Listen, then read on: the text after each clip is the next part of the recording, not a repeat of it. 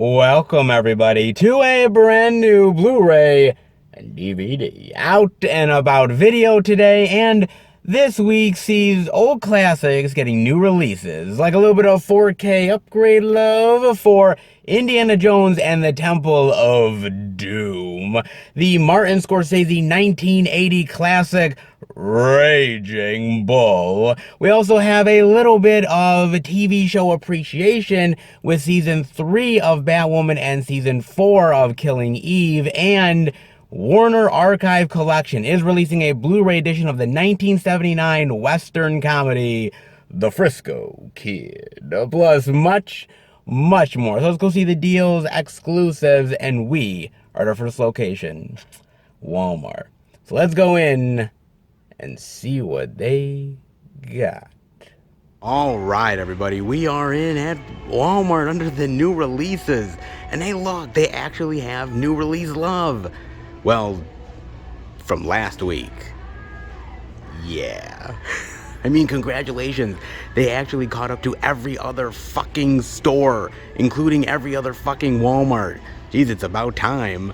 I mean, even though they do have stuff from last week, they don't actually have everything from last week, because they don't have all of the regular releases of Downton Abbey. They have the exclusive, nice to see, but where's the rest of it? They don't even have memory, but then again, who's really buying that shit? I mean that. But at least they have everything everywhere all at once. They have the DVD, they have the Blu-ray, they have the 4K love. So at least we can celebrate that, right? Yeah, there's at least that, man. And look, I will say this much. This movie has to be seen to be believed. There is no doubt about it, man. This movie is wild and ridiculous, and one of those movies that will make you trip balls. All right, it really will, but in the best way possible, man. I mean, for such a chaotic movie, it's so well done and expertly acted and directed, and the emotion is there. Not many movies are really able to pull that off, but Everything Everywhere All at Once really does prove that, man. It is absolutely phenomenal. It really is just that damn good, man. It honestly is. Damn, man, it really seriously is. So it's nice to see that they have all of the goodies this week, at least for Everything Everywhere All at Once. And, okay, and I love that fucking exclusive, man. That's... What the hell is that? What? Oh my god, did they just put a sticker on the back of the fucking slipcover? Dude, what the hell is this? What the fuck? Look at that!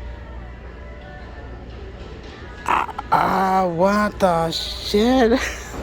Dude, they literally put a sticker on the back of the fucking slipcover. Dude, I've never seen anything like this. I don't know, did it just fucking come from the warehouse like this? Or did they just fucking put it there? What the hell, man? It's on this exclusive slip. It's on that one as well. Is it on these ones? Oh my fucking god, man. Is it on the DVDs too? Holy shit, it is. What the hell? Dude, have you ever seen anything like this before? I have never seen this. This is odd, man. Literally all of these slipcovers are ruined, man. They are ruined because of this fucking sticker, man. I have seen people on YouTube try to get rid of sticky stickers that are on there, and the residue, man, just cannot come off to save their life. I mean, they try everything. I've seen nail polish. I've seen a lot of other different substances that you can get over the counter, and none of them ever work, man. And I hate that shit. That is one of my biggest pet peeves, is stickers that can't come off and the residue. Because look, as a collector, I'm all about the actual packaging. I'm all about the slipcovers. And when they do this, dude, it just ruins it, man. It's hard to get that shit off. It really honestly is, man. And they have it on every single fucking slipcover for Everything Everywhere All at Once. Even the exclusive slip has it. Whoa, what the hell, man? Dude, that is some bizarre shit. I have never seen any Walmart do that before. But you want to know what? My first Walmart is very special, apparently. Really special. Yeah, not in a good way, though. Can you tell? Oh, Jesus Christ, man. Fucking unnecessary stickers on this shit. Dude, if I bought this and I could not get the sticker off there, I would be flipping mad, man. Yo, what the hell? Dude, that is a fucking crime, man. Damn. Okay, well, honestly, check your Walmarts now, because they might have a sticker that's attached to the back of it. If not, I guess it's just my Walmart. And are you really all that surprised? Not really, man. Wow. Okay. Well, that was unique and interesting, I suppose. All right. I mean, there should be some new release love. They are actually promoting it. So is there, or is this all we get? Holy shit. We actually get new releases here at the first Walmart? What in the hell, man? So you're telling me that there are certain weeks that huge releases come out, right? Wait for it, right? Huge releases like Everything Everywhere All at Once or Downton Abbey that we don't get on that very week, but somehow they decide Batwoman needs to come out on the actual release week. Dude, this Walmart fucking baffles me. God, man, there is really no rhyme or reason to any of this shit, okay? I'm just saying, man. Oh, god damn, dude. I mean, we do get some indie love at least, and we do get Black Site for $12.96. Huh, I did know this was coming out this week. I didn't watch it, though, but got a good cast, actually. Jai Courtney, Jason Clarke, Michelle Monaghan. I mean, those are some solid actors. And very patriotic with the flag in the back of them. Yeah, baby. Beating up bad guys for America. Sure. Why the hell not, man? CIA officers, including Agent Abby Trent, played by Michelle Monaghan, based on a top-secret military black site, must fight for their lives in a cat-and-mouse game against Hatchet. Oh, I love that name. Yeah. A brilliant and ruthless detainee who escapes and retaliates by killing them all one by one. Yeah. And Abby Trent has to take down Hatchet. And all the badassness that goes with it, baby. Oh yeah, for America. Yeah, sure, whatever, man. Oh Lord, dude. I mean, you know, I'm gonna be honest with you, this movie's probably predictable as a motherfucker, right? Obviously the guy is killing off people and people that she cares about, and she's gonna have to get revenge and take them down, and there's gonna be a big fight at the end and she's gonna win, right? Yeah, come on, you know it's gonna happen, man. It's just that fucking predictable. It really honestly is, man. It ain't like it's gonna reinvent the wheel at all, but maybe, kind of. Well, I highly doubt it, man. I really highly do. I mean, don't get me wrong. I really love Michelle Monaghan. I think she's actually a really great actress. And I'm actually really glad that she's doing these badass roles. And the reason why I say that is because she was in the Mission Impossible movies. Like, she was in the third one and, like, one or two of the other ones.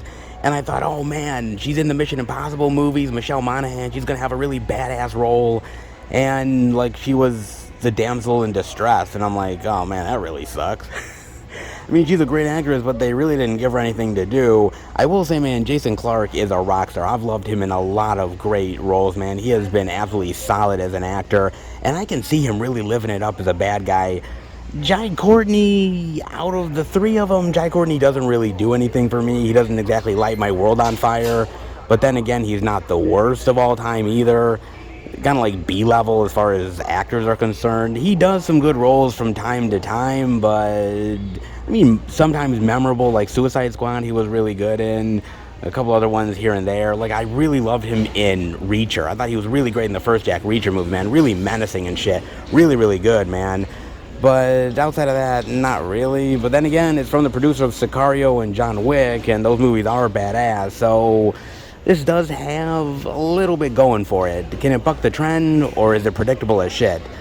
Something tells me it's on the predictable side, but it could at least be entertaining, and with these actors, it might actually be worth a shot. And speaking of badass babes, Batwoman, anybody? Hey? Eh? The third and final season of Batwoman for 1995. Wow, man. Finally at the end of Batwoman's run. Can't say I'm all that surprised, man. I can't. Unfortunately, now look, I'm gonna be honest, man. I have not ever seen a single episode of Batwoman. It kind of intrigued me, but then when I heard all the bad things about the show and and it wasn't really all that worth it. I kind of just wanted to distance myself and not really watch it, but I was intrigued because, again, Batwoman, DC, but I had just heard so many negative things. I just decided, dude, I'm just going to stay away from this goddamn thing. I mean, seriously. So, yeah, we're finally at the end, man. You kind of saw it coming, right? Yeah, kind of did. It was lacking a lot, really. And it's kind of a shame because what I did was I went and I looked up a lot of opinions online, YouTube-wise, and on Google about Season 3 of Batwoman. Because even though I didn't watch it, I still wanted to see what the overall opinions were from people about this season. And honestly, I had actually heard a lot of really good things about Season 3 of Batwoman. A lot of people felt like it was a really great bounce-back season compared to Season 2 and especially Season 1. They felt that there was actually a storyline, some good moments and characters and development. Unfortunately, it was a little too late to the party to actually really give a shit at that point, and that's really the truth.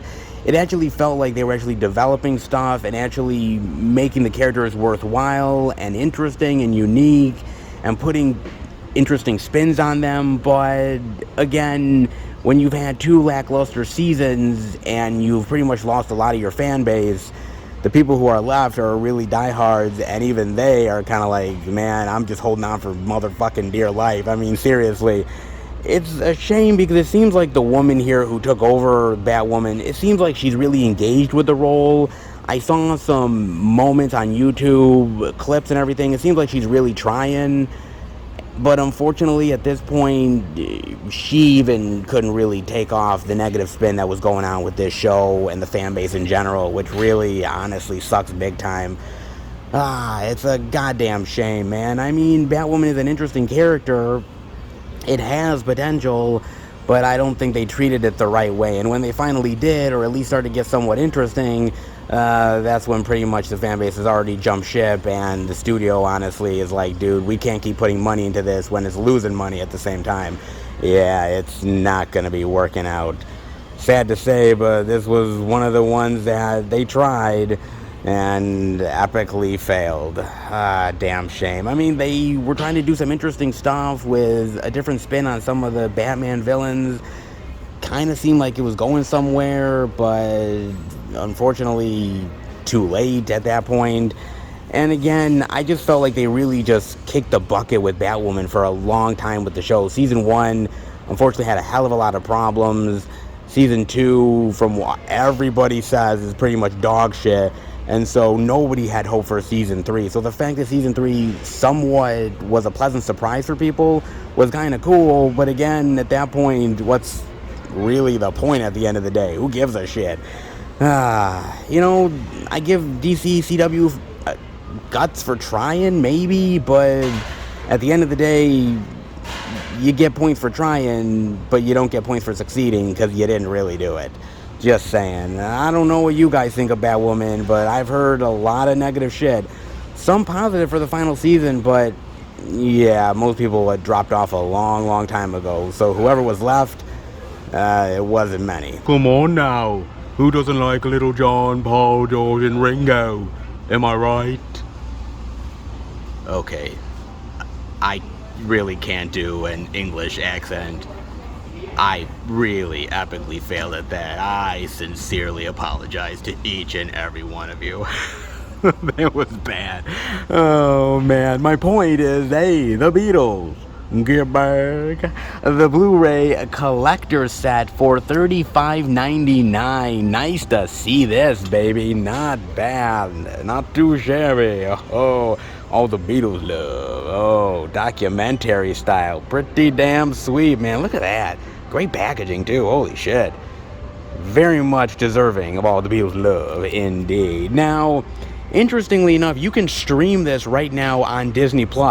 My girlfriend actually did. Even though I'm the one paying for Disney+, she took my password and just watched it herself. Never give your significant other your streaming passwords. They will just use it like a motherfucker. They honestly will, man. And my girlfriend tends to prove that fact. Oh, man. But she is a huge music buff, history buff as far as music goes. And she definitely does enjoy the Beatles. I don't know if she exactly loves the Beatles. I definitely love the Beatles. I've dug their music over the years. I really love their songs, very infectious. The melodies are great. I love the personality of the Beatles themselves. My girlfriend doesn't really get down with it as much as I do, but she definitely appreciates it. And she wanted to watch the documentary very much for historical purposes, really loving that type of music history. And so she wanted to dive into it. And I asked her, I said, what did you think about it? Because I still haven't watched it. I mean, even though I have Disney Plus, dude, I've got so much shit to watch, man. So this is not exactly down on the bottom of the totem pole, but it is taking a little bit of a back seat for the time being. But I definitely do have to watch it, man. But I gotta admit, from what my girlfriend said, it's really good. Like, it really dives into the Beatles and the band and the making of the album and the struggles and the difficulties and obviously them succeeding and the triumphs. And it really dives into a lot of unseen footage that you've never seen before and really ends up bringing a very fascinating documentary to it. And the only thing that she kind of said to me was the fact that it does feel very, very long and very drawn out. It kind of felt like they had all this footage and they loved the Beatles so much that they didn't really want to cut anything. And I kind of get it, because if you have all this unseen footage, do you really want to cut it? I mean, you kind of want to fit it in, especially as a Beatles fan. I get it, I understand it, but I think my girlfriend felt as a whole, the documentary didn't completely 100% work. It wasn't as cohesive as she would have liked it to be, but she still thought it was incredibly fascinating and interesting, and I got to admit, it definitely intrigued me to want to watch this. And I got to give Peter Jackson a lot of credit, who ended up directing the documentary, put it all together, man. This guy, you know, I really appreciate him as a filmmaker in general, but I do really have to give him a lot of credit because he did that documentary about World War I, and I think it was like They Shall Not Grow Old. It was a phenomenal documentary, man. It was really just pulled at your heartstrings, and amazing stories of back in the day, the heroism and the difficulties and the struggles of what went down, and all in amazing color.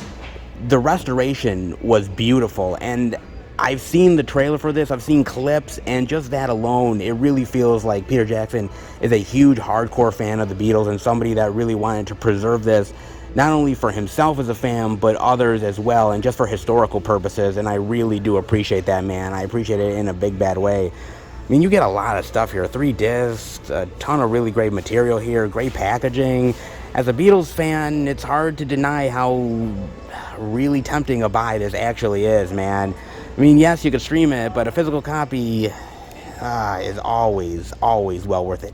You just can't beat streaming. Come on, man. It really can't, dude. And as a Beatles lover, it might be worth the pickup. Not bad, man. Looks pretty goddamn sweet to me. And eventually, yes, I do have to watch it. Trust me, I am a Beatles fan.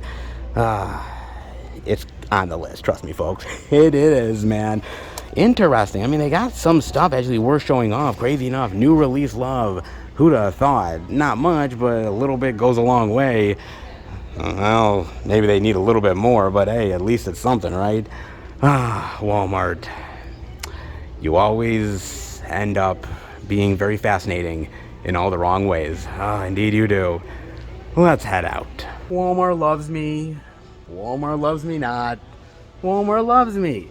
Walmart loves me not. Walmart loves me. Walmart loves me not. Oh, my Lord, man. What the hell with Walmart? Seriously, man. So last week, big release, ton of exclusives, new release love, and they had jack shit. This week, not a big release week, and they actually had new release goodies to show off. What? What the hell's going on here exactly? Oh, I have no idea, man. That's just freaking weird. Hell, they don't even still have all of the new release stuff from last week. They have Everything Everywhere All at Once, but jack shit of anything else. Of course, man. And even when they have the actual new release gold for Everything Everywhere All at Once, there's a sticker on the back of it. What? Oh my god, man. weird stickers, off weeks where they finally have physical media, love, where they don't have it on busier weeks. I can't predict shit anymore with this Walmart, man. I'm done, man. If you have a crystal ball, please predict something for me because I can't predict shit. All right? I'm not even trying anymore, man. Honestly, I wasn't really expecting much, to be fair. I was walking in here, I'm like, dude, we're gonna get jack squat, man. We're gonna get nothing. And I'm gonna lambaste them like a motherfucker. Well, I still kind of did, but I gotta give them props because they had something. Who'd have thought about that, man? Jesus. I don't know anymore, man. I really don't, dude. This Walmart is an absolute conundrum to me in the biggest, baddest way. So I don't know exactly where next week is going to go. I'm not even going to try to figure out that shit. I'm just going to go with the flow and see what happens. And Lord Almighty, let's hope it goes somewhat right. But I highly doubt it. Indeed. Hey, at least they had something. And something is better than nothing. Especially with the Beatles love and a little bit of indie gold as well. Hey, I'll take it, man. And a little bit of Batwoman love, too. Yeah, it is what it is. Indeed it is, man. But hey, surprise, surprise, they actually had something this week. Not sure about next week, but hey, we'll get there. I bet you can't wait. Oh, neither can I. All right, well, hey, we saw some goodies here, but I know there's more love out there. Hell, that girl is actually screaming over on the other side for some. I don't blame her. So am I. So how about we go and try to find more of it, shall we? All right, everybody. We are at our second location, Target. But before I go in, I gotta talk to you guys about something. And an interesting article at that. Yes, more about the streaming wars. Did you think I could really stay away? Absolutely not, baby. No way, no how. And of course, Netflix has definitely been getting into a little bit of trouble as of late. It will affect a lot of things. Perhaps who they work with? Jane Campion fears Netflix becoming more picky amid subscriber loss will hurt young filmmakers. Perhaps. Let's dive in. Jane Campion's critically acclaimed Western drama, The Power of the Dog, may have been Netflix's most serious Oscar contender to date. The film was considered the frontrunner to win Best Picture for most of last year's award season, narrowly losing the grand prize to Coda while still winning Best Director for the lauded filmmaker. But despite the film's success, Campion is worried about the future of the streaming giant. Amid slow subscriber growth and a tumbling stock price, Netflix has signaled that it plans to adjust its film strategy by financing fewer expensive prestige projects. I do think that they're going to be more picky about other projects, Campion said in a new interview with the BBC. Maybe what's sad is not taking risks on people without names. She goes on to say that Campion fears that the move will result in fewer filmmakers getting important opportunities like the ones that she received, though she believes that her existing relationship with the streamer means that the changes won't affect her. I don't think it would be hard for me if I wanted to do something because I've established a relationship and they're incredibly loyal. Well, for the time being. Oh, for the time being indeed, man. But that may not last forever. It may not, man. You hope that because they've been loyal and you've been loyal that, well, that never really goes away. But again, bullshit talks, money walks, and if you're not doing it for them, then, well, they're finding somebody else to do it, and it may not be your ass. I'm just saying, man, I'm just saying. But Jane Campion is not exactly wrong here. She's got a point because, look, they have taken a massive subscriber hit, and that is meaning loss of money, all things considered. It really honestly does. And with loss of money, they have to do cutbacks with, as I've said before, employees and certain projects getting the legs cut out from them, essentially. And also, they're not going to be doing these prestige projects the way they maybe were in the last 3, 4, 5 years. And that means that a lot of these filmmakers, unfortunately, are not going to get the chance to shine that maybe they would otherwise. Because let's be real, Disney is not in the game to do that, all right? Maybe a little bit here, a little bit there, but not really. Paramount is obviously, Warner Brothers is, Universal, they have their own streaming services. And I don't think that they're really going out of their way to make prestige projects. For the big screen, yes, but not really on the streamer. Netflix is really the only place that's really giving these filmmakers an opportunity that they might not have had otherwise, because these other companies aren't willing to put it in a theater. They're willing to bury it on a streaming service. And if you're going to do something prestige-wise, Netflix is one of the really only places to go that might actually give a damn. Well, they used to. But now that's a very, very sad reality that most likely a lot of these young filmmakers that have really great stories and characters and something to really say about society in their movies just won't get the chance to do it anymore. And again, we are in a different world of filmmaking than we were even in the 90s. You look back at the 90s and people like Robert Rodriguez and Kevin Smith and Quentin Tarantino and a whole host of other filmmakers, they really were given a chance through the indie scene, Sundance, South by Southwest, movie festivals that really made them grow into big-time filmmakers. Nowadays, yes, those festivals are still there, but they're not as powerful as what a streaming platform is now. And technology has changed that, and rightfully so. We're not going backwards, we're going forwards. But by doing that, we lose certain opportunities that we would have had otherwise to make a certain movie more recognizable. And now that Netflix is losing subscribers, they're still putting a lot of money into their properties. They're still spending a hell of a lot of money, billions upon billions of dollars to do that. But again, in order to do that, they need to cut back on these no-name projects that may win them awards, but there is no guarantees, may make them a lot of money on the streaming service, but again, there's no guarantees. But if they go with known properties, known filmmakers, known entities, then, well, the gamble is a little less negative. And that's a shame, right? Because I'm somebody that really believes in finding new filmmakers and finding new voices in certain genres and people getting a chance than they wouldn't otherwise.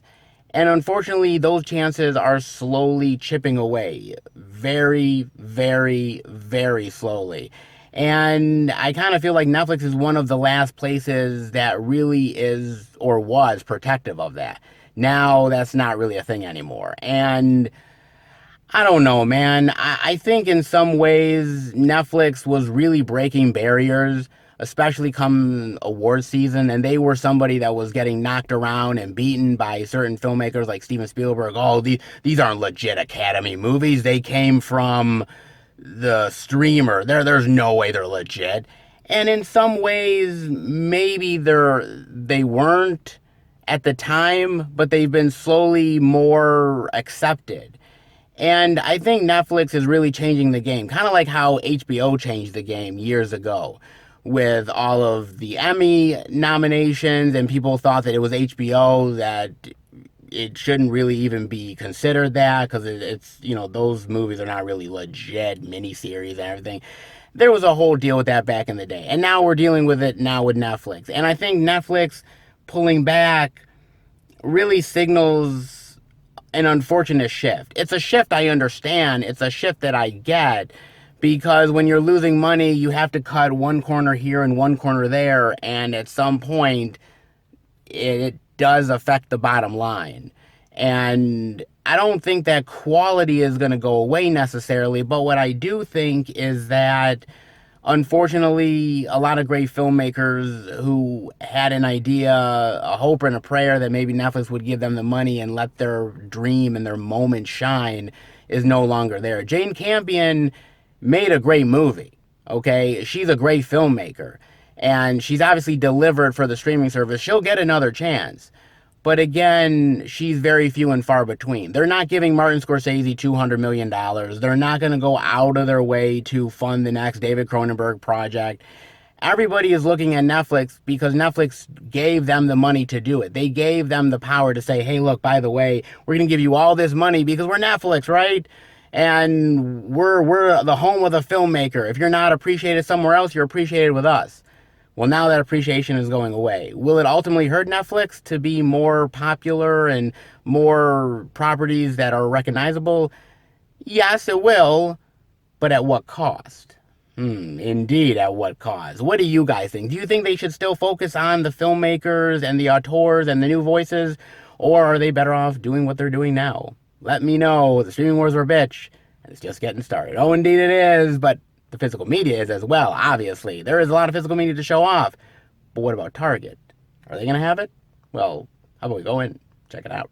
All right, everybody. We are in at Target under the new releases, and they say there isn't a lot of physical media love this week. Look at this. Target proves them wrong, baby. Oh, indeed, they always do. And this week is definitely no exception.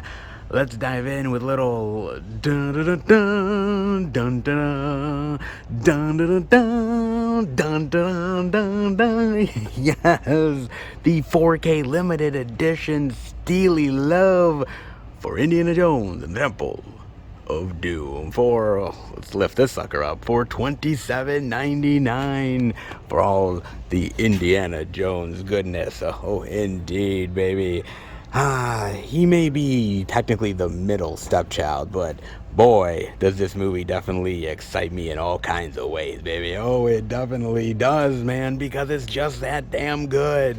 1984, man. Damn, dude, I was like 2 years old. Or just about. Holy shit, man. Damn, what a blast from the past this movie is. And honestly, truth be told, this is my favorite Indiana Jones movie of all time. Swear to God. I know some people would pick Raiders of the Lost Ark, which, by the way, is amazing. I gushed about it in a previous video, so trust me, that movie gets all kinds of love from me. It truly does. But this movie, man, there's something about this one that just really gets me every single time. I love the characters, I love the action, I love the adventure, the bad guys. It is memorable in so many ways. It truly is, man. I mean, Harrison Ford still brings in one hell of a performance, man. He still kills it as Indiana, no doubt about that. But Ke Huy Quan, yeah, man, as Short Round, he's memorable. Oh my God, he's probably, in my opinion, the best Indiana Jones sidekick ever. Seriously.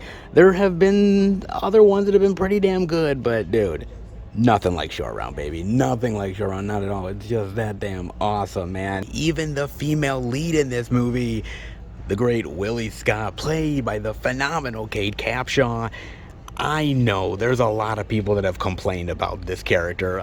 She's annoying and she's whiny and she complains constantly. A lot of people kind of felt like the character was kind of grating on them. But, okay, yeah, you kind of got a point. But I never really found her that bad. They played it more in a comedic way than anything else, and I kind of found it more funny and charming and humorous. I love her chemistry with Harrison Ford. I thought their chemistry was fantastic together. I thought it was really spot on. I love this sort of prim, proper, fish out of water woman going on this adventure, man, and just how just crazy everything is around her. Whereas for Indiana Jones, it's just like another Thursday. Which I always thought was really great, man. The character and the romance wasn't that bad, all things considered. I tended to dig it, man. I thought it was actually pretty clever. I liked it, man. I thought it was kind of like a woman sort of coming into her own and seeing the world for more than what it actually was. I thought it was actually kind of cool, and I like what they did with her character.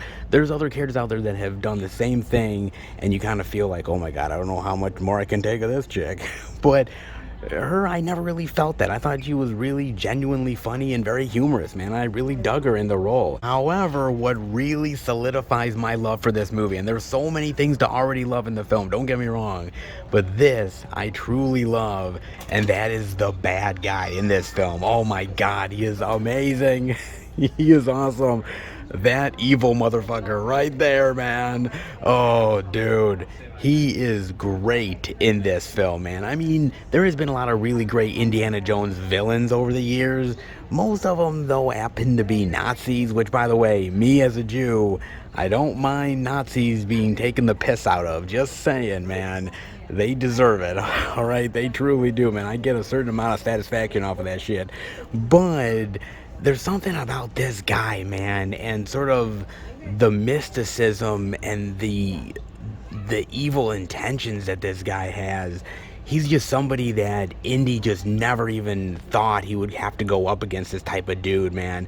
And I just love it. There's those scenes where he's literally like having his hand and taking the heart out of the chest and holding it like doo-doo, doo-doo, doo-doo, and it's like literally beating in his hand. And man, when I was younger and I was watching this movie, dude, I was like blown away by that. I was like, oh, what the fuck is that? Is that even possible? Yeah, I was like, oh my god, man. And it was weird because my parents were really up my ass about that. They were like, well, if you don't go to bed, that guy will come after you and he'll take your heart out. And I'm like, oh shit. Man, I better take the fucking trash out before that guy tears my heart to pieces. Oh man, the shit that my parents would do to actually keep me under control, man. Even threatening me with this guy. Oh man, anything and everything to get you to bed on time, man, let me tell you. Seriously, man. But I think that's part of what fascinates me about this movie is the fact that it is really gruesome. Literally hearts being taken out of bodies, people putting themselves on fire, weird concoctions that you have to eat and shit, like monkey brains and all that crap, man. I mean, the fact that this movie is PG blows my mind, dude. And there's something about the 80s, 70s, 80s, early 90s, where filmmakers could get away with so much shit, man. They really honestly could. I mean, you can't get away with half of this stuff nowadays. I mean, seriously, this movie nowadays would probably be damn close to an R, especially the stuff that's in here. And I just love the fact that Spielberg went dark. And there's something that I really like where he didn't mind pushing the boundaries a little bit in the story and the characters and the action and the horror aspects to it. There's something that I really dug about that, and I thought he did it brilliantly. I think he did it friggin' awesome, actually. He was really, really solid directing this. I love all of the actors here, the screenplay, the adventure sequences, the minecart chase. Come on, man. That is easily one of the best chase scenes of all time, man. There's nothing that beats practical effects. There's just nothing, dude. You look at the adventure stuff in this movie, the minecart chase scene, and then go to Kingdom of the Crystal Skull, right? Go to that movie and compare the two. Night and day, dude. This one trumps that every single goddamn time, man. I'm dead serious. It's that good. Even the bridge scene with him cutting the wire and everything, there's a certain amount of tension to that. Even though you know most likely everyone's going to be okay, it's the way it's shot, it's the way it's filmed, the real effects. It just feels like it's actually happening right then. It doesn't feel like it's CGI replacement, and there's something about that that's really exciting. And you just don't get that nowadays, man. And movies like this are something that I really appreciate. And I just love the fact that Spielberg and George Lucas, the fact that they fell in love with old school adventure serials from back in the day and wanted to make their own type of adventure series, and they picked this to do it. Indiana Jones, man. And it became iconic and it became classic. And it's movies like this that make me a movie lover. They really honestly do, man. I love this movie so goddamn much. And look, I fully recognize that this movie is never going to be as classic as something like Raiders of the Lost Ark, right? There's something about that, the time that it came out, the adventure serial aspect that no one had really experienced for a long while, the iconic moments and the characters, that will always stand the test of time. It will always overtake Temple of Doom. And even The Last Crusade, man. You know, Sean Connery coming in and classing the joint up, man. I mean, there is a certain type of nostalgia classiness to that movie, man, and them trying to find the chalice, and it's just really just perfect old school serial adventure stuff. And the father-son dynamic really warms your heart. There's something about that, man, that's just man, just timeless. It really is, dude. But I do feel that Temple of Doom does have a place. It really does within the trilogy. No, I'm not including Crystal Skull. We're not doing that. That movie never existed. All right, but this movie really does have some really wonderful moments, some really great horror aspects to it, and an iconic villain that in my mind just can't be beat, dude. It's really absolutely phenomenal. The one of the best sidekicks of all time, and Harrison Ford really stretching himself in a really great adventure role and bringing even more classiness than I think he even did in Raiders of the Lost Ark. He's so good in this movie, man. He was born to play Indiana Jones, and in movies like this, it really shows, man. God, if you have never experienced Temple of Doom love, hell, if you've never experienced Indiana Jones love, what are you doing? The 4K love is definitely worth grabbing, even for this guy. I mean, come on. This guy haunts your ever-loving nightmares. Hell, I know he haunts mine. Call him ma, call him ma, call him ma. Ooh, even hearing it sends shivers down my spine. In fact, wherever he is, I'm definitely going to bed on time, because he ain't getting my ass. Yeah, anytime soon. Get back, get back, get back to where you once belong. Get back down, get back down, get back to where you once belong. Down, down, down, get back. In the Beatles Get Back, the Blu-ray collector set for $34.99. Oh yes, more Beatles love? Don't mind if I do, baby. Oh, don't mind if I do at all, man. Not bad at all. And a little bit of a story time here. Well, just a tiny one, kiddies. Because this set, this Beatles Get Back set, I actually saw here at Target back in March. I kid you not, man. They literally had it on the shelves in March. And I was kind of confused. I was like, wait a minute. Is this supposed to be out now? I was like, I don't think it's supposed to be out or anything. And then I decided, I was like, well, I got to do some other stuff and I'll come back later. And who'd have thunk that they actually found out it wasn't supposed to be here. And then they just were like, oh, we're going to take it off of the shelves. And I'm like, son of a bitch. I could have shown it off in March. Damn, dude. But I guarantee you, they literally had the stock in the back since March, and they've just been waiting to put it out since then, man. Well, better late than never, I suppose. Oh, man, better late than never indeed, because, hey, if you're gonna wait for anything, the Beatles are definitely worth it, right? Yeah, they are, man. And I gotta admit, you know, there are certain artists and certain bands out there that will forever be immortalized in cinema, will forever be that way. There will always be movies made about them, documentaries, you name it, because they're just that much of a fascinating figure that people always come back for more. And it's kind of like the same with Elvis, right? There's always going to be movies made about Elvis and documentaries. Well, the same can be said for the Beatles as well. And there's been a ton of stuff that's been made about the Beatles, especially documentaries. There's been a lot of really great documentaries that have been made over the years. I mean, there was one called The Beatles, A Long and Winding Road, which was basically about them pre-fame and their like teenage years and everything.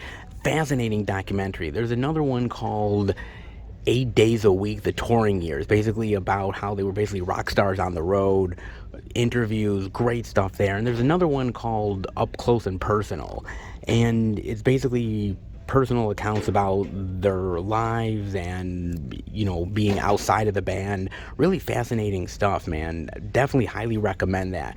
I mean, any documentaries about the Beatles are great. Those happen to be just a few of them, and this one is definitely included in that. But there's also really great movies about the band as well that have been documented over the years too, like Nowhere Boy. Oh, Nowhere Boy's really good, man. Aaron Taylor Johnson. And basically it's about a young John Lennon and how he meets Paul McCartney.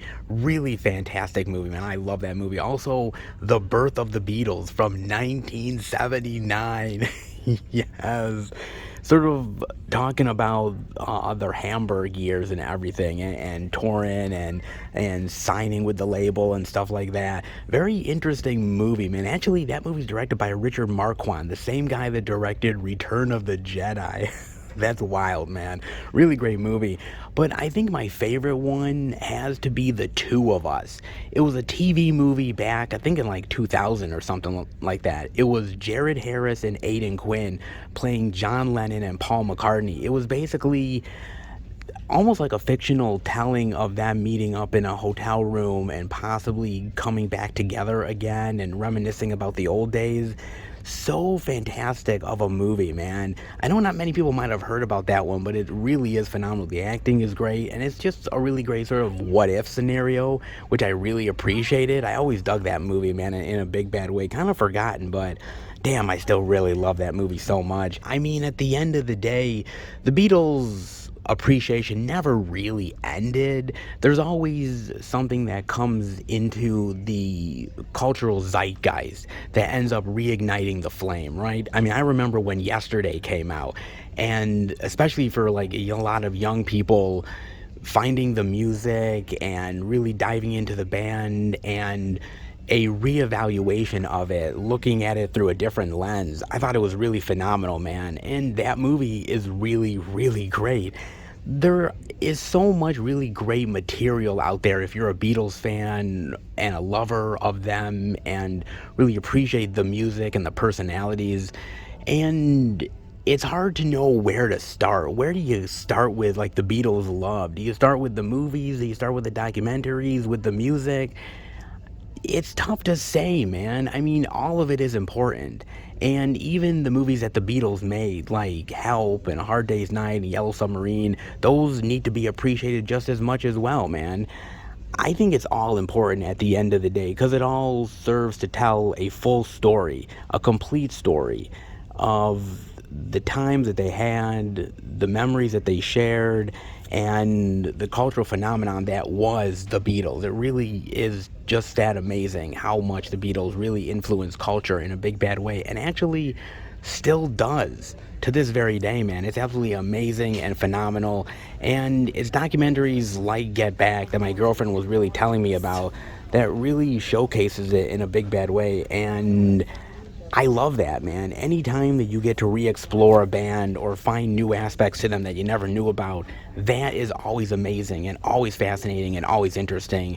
And the Beatles will always remain that. They continue to be because the music and the personalities and the band were just that damn memorable and iconic, and they deserve to stay that way forever. Well, the Beatles appreciation is on display, and I suppose so it's a little anime love? Pompo the Cinephile? Man, I have never heard of this thing. Then again, this is anime, so honestly, I haven't heard of a lot of this shit. The Blu-ray DVD for $19.99. Bright lights, big dreams, no experience. What is this? Oh, it's from G Kids, okay. Huh. Kind of looks interesting. What is this about? Pompo is a talented and gutsy producer in Neollywood, okay? The movie-making capital of the world. Although she's known for B-movies, which, by the way, that ain't a bad thing, alright? One day, Pompo tells her movie-loving but apprehensive assistant Gene that he will direct her next script, delicate drama about an aging and tormented artist genius, starring the legendary and Brando-esque actor Martin Braddock, and young actress seeking her first break. When the production heads towards chaos, can Gene rise to Pompo's challenge and succeed as a first-time director? Okay, I gotta admit that actually sounds really interesting, and I'm intrigued like a motherfucker. I really am, man. I mean, as somebody who's a cinephile, a film fan, to see an anime like this kind of doing something that's an appreciation of cinema is kind of cool, honestly. I mean, I'm not really a fan of anime. Well, actually, I shouldn't say that, because I am a fan with what I've watched, but sometimes it depends on what's actually worth it to watch, because with any genre, doesn't matter whether it's horror or comedy, sci-fi, you name it, there's a large rabbit hole to go down, right? And some of it is really good, and a lot of it is pure shit, and you gotta wade through sometimes a lot of crap to get to the gold, you know what I'm saying? And so I've had people recommend me stuff. Like, obviously, Avatar The Last Airbender is one that comes up quite a bit, man. Which definitely is something I want to get into and watch in a big, bad way. And there's been some other properties that have been talked about. But I'm curious about this one, actually. I mean, I've seen the Animatrix stuff, and the Animatrix is good. It's not bad, but I don't think people really consider it, like, pure anime. Something like this kind of feels like a really great appreciation of cinema mixed with anime, and I like some of the design to it. I like the story. It kind of intrigues me, actually. It looks kind of interesting, so I'm actually willing to kind of go with this one, honestly. As somebody who's a lover of movies, this kind of has a reappreciation and reflection on it, which I actually kind of dig, man. Is this good? Is it worth it? Is it shit? I mean, whatever it is, let me know, man. I mean, there are some anime stuff that I see that really intrigue me, and then there's other ones that I'm kind of like, it looks okay, but not really something I'd get into. This is actually one of the first times where I'm like, whoa, I like the story and the characters, and it looks really cool. And I kind of hope that actually it is pretty cool. So is it? Let me know, guys, because honestly, can't say I get into everything anime, nor do I have the time, but there is ones that I would make time for, and Pompo actually looks pretty cool. Is it? OMG, guys. I mean, yeah, Indiana Jones is like, okay, the Beatles, they're not all that good, guys. I mean, not really. I mean, Batwoman, so over it. Killing Eve, come on, man. But JOJO, oh, JOJO, that's my jam. That's the shit. Hopefully no one ever says that, but something tells me I'm really terribly wrong. Oh man, in the J-Team from Nickelodeon, her first feature-length film. Oh god.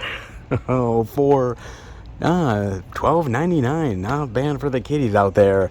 Oh, and the JoJo love. Oh my god. Oh Jesus Christ. Oh Lord, man, this is an actual thing. This is now a thing that exists within the world. JoJo. And now her first movie. Yay. Now look, I don't want to judge too harshly, alright? I really honestly don't, because the synopsis could be really exciting. JoJo might be teaming up with the Avengers. I highly doubt it, but hey, I've experienced stranger shit. Let's see what JoJo is actually up to, shall we? Her first motion picture event. JoJo's life is upended when her beloved dance coach decides to retire. Ah, damn. And is replaced by a sparkle-hating drill sergeant instructor named Poppy.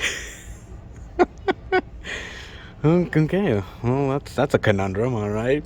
JoJo soon realizes she can't hide her sparkle. Oh shit. Not to mention her bow, and is kicked off the dance team. Ah damn. That goddamn drill sergeant Poppy, that son of a bitch. Is unable to convince her best friends to join her, JoJo forms a new team with an eclectic group of athletes. As the J-Team, they create a routine for the state dance competition, which gets sabotaged by Poppy. God damn, man. And Poppy's a real bitch. Lord. JoJo pulls through and shows anything is possible if you believe in yourself. Never compromise who you are and always show your sparkle. Oh, yes. Gotta learn to have those life lessons early, kids. And JoJo is here to supply all of the learnings in her own sparkly way. Right. Oh, man. Look, I really don't want to hate on JoJo because, in all honesty, it's a thing that kids get into, right? I mean, when I was a kid, I got into really ridiculous stuff that I kind of look back on and I'm like, Jesus, man, was I really watching that shit back in the day? Yeah, that tends to, unfortunately, be the life lesson with JoJo. She'll be with you for a while, and then afterwards, you kind of, well, yeah, you kind of regret it. But you know, she was fun while it lasted. Yeah, that's kind of the truth of it, ain't gonna lie, man. I mean, it might be somewhat fun, maybe. I mean, if you're a certain age, sure, why not get into this shit? But honestly, for me, yeah, this ain't my jam, dude. Not even fucking close, man. I'm not gonna lie, dude. I'm not going out of my way to watch Nickelodeon just for JoJo. I mean, if I did, I think you guys would find it really fucking creepy, dude. I mean, it would kind of be weird if I'm literally going to work and I tell all of the guys by the water cooler, and I'm like, oh, did you see the latest episode of JoJo? Oh man, she was killing it this week. And everyone's like, do you have kids? And I'm like, no. Okay. Yeah, you enjoyed JoJo. Yeah, let's call the cops. Yeah, not 911 straight jacket shit. I mean, seriously, man, it would be bad. So, look, I give JoJo some type of credit because, hey, people are watching her, they love her stuff, and this chick, man, she has made a lot of money, man. I mean, I think this chick is, like, mega rich off of the whole, like, JoJo theme stuff. And, hey, you know, get your money while you can, man, because one of these days, you ain't getting it no longer, just saying, man. So have at it while it's popular, because it ain't gonna be popular forever, trust me. I've seen enough stuff when I was a kid, and a lot of things come and go, and JoJo ain't lasting forever. So like it now, because later shit's gonna be non-existent, man. But hey, good luck to her first movie. Hopefully she keeps the sparkle going, and hopefully she ends up foiling Poppy's plan, because, you know, those drill sergeants can be a real pain in the ass, man. Just ask Bill Murray.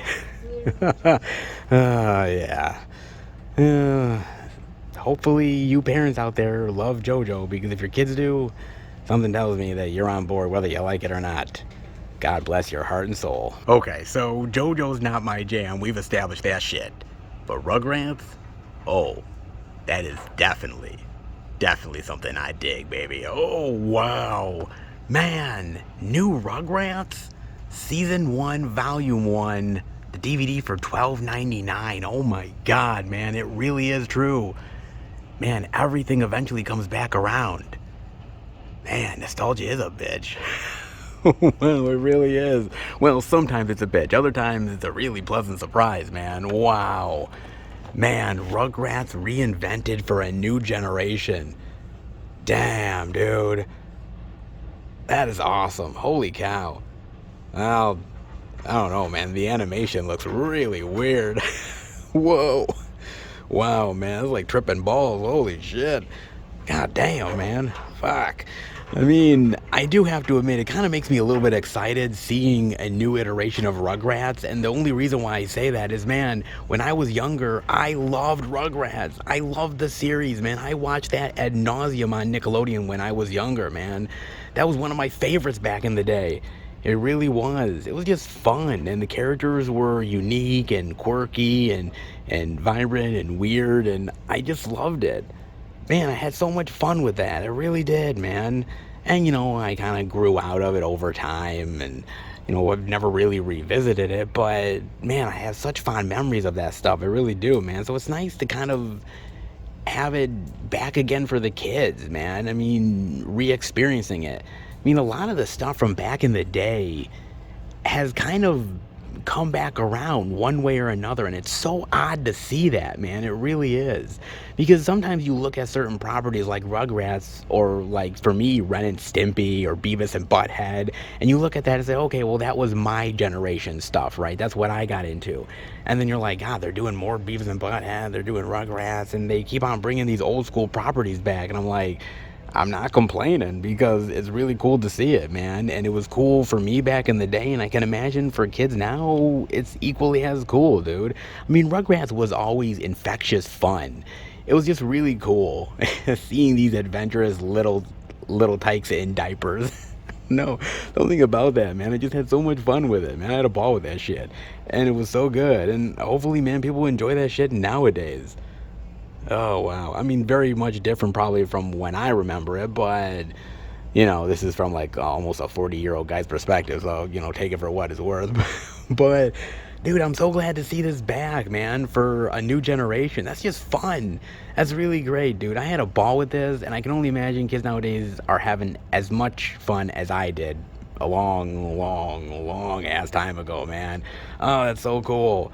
Oh, wow. I kind of want to see what this all is all about. Kind of want to watch an episode or two, but mind you, I'm not getting Nickelodeon just for watching that shit, you know. But maybe I can go on YouTube or something and check this out. But man, seeing more Rugrats love, man, that blows my fucking mind, man. Now, hey, even retros need love too. In Star Trek, Lower Decks Season 2, baby.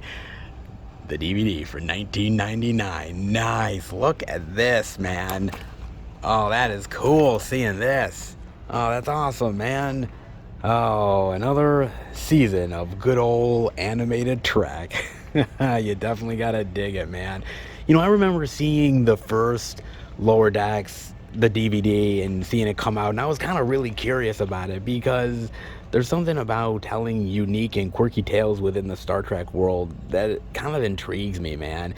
And a lot of you guys ended up saying to me, like, yeah, it's actually really fun and it's kind of interesting and I kind of dig it. And I'm like, okay, cool, man. And so I kind of like telling sort of a comedic, sort of oddball tale within the Star Trek world because, yeah, you know, we deal with the Kirks and the Picards and all the main crew. But there's a lot of people on that ship, man, and sometimes they don't always get the love that they properly deserve. And so it's nice to see a little bit of appreciation once in a while, man. I think they actually did a episode in Star Trek The Next Generation. They did one of the episodes, and it actually might have been called Lower Decks or something like that, where it was about the other crew, sort of the people that are not really appreciated or not really shown as much. I think I remember that episode. God, it was so long ago, man. I've watched a lot of Trek, man, so at this point, like, my brain is fried. But I actually am kind of interested in checking this out. I still haven't. I think it's on Paramount Plus or something, and I'm not really subscribed to Paramount Plus. I mean, I might do a trial run, maybe, to check some of it out, some of the newer Trek stuff, but some of the newer Trek I've heard mixed things about or not quite good. But this is one of the newer ones that really intrigues me, though. It kind of looks cool, actually. Kind of interesting. And how they even have some great actors from the Trek series, like Jonathan Frakes, man. Riker is in this. Whoa. Damn, and even Tom Paris from Star Trek Voyager. Holy shit. Wow, man, there's some really cool things in there, man. Look at that. Interesting adventures, dude. Ah, nice, man. I gotta admit, Star Trek doesn't really go down the animation road as much as they should. I remember it was actually unofficially season 4 of the original series that they did the animated stuff for, and I've always actually really loved that unofficial season, the animated one. It's kind of cheesy and ridiculous, but I've always enjoyed the quality of it. I thought it was kind of unique to do sort of a season 4 in animation form. I always kind of loved it, and they could do certain things with that they couldn't do otherwise, which I really kind of dug. I mean, you have to remember this though, right? Because there has been so many movies and series, and there's been pretty much everything under the sun that you could do with Star Trek. And it's hard to find anything new and exciting and worthwhile story-wise to explore in the world of Trek. But I think animation-wise, you can still do some really amazing things, especially with the guy that created Rick and Morty doing this. There's something about that that's really exciting. Bringing that sensibility to Trek is something you don't really see all that often. Yes, we've had comedy in Trek before, but probably nothing like this, which in animation form you can get away with. I think this might be a worthy watch. I really do, man. I mean, I haven't really dived into anything really hardcore Trek in a really long time, man. And maybe it's about time to get back into it. Some people say that it's a good time to get back into Trek. There's some really good stories going on. And something tells me that the animated hijinks might actually be well worth it. The Dark Knight Rises. Eh? In Batwoman, the third and final season, the DVD for $24.99. Ah, yes. R.I.P. Batwoman. We barely knew ya. We barely knew ya indeed, man. Out for justice. More like out and looking for a job. Oh, man. Indeed. Now, look, here's the problem. At least my thought about it, right? Because Batwoman is not really a popular entity within the DC franchise. not as much as maybe it should be, because it's kind of interesting. She came into the comic books around the 1950s, and she came in at first as a romantic possibility for Batman. And during the 1960s, that's when they actually stopped doing anything with Batwoman, because Batgirl really gained in popularity and she was taking the spotlight, and, well, they didn't want two women competing in comic books, so they ditched one and basically ended up promoting the other. And so Batwoman was out and Batgirl was in, and okay, fine. But she didn't really come back into the comic book realm until 2006. So think about this, right?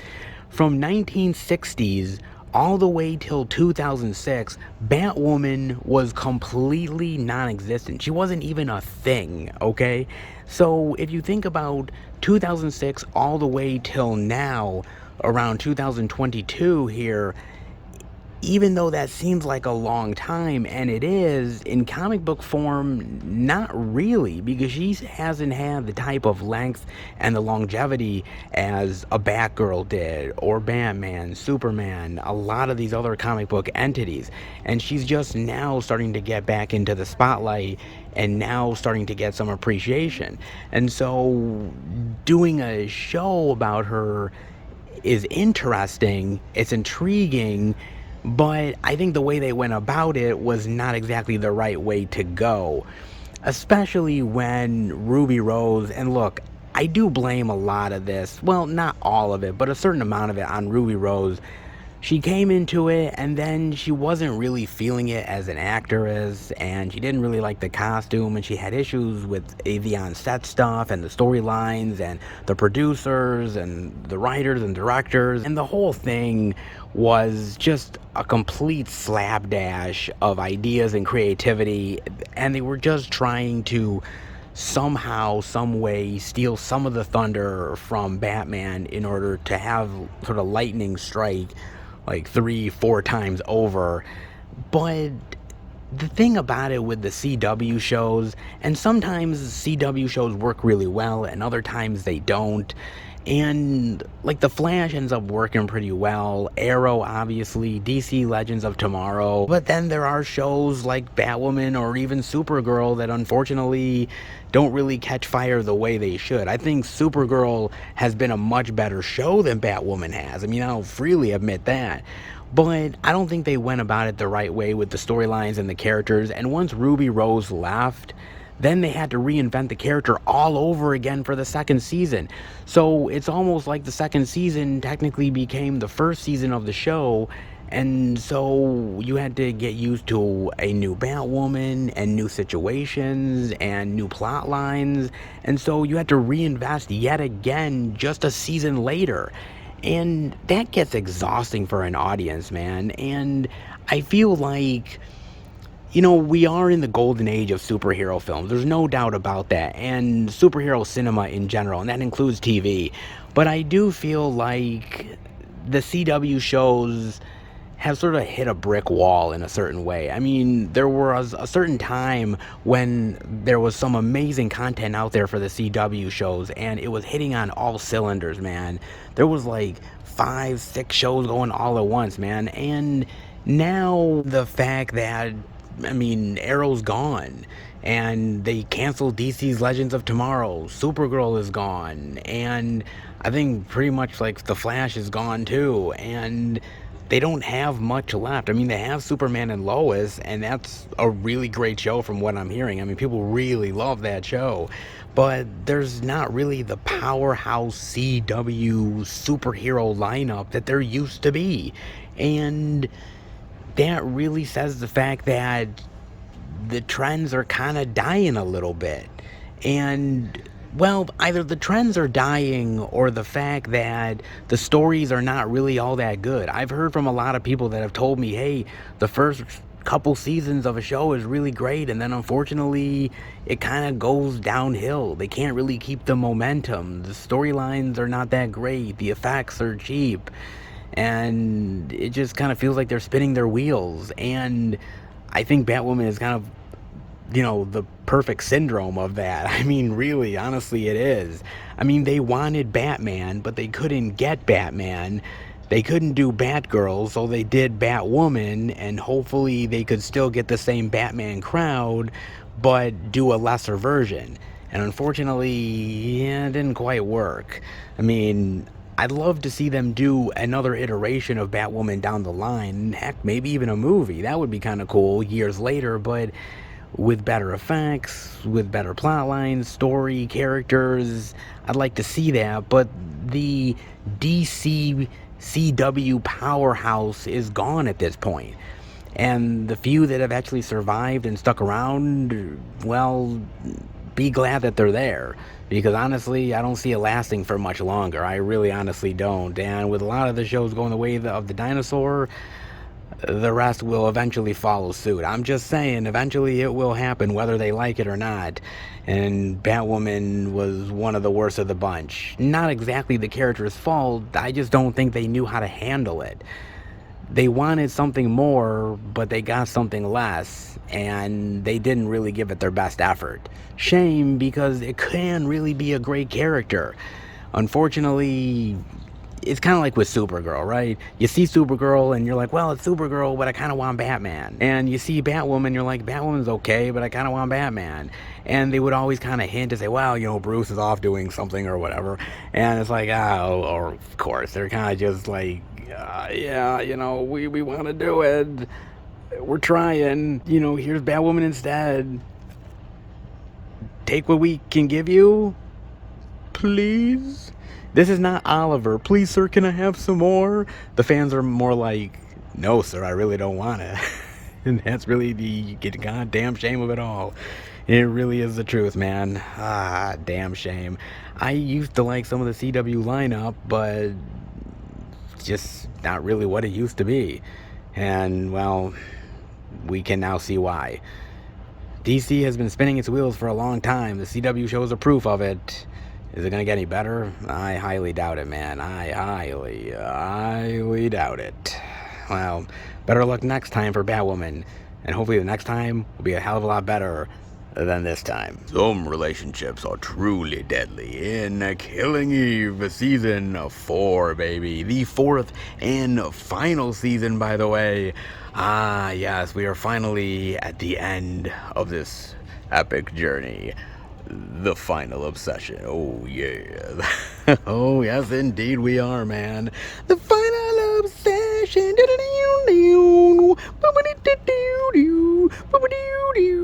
It's the final obsession. Oh, yes, it is, man. Oh, boy. We are finally here, man. And yeah, you could probably say highly anticipated, because the fan base for this show is absolutely rabid, man. People love this show. They love the characters and the situations, the drama. Will she, won't she, what will happen in the end, who will die, you know, all of the juicy bits there. All of them indeed, man. And I gotta admit, and I've probably said it before to you guys, but I have never seen a full episode of Killing Eve. I really have never done that. I've seen moments, bits and pieces on YouTube, but not actually a full-on episode. Maybe I should actually start, because again, I've heard a lot of really amazing things about this series, man. People gush over this show constantly. With the characters and the acting and the storylines, people really do dig this show. In fact, my girlfriend has watched the first 3 seasons. She loved season 1, she absolutely dug season 2, and she was a little iffy with season 3. She wasn't really loving season 3 all that much. She kind of felt that it was really stretched out, that they were kind of prolonging stuff and not really resolving anything exactly, sort of punting it to the next season. She hasn't watched a single episode of season 4, however, she is interested. But from what I heard on the internet, I don't think it's anything that she really needs to rush out for. Oh, yeah. I'm going to be honest, man. I'm going to be real here. You know, because I have never watched anything of Killing Eve, I still wanted to know what were people really thinking about season 4, right?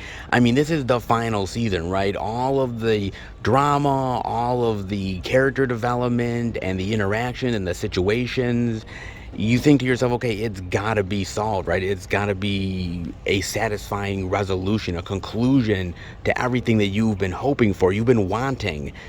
And did it actually deliver on that? Well, to be honest with you, no, not really. As far as the fans go, this was a major, major disappointment. Entire plot lines that they have been developing for 3 full seasons either get completely and utterly abandoned, or they get the most simplest of resolutions that doesn't even make sense with what came before it.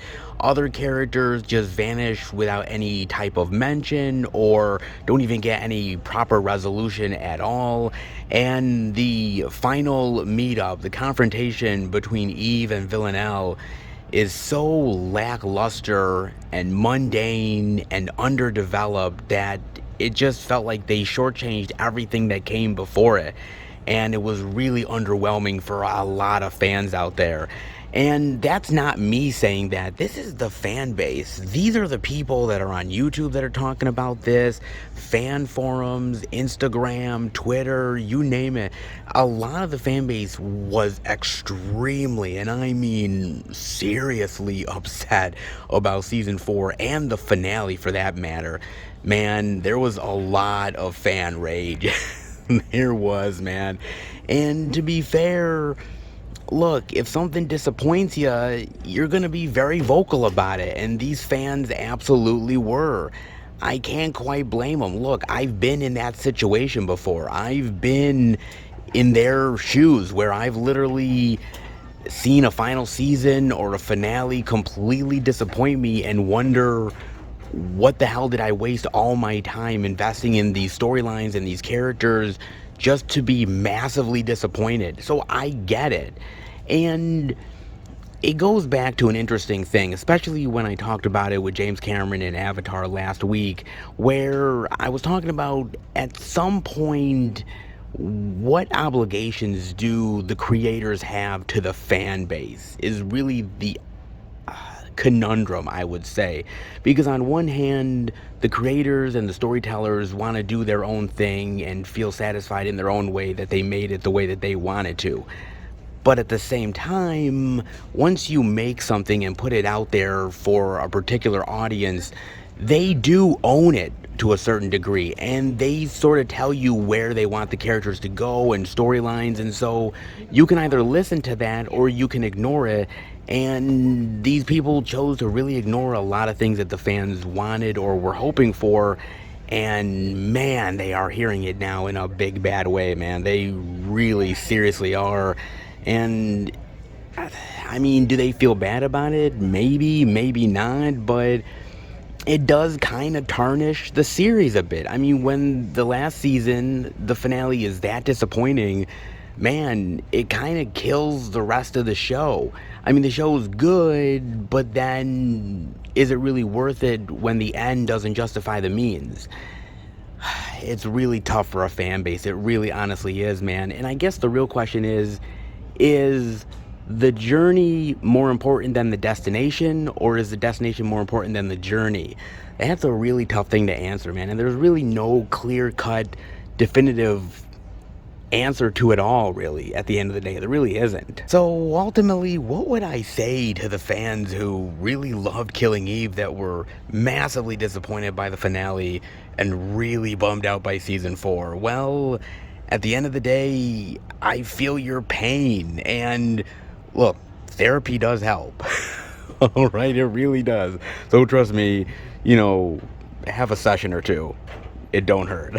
It really doesn't, man. But you know what? At the end of the day, hold your head up high.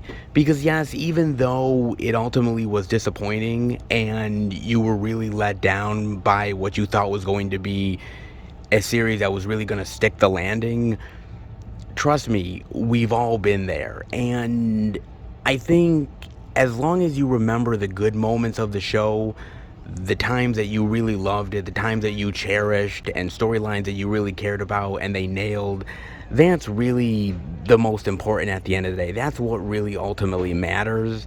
And unfortunately, there's a lot of shows out there, actually far more than we care to admit, that don't really ever get it right. a lot more get it wrong than actually ever embrace getting it ultimately correct at the end of the day and actually sticking the landing. Very few have actually ended up pulling it off.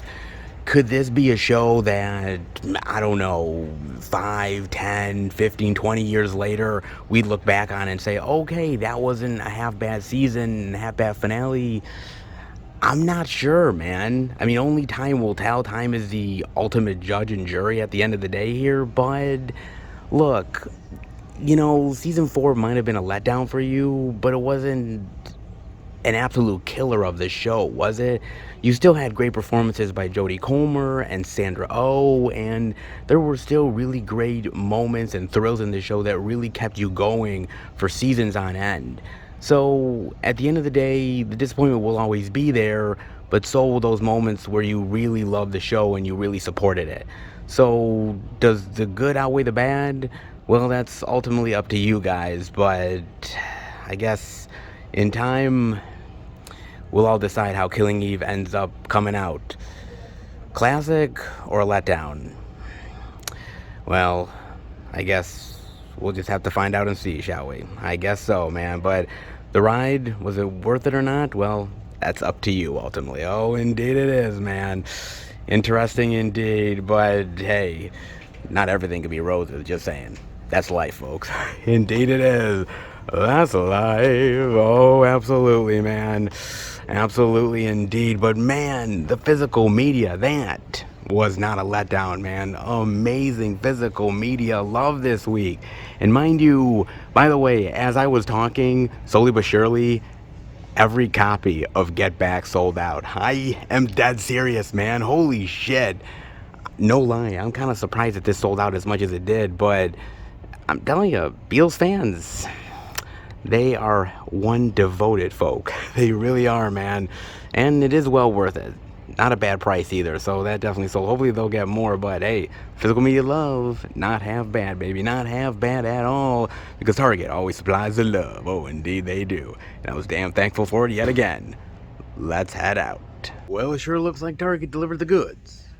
Yet again. Oh, damn right they did, baby. Oh, yes, indeed. Oh, come on, man. Was there literally any doubt whatsoever that they were going to actually have the physical media love this week? Come on. You know better than that. Oh, you indeed do. They had the new release love. They had TV goodness. They had Nickelodeon appreciation. I mean, Rugrats is cool. JOJO, not exactly my jam, but hey, have at it, kids. All right. But they definitely had a hell of a lot of love worth showing off this week. There is no doubt about that. And I always appreciate it. Oh, that is for damn sure, man. Not half bad for good old Target this week. It always makes me a very happy physical media boy when they deliver the goods. And this week is definitely no exception. Oh, damn right it is. Always love it, baby. And I know you do too. So, damn glad that they ended up pulling through with all the physical media love this week. But there is definitely more to show off, or at least I hope there is. How about we go and keep checking it all out? All right, everybody. We are at our third location, the second Walmart. I'm going to go in and check out if there's any interesting indie titles worth showing off. If there is, I'll bring it back to Film Fan 108 HQ and show it out to each and every one of you. But before I do that, I gotta talk about a trailer with you guys. Now, I actually was going to talk about another trailer, but we'll set that one aside for the next video, because this one came out of nowhere, and I gotta admit, it surprised me, and I figured, damn it, man, I love me some vamp action. So I have to talk about it, because vampires are back in a vicious way, and they're not sparkling. Hallelujah! In Day Shift. Yes, hitting Netflix next month, man. Wow! This trailer, dude. Okay, so I had heard rumors and rumblings of some vampire movie that Jamie Foxx was doing, and I didn't really think anything of it, because for the longest time, I really didn't see any kind of trailer for the goddamn thing until now, when it really just came out of fucking nowhere. And it kicks all kinds of ass. I mean, seriously, it does, man. And I really love the idea of this guy who is a loner, a rogue. There's this whole union of vampire hunters, right? And apparently he's so wild and crazy and out of control that they don't even want him in the union, right? They're like, look, we got to unionize. We love unions, but this guy, yeah, it's not really a good match. So they kick him out. At the same time, he needs money to help with the custody of his daughter, still slaying vampires, trying to get back into the union and the good graces of the Vampire Hunter Union. I didn't even know that was a fucking thing. And trying to probably at the same time smoke a blunt with Snoop Dogg. Which, by the way, out of all those problems, you know, you just gotta relax and smoke a blunt with Snoop. If he's offering it, you taking it, motherfucker. You indeed are, man. And just the absolute chaos and hilarity that follows, man. And it looks incredibly fun. It looks violent. The vampires look really vicious and evil and nasty. And oh man, it looks so good. And I love Jamie Foxx just really doing the action and slaying these motherfuckers. It's almost like Blade on steroids, right? It kind of honestly is.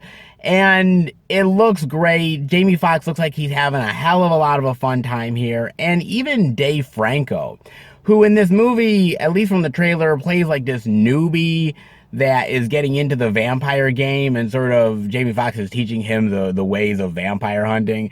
And I just love the comedy between them. Like the fact that Dave Franco pisses himself. He's like, oh, I'm not pissed myself. And like Jamie Foxx is like, well, look, everybody pisses themselves the first time. And he's like, really? He's like, well, I didn't, but hey, you did though. I think that's great, man. I think it's fucking awesome. The humor is really spot on. The action looks really kick-ass. And Snoop Dogg, dude, you know, I gotta give them credit for casting Snoop Dogg here, because Snoop Dogg, man, in the right role, he's funny and he kills it. I loved him doing horror stuff in the past. I've loved him in Bones. I thought he was really great in that movie. And I just love where he's like, yeah, man, we slashing necks and cashing checks. Yeah, you are, motherfucker. I love this. And by the way, if there is not a part in this movie where Snoop Dogg is smoking a blunt and slaying vampires, then you doing something wrong, motherfucker. Okay, that is the perfect opportunity to do it. And how badass would that be, man? Even in the movie, at least the trailer, there's like a scene where he's got this big like machine gun or something. He's like fucking mowing them down. I'm like, dude, that is the perfect time to pull out the blunt. So is, man. Oh, it so is, dude. Look, I'm gonna be honest with you, man. Not every vampire movie hits nowadays. You know, we've been through rough moments here, haven't we? I mean, the Twilight stuff alone, not good, man. But there have been moments where vampire movies have kind of risen a little bit. And I think we just need some pure, fun, badass, unadulterated, bloody, gory good time, man. We honestly do. And I think this is gonna do it. I'm not expecting, the most award-winning drama and acting of all time. Man, this ain't fucking Shakespeare, dude, okay? This is not, all right? This is badass, evil motherfucking vampires and, badass Jamie Foxx slaying them and beating the shit out of them and cutting their heads off and putting swords and whatever sharp objects down their fucking throat and their hearts. And that's what I want. And if I get that, then consider me a very, very happy boy. Indeed, man. It just looks really just pure fun, pure hilarity, and it looks like a great time. And as somebody that likes a lot of old school vampire stuff, this kind of scratches that itch, man. It really honestly does. It looks like something like a John Carpenter's Vampires or a Blade, something that I've really sinked my teeth into in the past and something I definitely want to do again. What do you think? Do you think it looks badass, or do you think it looks cheeseball? Even if it looks cheeseball, still looks up my alley. Just saying. Oh, it's saying indeed, man. It looks really great, and I am definitely looking forward to it. And I better get that goddamn scene where Snoop Dogg is killing vampires and smoking blunts. You hear me, Netflix? You better, goddammit. Oh, you better indeed, dude. But it looks really great. Let me know what you think about that. In the meantime, will the second Walmart supply the indie goodies yet again? Well, how about we go in and check it out? All right, everybody. We are in at the good old second Walmart yet again. Oh, it's good to be back yet again. For hopefully more indie love? Well, let's hope. I mean, let's be real for a second, guys. We've had a really great week of physical media love. Hell, even the first Walmart had some shit. All right? It ain't half bad. Not too shabby. But again, I'm hoping for the indie weirdness. I'm hoping for the indie love. I mean, I want it. I need it. I got to have it. So do we have it this week? Can we count on it? You bet your ass we can. Oh, yes, it is back yet again, baby, for all the indie oddities. And you know what that means. That means we are going back to Film Fan 108 HU, where you, Seth, yes, you, did a show of all the indie bizarreness. Oh, hopefully it's good.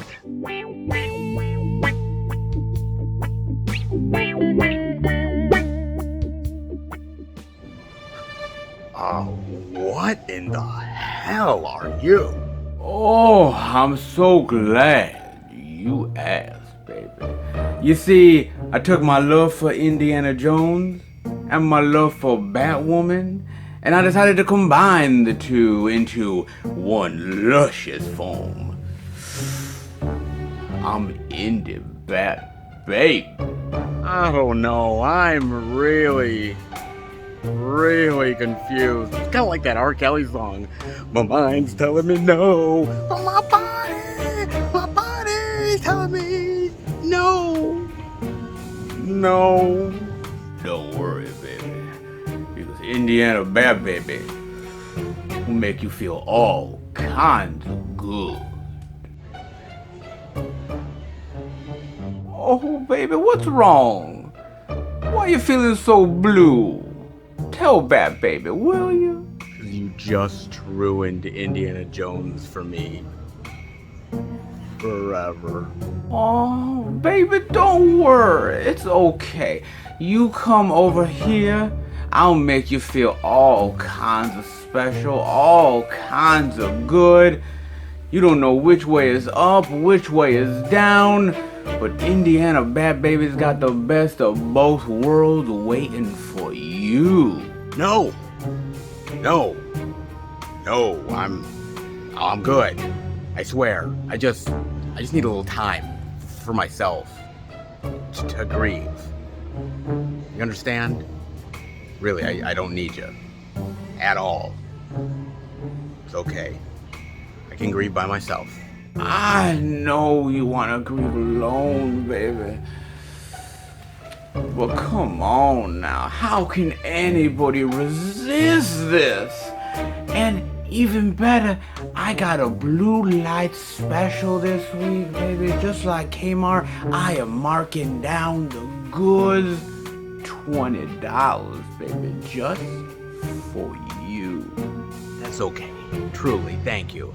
$20 is quite the bargain. I mean, if I had 20, I'd give it to you. I really would. I only got like $2 on me, so I apologize. And there isn't an ATM near me, so yeah, it's probably for the best. Yeah, it probably is. You know what? Instead of showing me a good time, how about you show the physical media a good time? You know, show off all the indie love, because you know, that's a show that everybody would want to see. Maybe not me. I mean, if I had the money, absolutely I would want to see that show. But otherwise, somebody's bound to pay money for it. Especially if you look like that. Man, but you get all types of customers. All kinds. Yeah. Just show off the physical media, please. And spare us the theatrics. Oh, are you sure, sugar? Oh, I would have made you so happy.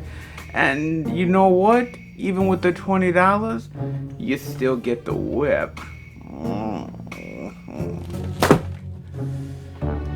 I would have made it worth your while, baby. But instead of pleasing you, I guess I gotta please the physical media instead. Hey, it's a living. Ooh, indeed it is, baby. Oh, time. Oh, and you know how much I love the physical media, baby. Oh, you know how much I do. The good, the bad, the weirdness. Oh, it all satisfies the urges in a big,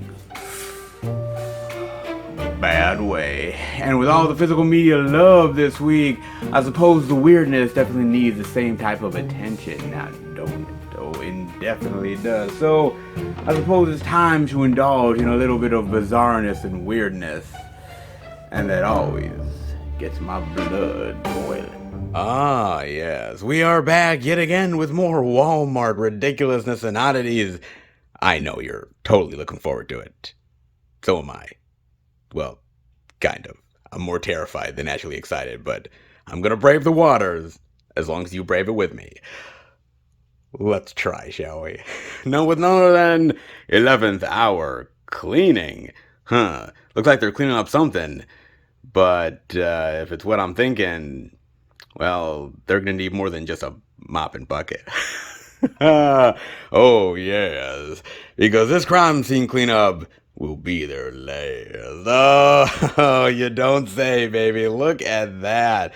Ooh, some sort of creature, monster, entity.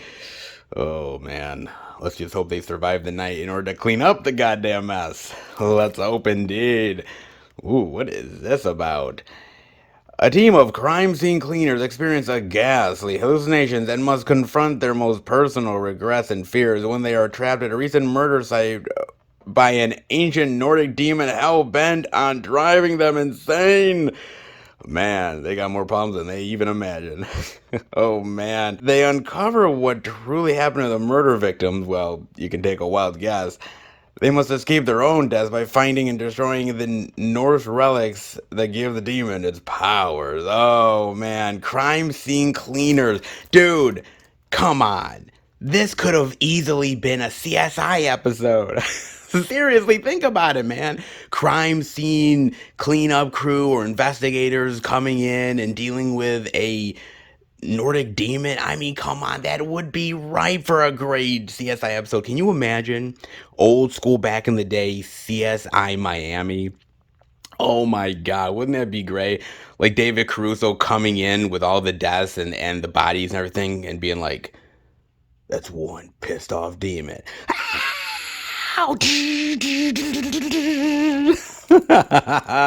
Oh my god. Man, put me in the writer's room for that shit. Damn, man, they should have made that. Man, that is such a missed fucking opportunity. Oh, shit, man. Just put me in the writer's room. Seriously. Oh, God, I gotta so pitch that to CBS. I really do, man. I don't know. I mean, it looks like a really interesting, hey, we're victims in this sort of murder scene site and we're getting killed by this demonic entity and we have to find out how to kill it in order to survive type of deal. Movies like this have been made a time or two. It's not like this is anything special. It's not like it reinvents the wheel or anything, but it could have some cool moments. Yet again, it could also have stupid characters that are supposed to be smart that are just only stupid because the plot tells them to, so that the demonic entity can, kill people for the sake of killing people. Yeah. That too, and most likely, yeah, I can see that happening.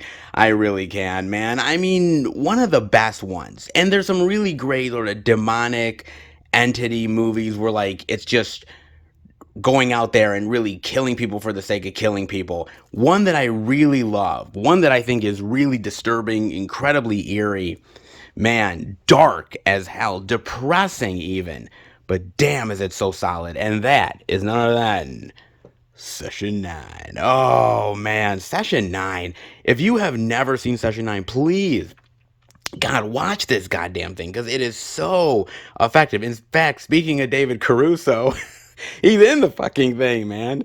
They're all fantastic in here. I just love that there's these cleaners, these people that are cleaning up asbestos or something like that, and they're in this sort of eerie old school mental hospital, and they start to see things and hear things and stuff that's messing with their minds, and slowly but surely they're starting to sort of lose their sense of being, their sense of self, and they're starting to go mad and insane and turn on one another. It is really, really fucking fantastic, man. I love this. Sort of ghostly, demonic entities that are slowly taking these people over and causing them to cause murder and mayhem. So fucking fantastic, man. And I was not prepared for what I was watching in Session 9, dude. First time I ever watched it, I was blown the fuck away, man. It's so goddamn good, man. And some of the stuff you do not see coming. It is cruel, it is gruesome, it is dark, and man, is it depressing as hell, but so fucking solid, man. So fucking good, dude.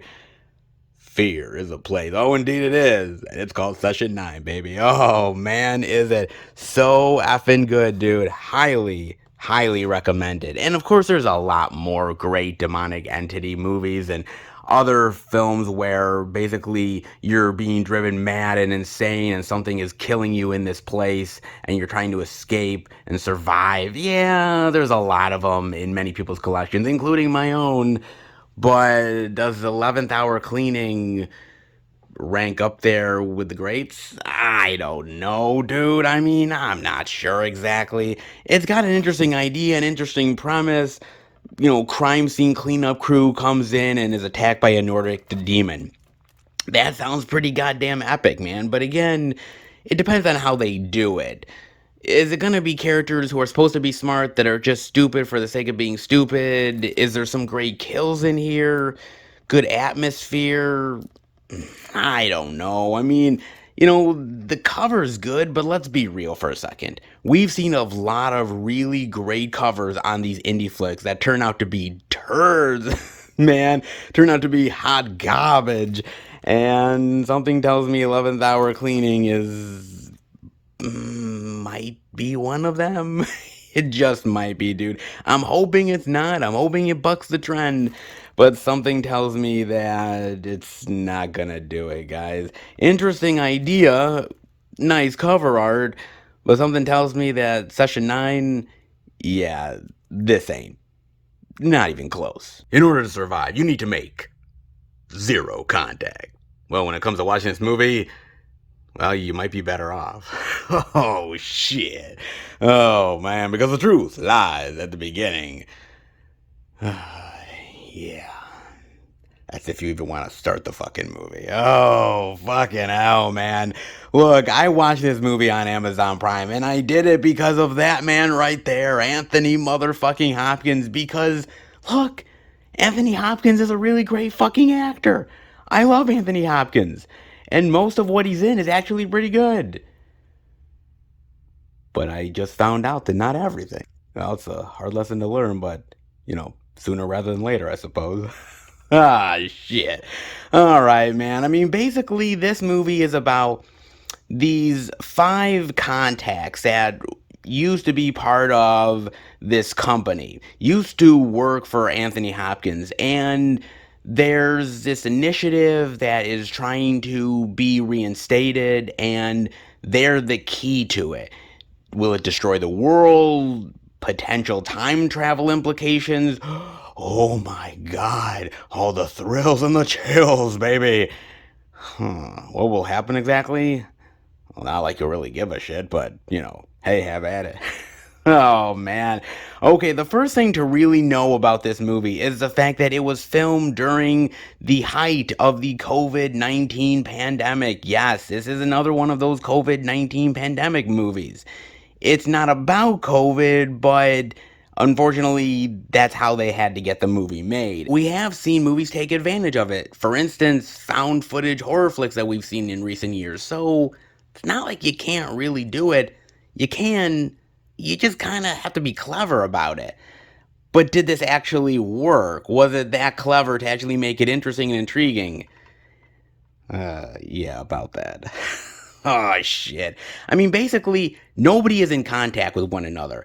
People are on webcams or streaming, you name it, and they're trying to make this effective techno thriller with all of the excitement and the danger without ever actually interacting with one another at the same time, and trying to make this really excitement. Oh my God, the end of the world is going to happen through people's webcams. And honestly, yeah, it really, and I mean really didn't work. I mean, seriously. I mean, you can even see some of the quality on the webcam stuff right there with Anthony Hopkins, dude. I mean, it is poor quality. Sometimes it's really good. Like, this guy's webcam is actually pretty solid, but, you know, Anthony Hopkins being a boomer, did you really think he was going to have a good webcam, folks? I mean, shit. The filmmakers couldn't give him a good one. I mean, come on. It's Sir Anthony motherfucking Hopkins. Man, get him some good Wi-Fi, bitch. Seriously. Fuck, man. It's really embarrassing, just the idea that they can't even get good webcam quality, right?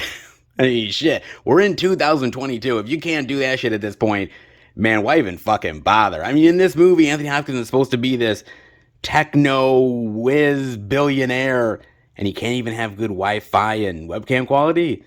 Well, it actually makes me feel good because, you know, I realize that people like Bill Gates or Elon Musk have the same Wi-Fi quality as I do. Yeah, I highly doubt that.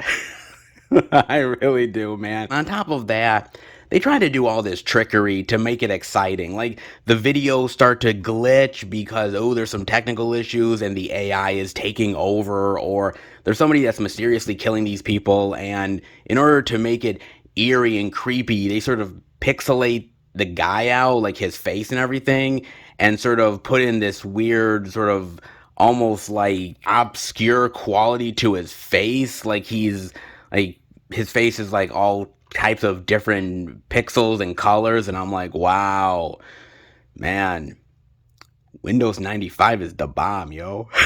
Like, what the fuck, man? I don't know, dude. I mean, I'm just kind of bored by the movie, and none of the actors are really giving it their all, especially Anthony Hopkins, dude. Anthony Hopkins is phoning it in like a motherfucker, dude. And the other problem with the movie, not that it's just boring and that the actors aren't really committing to it, but the fact that they're throwing so much techno jargon in your face, right?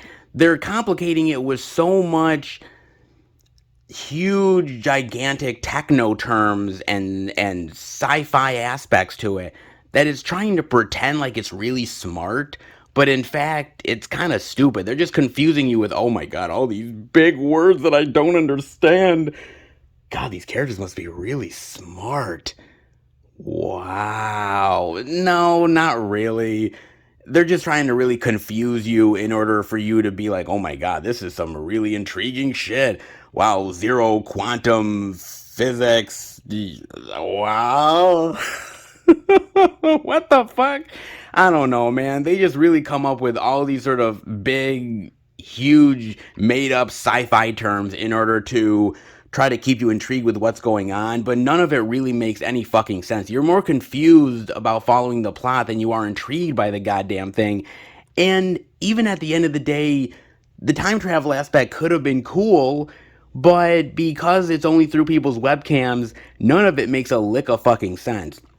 You don't really get to know any of the characters, and at the end of the day, you're not really intrigued because it doesn't feel like there's high stakes to the movie. I mean, you could have made this really interesting. You could have done something that was really intriguing just with people on webcams. But unfortunately, you're trying to do this high stakes, live or die, end of the world scenario. And that's a problem. And it's a real fucking problem to try to convince yourself that these people are in huge fucking danger. There is no high stakes to this shit. There's only watching people with terrible webcams and glitchy Windows 95 quality that you're like, wow, man, I could do this shit at home and probably make it a hell of a lot more effective than these motherfuckers can. I mean, damn, man. It ain't that fucking good, dude. And I don't know, I didn't really understand at first that this was a pandemic movie. It was only until the end of the film, which, by the way, is the best part of the movie. Because at the end of the film, with the credits rolling, they actually show the crew and the filmmakers and the actors actually making this film through webcam, talking about the production, the post-production, the actors acting it out. It's actually far more intriguing than the actual fucking movie. I'm not even kidding, dude, because I was watching the end credits and the filmmakers talking about how to make the film and having meetings about the writing and the production and the actors, and I'm like, dude, had they just done a fucking documentary on how to make a movie within the pandemic era, I think I would have been a hell of a lot more intrigued with that fucking thing than I was with this. This movie, it goes absolutely nowhere. It has no momentum whatsoever. You're not thrilled by the scenarios. You're just bored to tears for over an hour and a fucking half, man. You're wondering if it's going to go anywhere interesting, but it never really does. And the actors are not really committed to it because unfortunately they're getting directed through fucking webcams and they're doing their best to try to make this shit work and they can't even do it. So you're telling me we're being hunted down by a cyber terrorist and we need to put in this code in order to survive? That's exactly how they fucking talk in the movie, dude. I'm not even fucking kidding you, man. I mean, seriously, I was like, yeah. Oh, we're only 10 minutes in the film? Okay, this is gonna be an endurance test. Yikes. It really honestly was, man. And there is some good techno thrillers out there, man. I mean, look at The Net with Sandra Bullock. I mean, I know we're no longer in the AOL era and Sandra Bullock running around trying to survive in that period of time, man. I mean, doesn't sound intriguing, but actually it really fucking is, man. It's a great flick, dude. I mean, there's even stuff on Netflix that is great techno thriller. There's even one that I'm not a huge fan of, like Black Hat, which isn't the greatest movie with Chris Hemsworth, but at least it's serviceable and a hell of a lot better than this goddamn thing. I mean, I know that they had constraints, right? And I know that the pandemic era kind of hit them hard and they had to cut back on how they were going to film this thing and get it right. And I understand. You have limitations and certain budget constraints and you're only able to do what you can do, right? However, I kind of wish they would have waited because the movie is not really all that effective.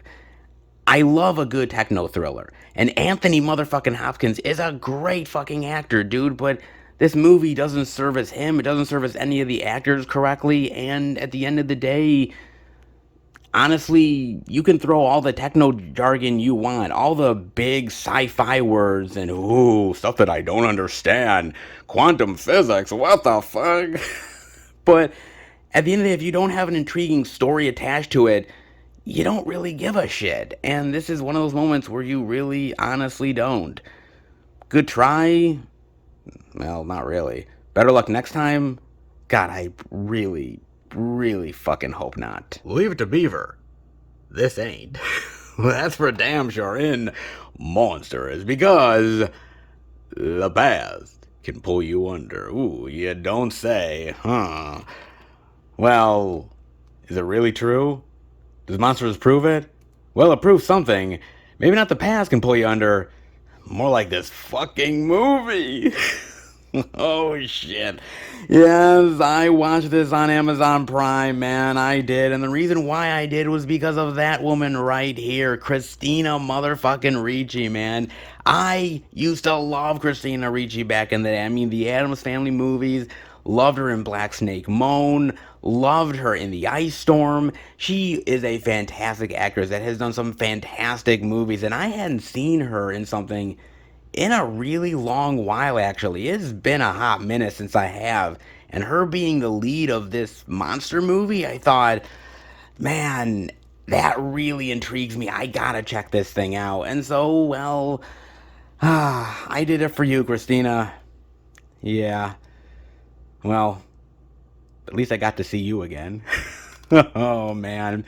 Now, basically, this movie is about Laura, played by Christina Ricci, and it's in the 1950s, and she's with her son Cody, her young kid, and she's escaping her abusive husband, and she moves into this guest house, she rents it out, and she's getting these phone calls from her abusive husband, she's trying to get a job, she's seeing these crazy imagery, having these weird dreams.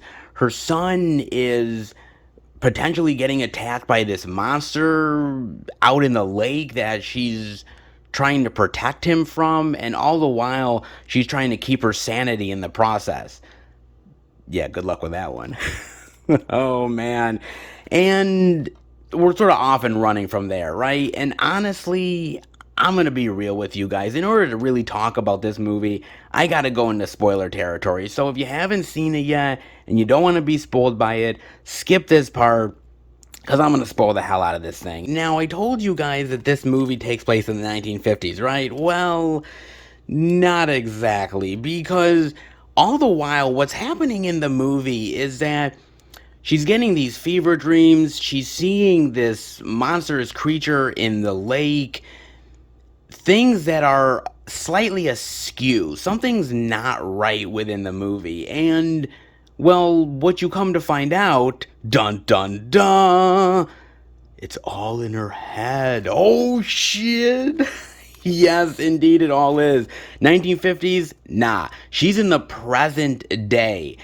What happened, well, at least what I think happened, because honestly, they really don't explain shit in this movie, is that her son isn't actually there. Her son is actually dead. He drowned. She went into some crazy catatonic state where her mind is no longer really coping with the loss, and at the same time, the monstrous creature in the lake is actually her grandmother, who has also died, and somehow her grandmother in the lake is sort of a coping mechanism to deal with the fact that her son is dead and dealing with the tragic loss of not only her grandmother but her son at the same time. I think, yeah, your guess is as good as mine, dude. I'm just stretching. I mean, seriously, dude. I mean, they don't explain a goddamn thing. How is it that her mind went to the 1950s exactly? I mean, she wasn't alive in the 1950s. I mean, obviously her grandmother was, but what exactly about the 1950s is it that she ended up processing her mind to that time period? I mean, it doesn't literally make any sense. And at the same time, honestly, the people that she's renting the house from are real, so they're not exactly from the 1950s. So what is exactly going on exactly? How much is her mind actually processing stuff? I don't fucking know, dude. Like, I really don't know what's going on in this fucking movie, dude. There's moments when you're like, wait a minute, so she has this typing secretary job, but that can't be real, right? But she's going to the actual office, she's talking to actual real fucking people. So is it all in her head? Is it all imaginary? Because some people are real and some people are not, but you don't know what's real, what's not, what's in her head, what exactly the fuck is going on. I'm not even sure, man. It just is kind of a ball of confusion, and I wish I could say that this movie made a lot of sense, but it really doesn't. Maybe rewatching it the second time, maybe it'll kind of find some cool little hints and clues that sort of lead you to that conclusion, but I didn't really see anything that made much fucking sense here. I mean, I will say this much. Christina Ricci is really great in the movie, and she carries this film, alright? She absolutely carries this fucking film to the nth degree. She's great in this film. If it was not for her, I think this movie would be an absolute dumpster fire, but she saves it somehow because she's really committed to making this work. Unfortunately, the filmmaker really wasn't doing a great job of actually making this effective or interesting or really unsettling. And it's really unfortunate because the monster design is kind of cool from what you see of it when you're able to see it, because it's really fucking dark, and you know why that is, because they didn't have the fucking budget to really show it off the way they wanted to, so they have to show it in shadow and keep it really dark, so that you're kind of like, yeah, it kind of looks like Loch Ness. I mean, you have no fucking clue, dude. But there's so many confusing things. When did she lose her mind exactly? Why the 1950s? Is it really her ex-husband that's calling her, her abusive one that she's walking away from? Was anybody ever real? Why is she making this up in the first place? Why the monster being the grandmother necessarily?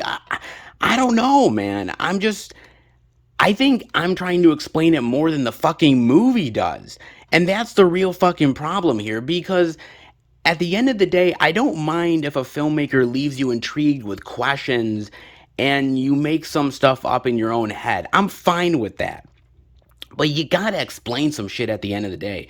You have to have a good sensibility of story and character and plot in order to make something work to the best of your ability so that you leave the audience not confused but more intrigued. But this movie didn't do it, man. I mean, you look at something like A Sixth Sense, right? At the end of that movie, you're like, oh my god, Bruce Willis is dead? Man. And that hairpiece was actually real? Oh shit. I mean, look, dude, that intrigues you. And then you sort of come up with your own mind of, oh my God, all of the scenarios and everything. And it really leaves you stunned and shocked.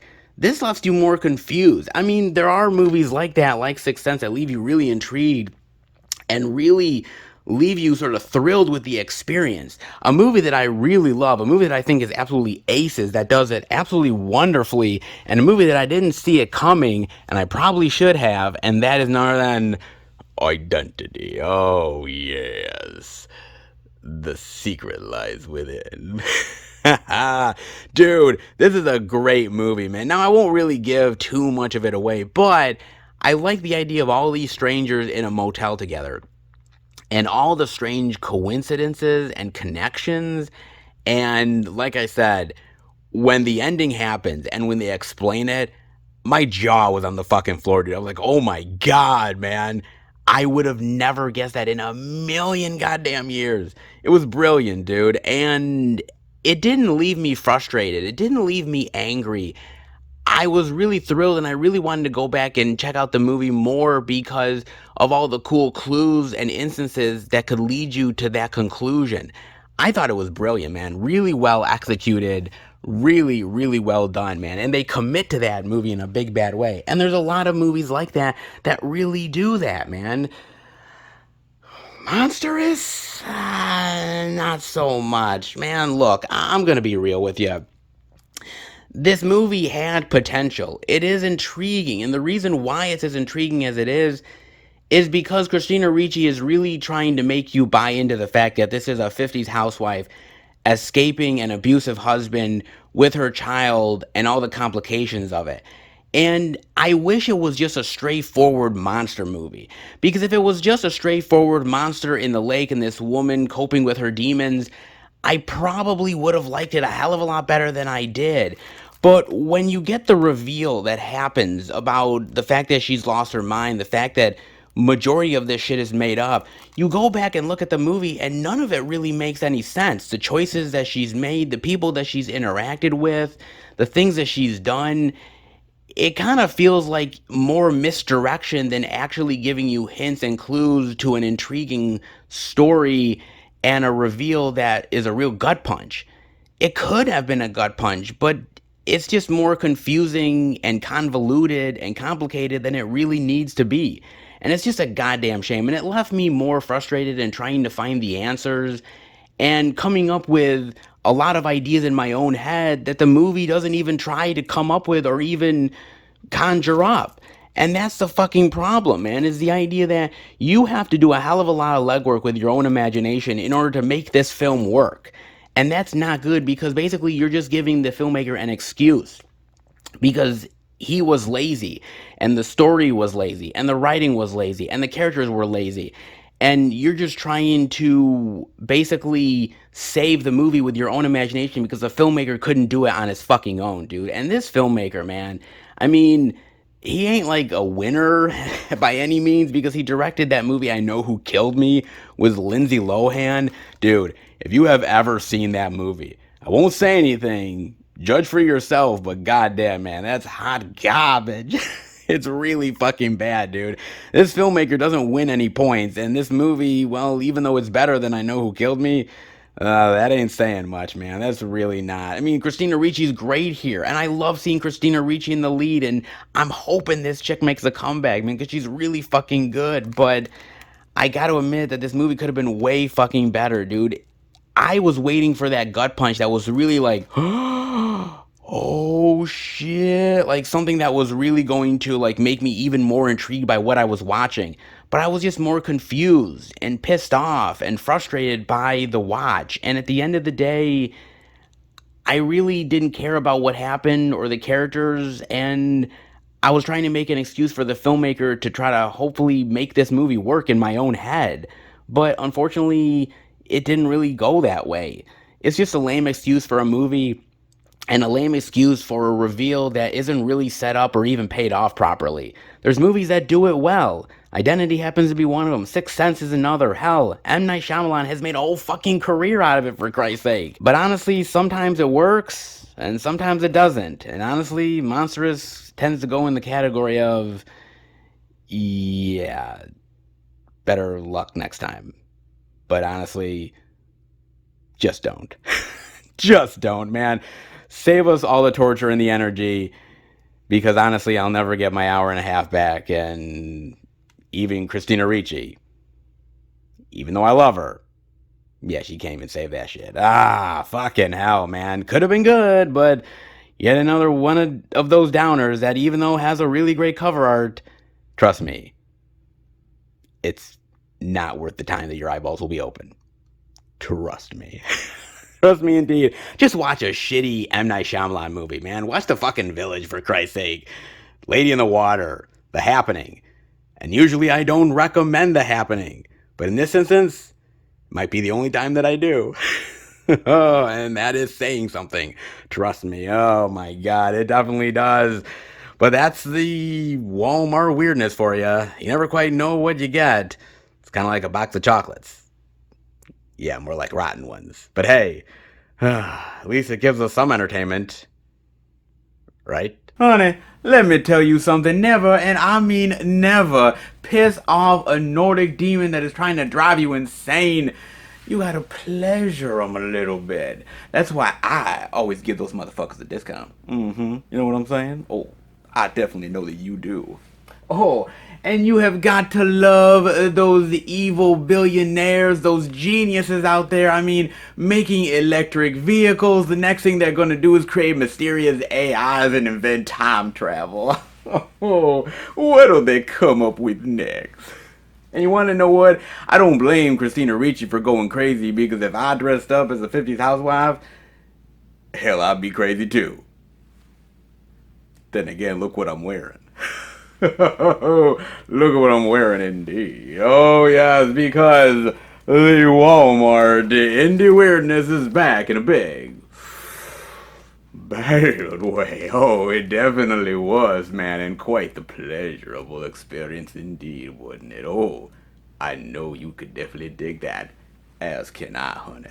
Oh, can I? Oh yeah. It was definitely the experience well worth diving into. The Walmart weirdness, the good, the bad, the ugly. Oh, it just makes me such a happy, satisfied weirdo. And I know you love it as well. Don't deny it. Don't deny it. You do. Don't you dare deny that shit to me, honey. Anyways. Oh, I suppose that's it. Oh, I'm gonna miss it so much. But hell, it'll be back next week, hopefully. But in the meantime, there's one more location to go to, and I'm guaranteeing a little bit more pleasurable physical media love ahead. It's a shame you won't stick around and pay the $20 to continue to enjoy my presence, but I suppose you've had enough pleasurable love so far. But I know for damn sure that your ass will be back. All right, everybody, we are at our fourth and final location, and look, you know, sometimes it takes a bookstore to tell us how much we love physical media. Really? Why the hell not, man? And you definitely know where we are at. Yet again, we are at none other than Barnes and Noble's, back again at good old B&N, baby. It's good to be back. Indeed it is. Could we have some good physical media love this week? Well, hopefully. If not, well, there is always the 50% of Criterion collection. Indeed it is. Hopefully there's some stuff well worth checking out. How about we go in and give it a go? All right, everybody, we are in at good old B&N yet again, man. And I can't wait to see what Barnes & Nobles is going to have this week. Well, to be honest with you, I'm not sure they really have anything. I'm not gonna lie, man. I mean, it's not really a big release week anyways, but there was some titles worth noting, like Get Back and a couple other things here and there, but they've got nothing new whatsoever. I mean, it's pretty much all the same stuff that I've shown off over and over again. Nothing new whatsoever.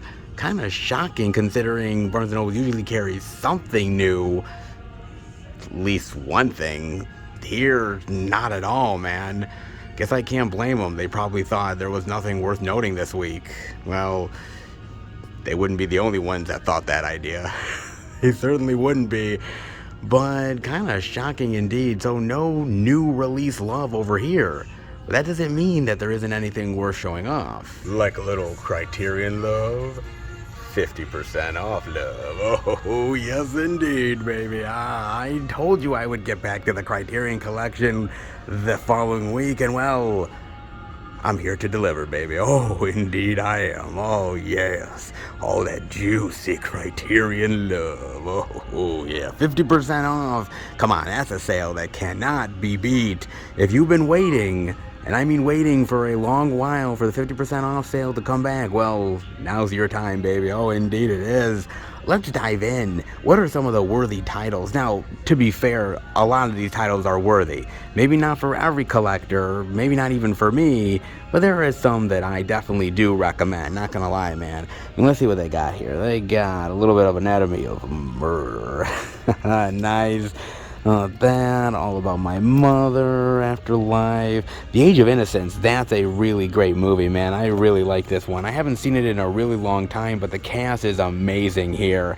And especially now with the resurgence of Winona Ryder with Stranger Things, go back and check out some of her previous work. She is amazing. And Daniel Day-Lewis, he ain't no slouch.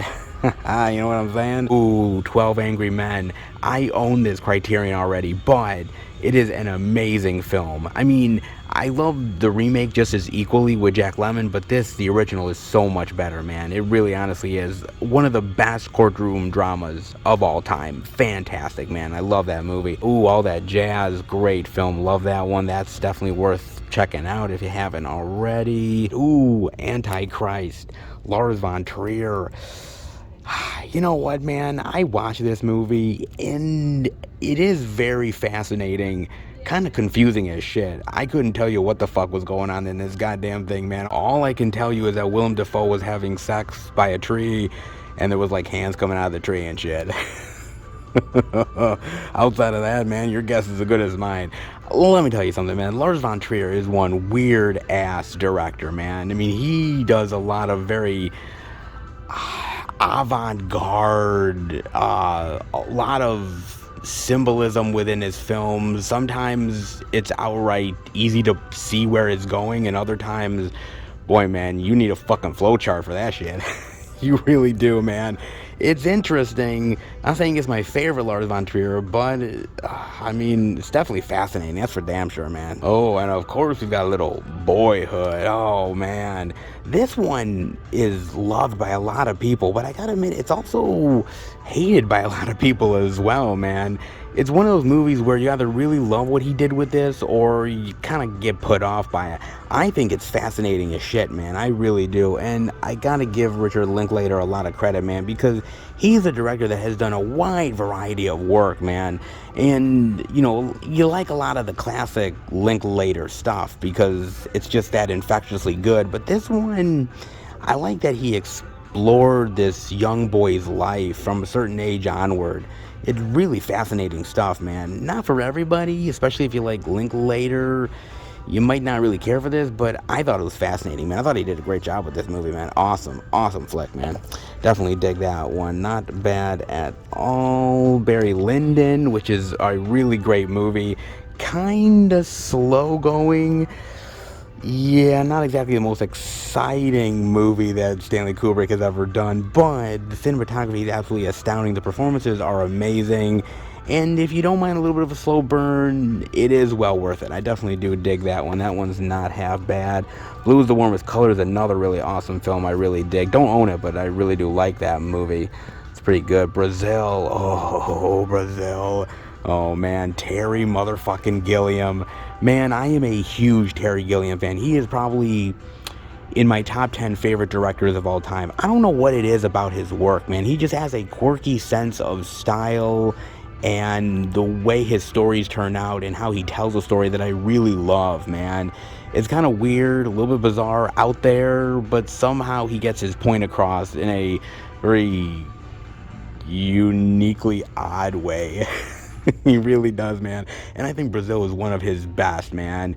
This sort of dystopian future, it's really weird, and sometimes it doesn't make any sense, but you kind of go with it. I love that. And technically, that's most of Terry Gilliam's work anyway, but man, he's just a fascinating filmmaker, and I love the symbolism of the future and the messages he's trying to provoke within the film. It's really good, man. I really like the performances alone are fantastic, man. Really solid film, man. Love that one. As do I love The Big Chill. Oh, man, The Big Chill is absolutely fantastic. I love this film, man. I just love all the actors here. I mean, how young some of these people were. My God, Jeff Goldblum and Kevin Kline, William Hurt. Yo, look at all these people. It's crazy. Meg Tilly as well. Joe Beth Williams, man. Who back in the day. This is just a really great movie about friends coming back together after another friend's death and coping with the idea of what it means for a person to die and the life that they led and secrets that they've kept, and how one time you were very close and now you're very much apart in your life, and that times change, people's change, but can the friendship stay the same? It's very unique, very interesting. God, I love this film, man. So goddamn good. And so is Being There. I really like this movie, man. This is a really great movie. I dig this one so much. Peter Sellers is amazing in this film. You know, everybody says, well, Peter Sellers is only a comedic actor. He can never do drama. And this movie proves everybody wrong. I mean, Peter Sellers killed it in comedy. I mean, come on. The Pink Panther films, I mean, seriously, guys, he was awesome, amazing, a masterclass in comedy, no doubt about it. But, you know, he was so good in this movie, and I kind of feel like this movie is sort of his magnum opus. I mean, everybody talks about the Pink Panther films, yes, but this is the one I think that he really hit it out of the park with and really wanted to be a serious actor. And, man, did he just kill it in this role. So good, man. It's just an entertaining film overall, but Peter Sellers in this, just for him alone, amazing. Absolutely amazing. No doubt about that, man. Absolutely fantastic. And of course, we can't have a little Criterion love without some Coen Brothers goodness. Oh, with Blood Simple. Oh, man. Damn, do I love the Coen Brothers. They have just this really great, odd sensibility with their films that somehow comes across as really charming and likable, even though some of the characters are absolute scumbags. I mean, he did it really great with, obviously, The Big Lebowski and Fargo and so many other great movies that they've done over the years, man. And Blood Simple is another one that is equally as good. I love this movie, man. It is so amazing. And Emmett Walsh playing this sort of private eye who's very scummy and skeezy. Oh, dude, it's so good, man. If you have never experienced Blood Simple and you like some of the Coen Brothers stuff, God, give this a chance, man. So good, so effing good. Really great. Oh, Blue Velvet. Oh, I love me some Blue Velvet, baby. Oh, so good. God, David Lynch, man. David Lynch is just one weird-ass motherfucker. I mean, the stuff that goes on in his brain, dude, I don't know where he comes up with some of these ideas, man, but something tells me I really don't want to know. Oh, dude, there's great actors in this, man. Kyle MacLachlan, Laura Dern is great in here. Dennis Hopper, my God, man. Dennis Hopper is a fucking psychopath in this thing. Jesus. He's great here. My God, man, you just do not want to fuck with that guy. I already own this, man, but dude, it's one of David Lynch's best. Or at least I think it is. I think it's fucking phenomenal, dude. God, I love that flick. So good, man. Absolutely amazing. Oh, I love that. Ooh, actually, like a bottle rocket, too. Not bad, man. Oh, Wes Anderson. You know, I gotta admit, I don't love every Wes Anderson film. His style of comedy and humor is not always something that I embrace. Most of his work I really do love. Bottle Rocket is really good. I don't own it, but I do really appreciate it a lot. I think some of my favorites are some of his later work, but Bottle Rocket isn't bad. It's sort of early Wes Anderson. He's still sort of developing his style, the way he does things. Still some really great performances. I mean, I love Luke Wilson in here. Owen Wilson is great as well. It's not a bad little film. Not exactly my top favorite, but middle ground Wes Anderson. Not bad, though. Pretty solid overall, dare I say. Not too shabby, man. Ooh, speaking of controversial, Bamboozled, man. I've talked about Bamboozled before. Let me tell you something, man.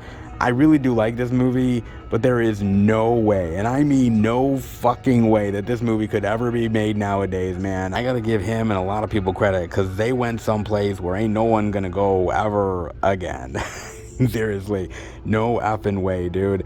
It's a good movie, but controversial, to say the least. I mean, it was controversial when it came out. Just imagine now. Damn, dude, that's crazy, man. Damn. Good movie, though, but if you're easily offended, I don't know if you'd like that. Just saying, man. Just saying, just being real. Yeah, it's a little bit of Bull Durham, anybody? Oh man, one of the best baseball movies of all time. Seriously, this is great. The humor here is awesome. I love the characters. It's just a really great overall baseball comedy, and I just really love it. Sort of like the old guard versus the new guard, the competitiveness between the players, not only on the field but also in their personal lives, like in the bedroom. Oh man, it is so good. Tim Robbins is great here. Susan Sarandon, sexy as hell. Kevin Costner, man, it is absolutely quotable. One of the best baseball films of all time. Clearly, absolutely amazing. Love that film, man. Oh, so good. So effing good, man. As is Blowout. Wow, man. God, this is a blast from the past. I haven't seen this movie in forever. Man, this might be worth a revisit, dude. Last time I saw this had to be maybe 20 years ago, if not more. It's been a long ass time, man. Man, Brian De Palma, man, one of the best out there. John Travolta, amazing here. Nancy Allen. Basically, it's about this guy who accidentally records, or he believes he recorded, a political assassination, and the danger that he's in of trying to uncover the truth. It is tense, it is thrilling, it is absolutely amazing, man. I mean, when we think of John Travolta, you don't think of Blowout. Obviously, you think of Look Who's Talking, and Pulp Fiction, and Phenomenon, and Face Off. All great movies, don't get me wrong. But, guys, you gotta check out Blowout. It is really that fucking good, man. Absolutely phenomenal, amazing. Really, really well done, man. Just saying, this is a knockout of a film. Fan-fucking-tastic, dude. Amazing. Ooh, The Brood is just as good as well, man. I own The Brood. I love this movie, man. David motherfucking Cronenberg, man. This guy is excellent when it comes to body horror. You know, some people try their hand at body horror and they can't really pull it off. This guy, for some reason, I don't know what goes on in that man's head, but just like David Lynch, I don't know if I really want to know. Seriously, I really don't want to. It is icky and gooey and disturbing and sick, and I loved every goddamn second of it. I mean, that scene where she's licking the fetus. Oh my god. Oh Lord. Oh man, I watched this at a young age, man. I probably shouldn't have been watching this shit, but you know, my parents, man, they just didn't give a shit. Oh, so good. Oh wow, David Cronenberg, man, does it like no other. Ooh, Bowling for Columbine. Little Michael Moore, goodness, man, you want to know what? It's really sad to say, and it's honestly the truth, but Bowling for Columbine is more relevant now than it was even back in the day.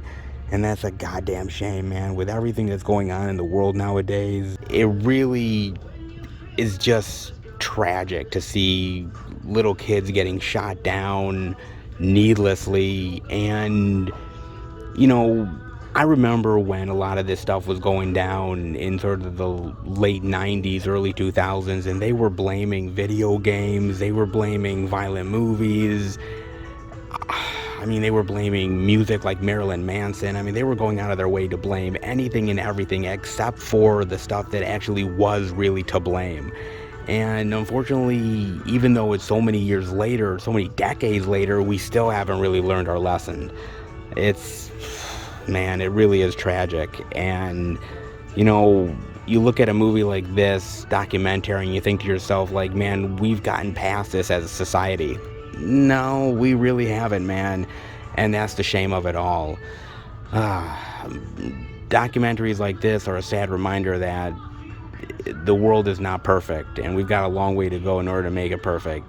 And who knows when that'll be, but hopefully sooner rather than later, because I don't want to see any more tragedies. I just can't bear it, dude, honestly.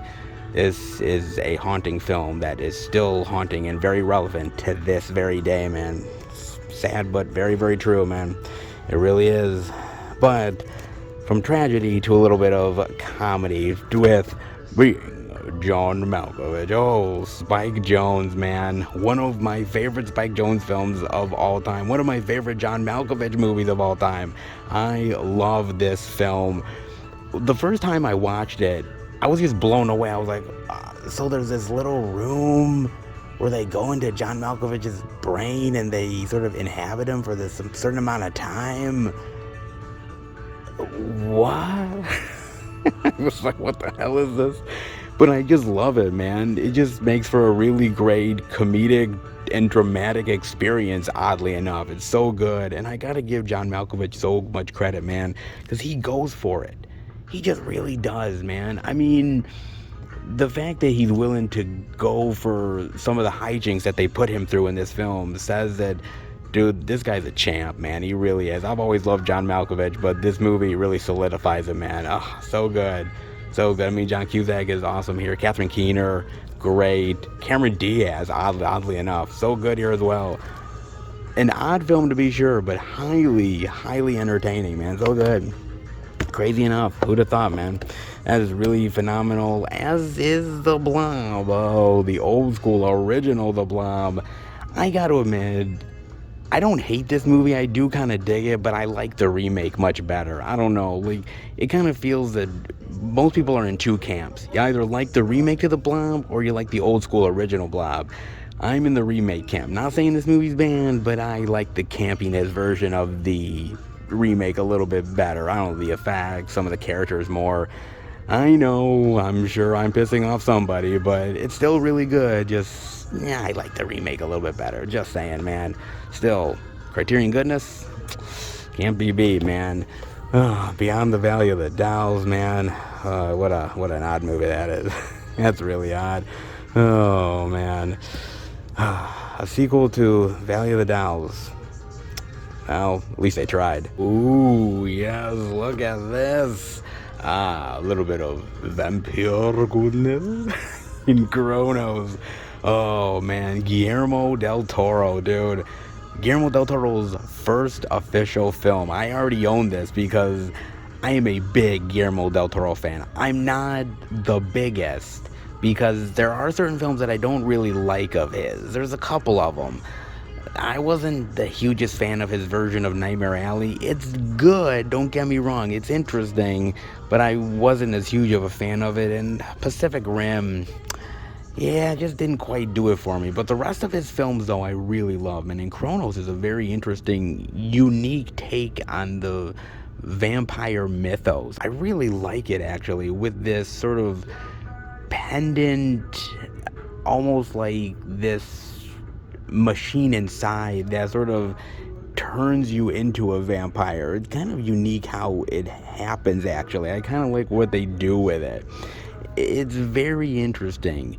It's not the most exciting vampire movie of all time. Not that there's a hell of a lot of action in the damn thing, but I thought the characters were really intriguing, and I thought spinning the vampire mythos in the way that he did, I thought was fresh enough that it really made it different from anything else, but yet sort of intriguing and kept me very interested. I really like this film, and it's not bad. I mean, obviously he went on to do some amazing work, but this first one really shows that, boy, he had a very unique way of filmmaking and a very unique sensibility as far as story is concerned. It all started with Kronos, and it headed in some very unique directions, but if you've never seen this and are a fan of unique and different vampire tales, definitely give this one a look. It ain't half bad, man. Not half bad at all. Ooh, and of course, the granddaddy of them all, Citizen Kane. Oh, Orson Welles, Rosebud. Oh, man, Citizen Kane, dude.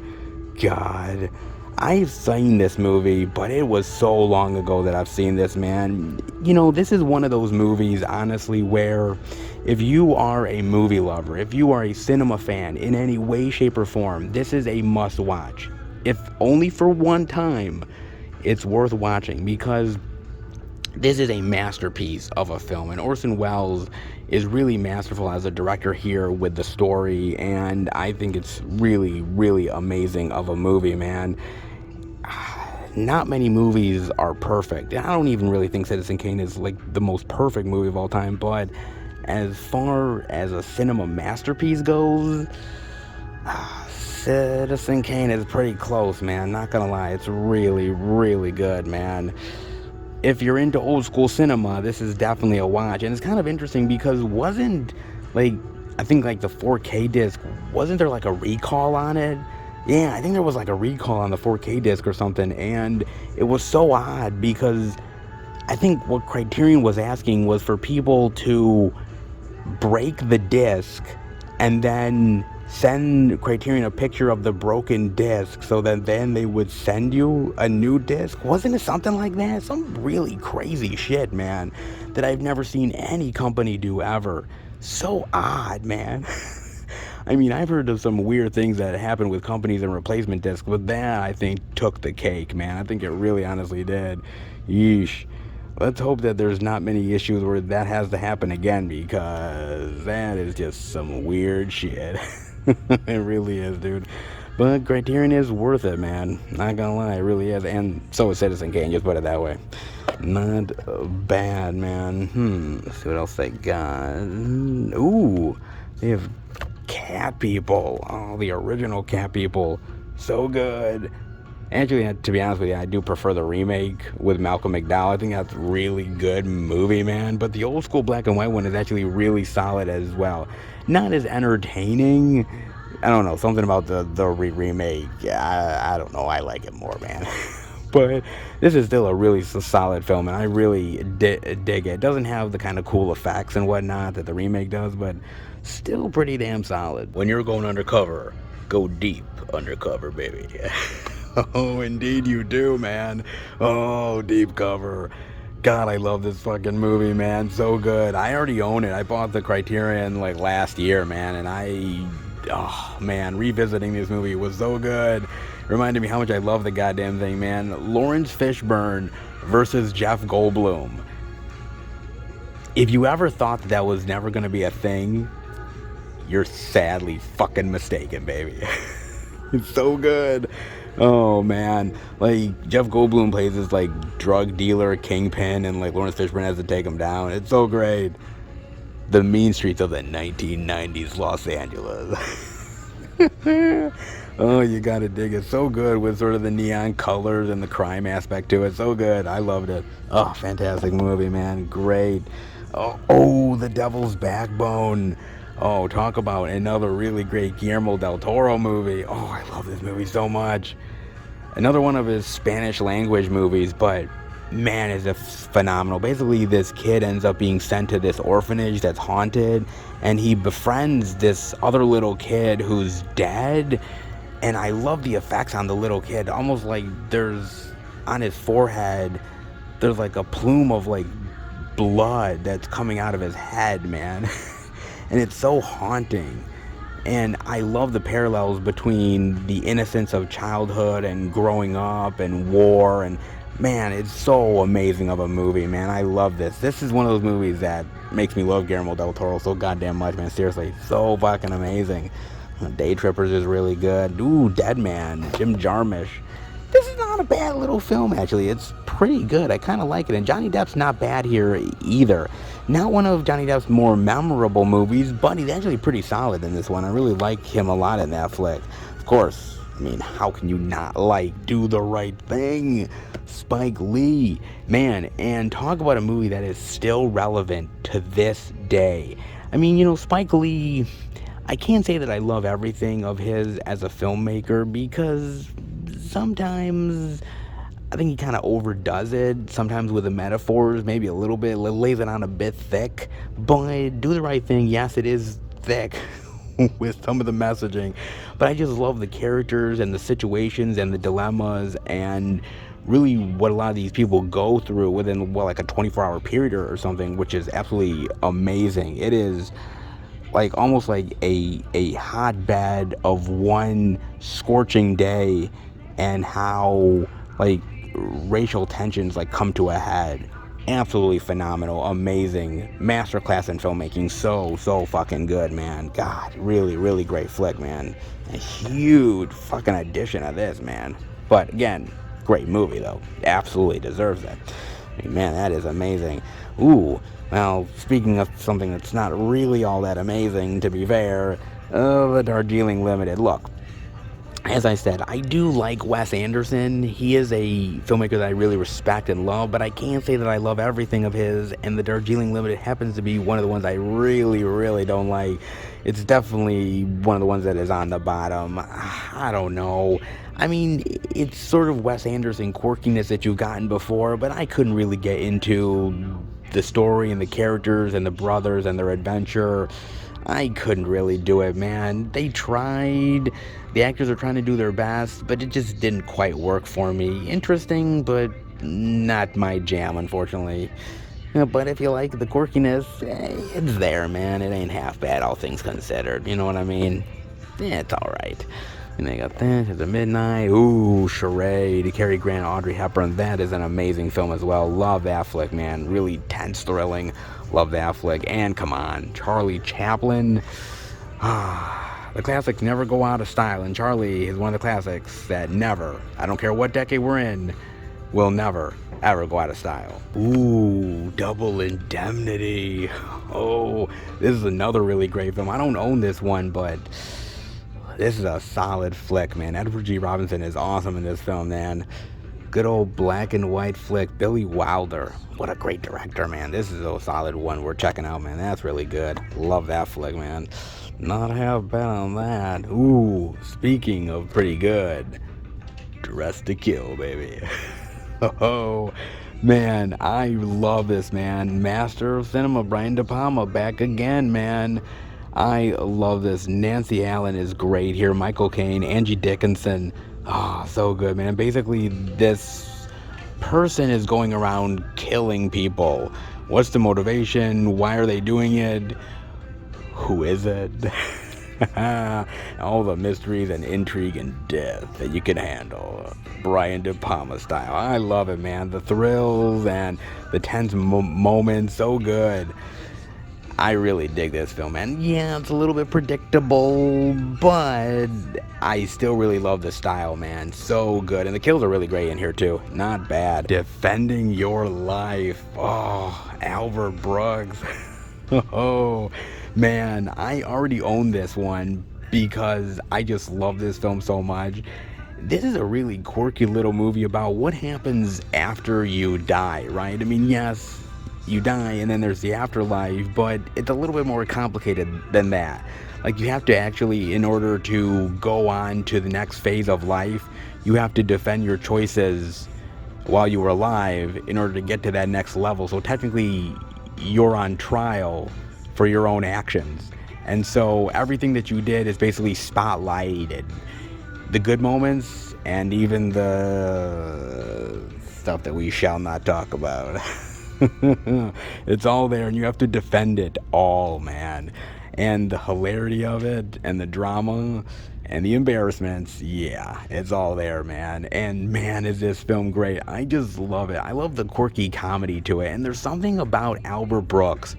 You know, Albert Brooks isn't for everybody. His comedy sometimes isn't the best, a little bit dry, but I do kind of appreciate what he does, man. And this movie really highlights him in a really great way. I love his relationship between him and Meryl Streep. I think they're really great together. I love the chemistry and the charm that they have with one another. I love this flick, man, and the comedic moments are absolutely fantastic. Rip Torn here is amazing. Rip Torn playing Albert Brooks' lawyer. And there's one moment where he's eating, and Albert Brooks wants to try what he's eating. He's like, hey, let me try that. And Rip Torn's like, yeah, you're not going to like that. And he's like, well, I want to try it. So he's like, well, okay, sure. So he tries it, and he immediately spits out. Like, what the hell is this, man? That tastes like shit. And he's like, well, see, I'm in another plane of existence, so technically it tastes really good to me, but because you're not in the same plane as I am, it basically tastes like dog shit. Huh. I wonder, does that mean that dogs are on a higher plane of existence than we are? Because technically, some of them eat their own shit. Man, I'm not even gonna go there. I'm not even going there at all, man. But it is a really fun, interesting, unique little take on the afterlife that I definitely appreciate, man. This one, pretty damn solid. Hedwig and the Angry Itch. Oh, yes. Oh, so good. I love this movie, man. There's been so many different types of adaptations. I mean, definitely for the stage and screen, and even on TV, there's actually been some as well, man. So good. And it can be translated in very different ways and have a different experience every single time. It's really that good of a story, man. I really love this film, and I don't own it, but one of these days, man, I have a lot of Criterion that are on my list of getting. Hedwig is definitely one of them, ain't no lie, man. Really, really good, dude. So fantastic. Love that flick. Oh, as I do Easy Rider. Oh, man, I already own this, but man, I love this. This is one of the best films about Americana and the glory of it, but yet the shame of it as well, and how times change and how we either grow with those times or get stuck in them. I really, really dig this movie, man. Dennis Hopper is fantastic in this movie. He's absolutely amazing. I love him in this film so much. Jack Nicholson is awesome in here as well. So good. Man, amazing stuff. I mean, Peter Fonda is great here as well. I mean, everybody's fantastic, but it's a really great sort of counterculture type of film, which it really is an amazing movie worth diving into. I mean, just as a film lover alone, this movie is absolutely worth a watch, no doubt about it. So good.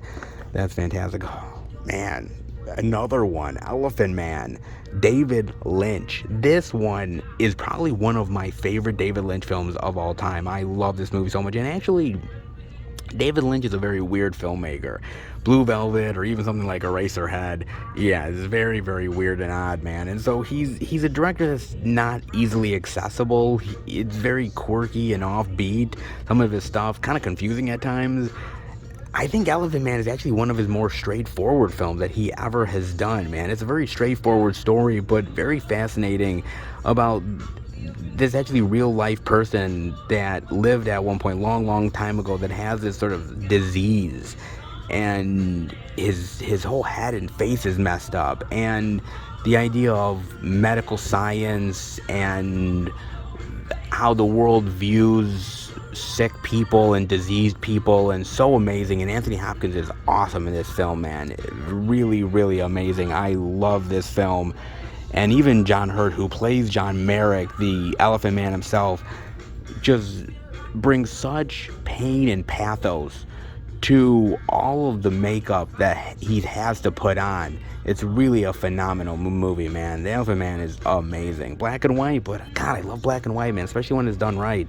And this story is really well done, man. I love that film. Eraserhead, which again, really good movie, but kind of a confusing little flick, but it's definitely David Lynchy, put it that way, man.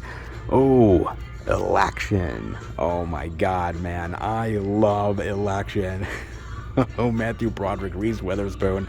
Dude, when I saw this movie for the first time, I was so in love with this movie the moment after I watched it. I just loved it. Basically, it's about this high school go-getter, thinks she knows it all, played by Reese Witherspoon, and this sort of average mundane teacher, Matthew Broderick. And Reese Witherspoon's character, I think her character is Tracy, yeah, Tracy Flick, and she's trying to go for student body president, and Matthew Broderick just hates her so much, man.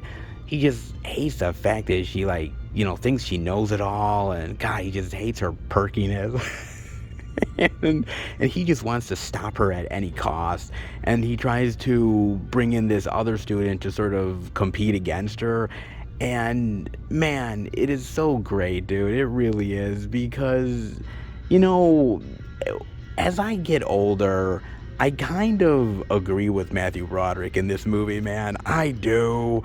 I mean, look, I appreciate a go-getter and everything, and somebody who really wants to make something of themselves, and dude, I appreciate it a ton. But I see somebody being really perky and upbeat, and I'm kind of like Matthew Broderick. I'm like, oh man, give me a fucking break, will ya? I really do, dude. Oh man, I love this movie. The comedy is so great here, and I love the acting, man. So phenomenal. I can't say I love Reese Witherspoon and everything, but this one is one of my favorites that she's ever done, man. And Matthew Broderick, dude, guy kills it all the time. This is great. So good, man. If you've never seen Election, you gotta watch it. Well, high school can definitely be a bitch, but when you got those bitchin' waves, that's all you really need in Fast Times at Ridgemont High. I mean, come on, classic. Spicoli.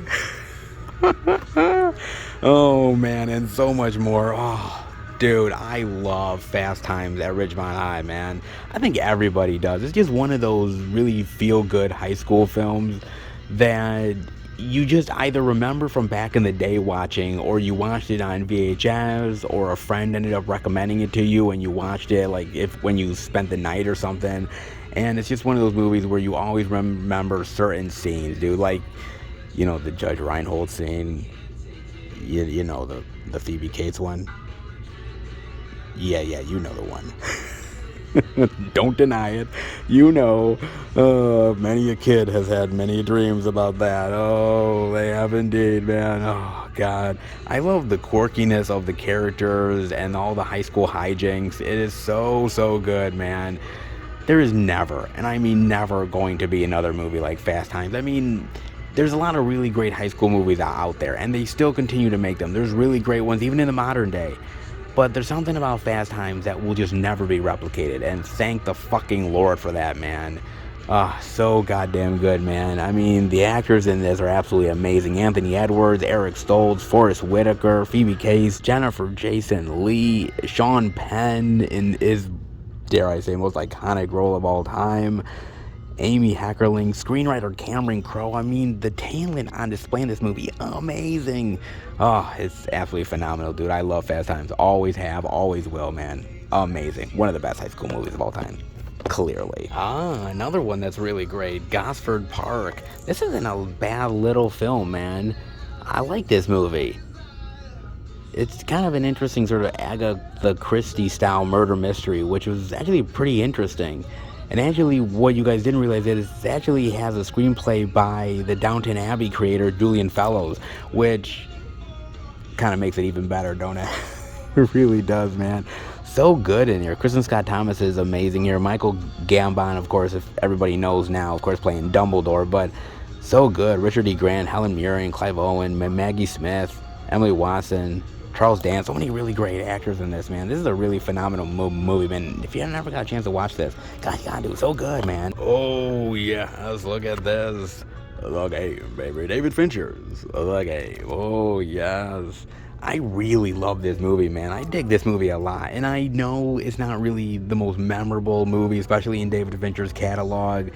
That guy's made a lot of really great flicks, man. I mean, come on, Fight Club and Seven alone are great, but I'm a big fan of, obviously, The Curious Case of Benjamin Button, which is fantastic as well, and so many others. But I actually think The Game is highly underrated in his catalog, and I just love the idea that this emotionless wreck of a man who's this rich sort of kind of prick played by Michael Douglas, the idea that he has his birthday and his brother played by Sean Penn, ends up giving him this sort of experience game, almost like a cat and mouse game, where it's all supposed to be fake. And the idea that suddenly his house is being broke into, his bank account is being drained, people are following him, trying to kill him, and it's like, what the fuck is going on? Is this real? Is this all in his head? Is this fake? What the fuck is happening? Like, I really love that it's a really mind-bending twister of a film that has so many twists and turns. It's so fantastic. I really love this movie. I think Fincher does a phenomenal job with this film, man. Way better than I think it has any right to be.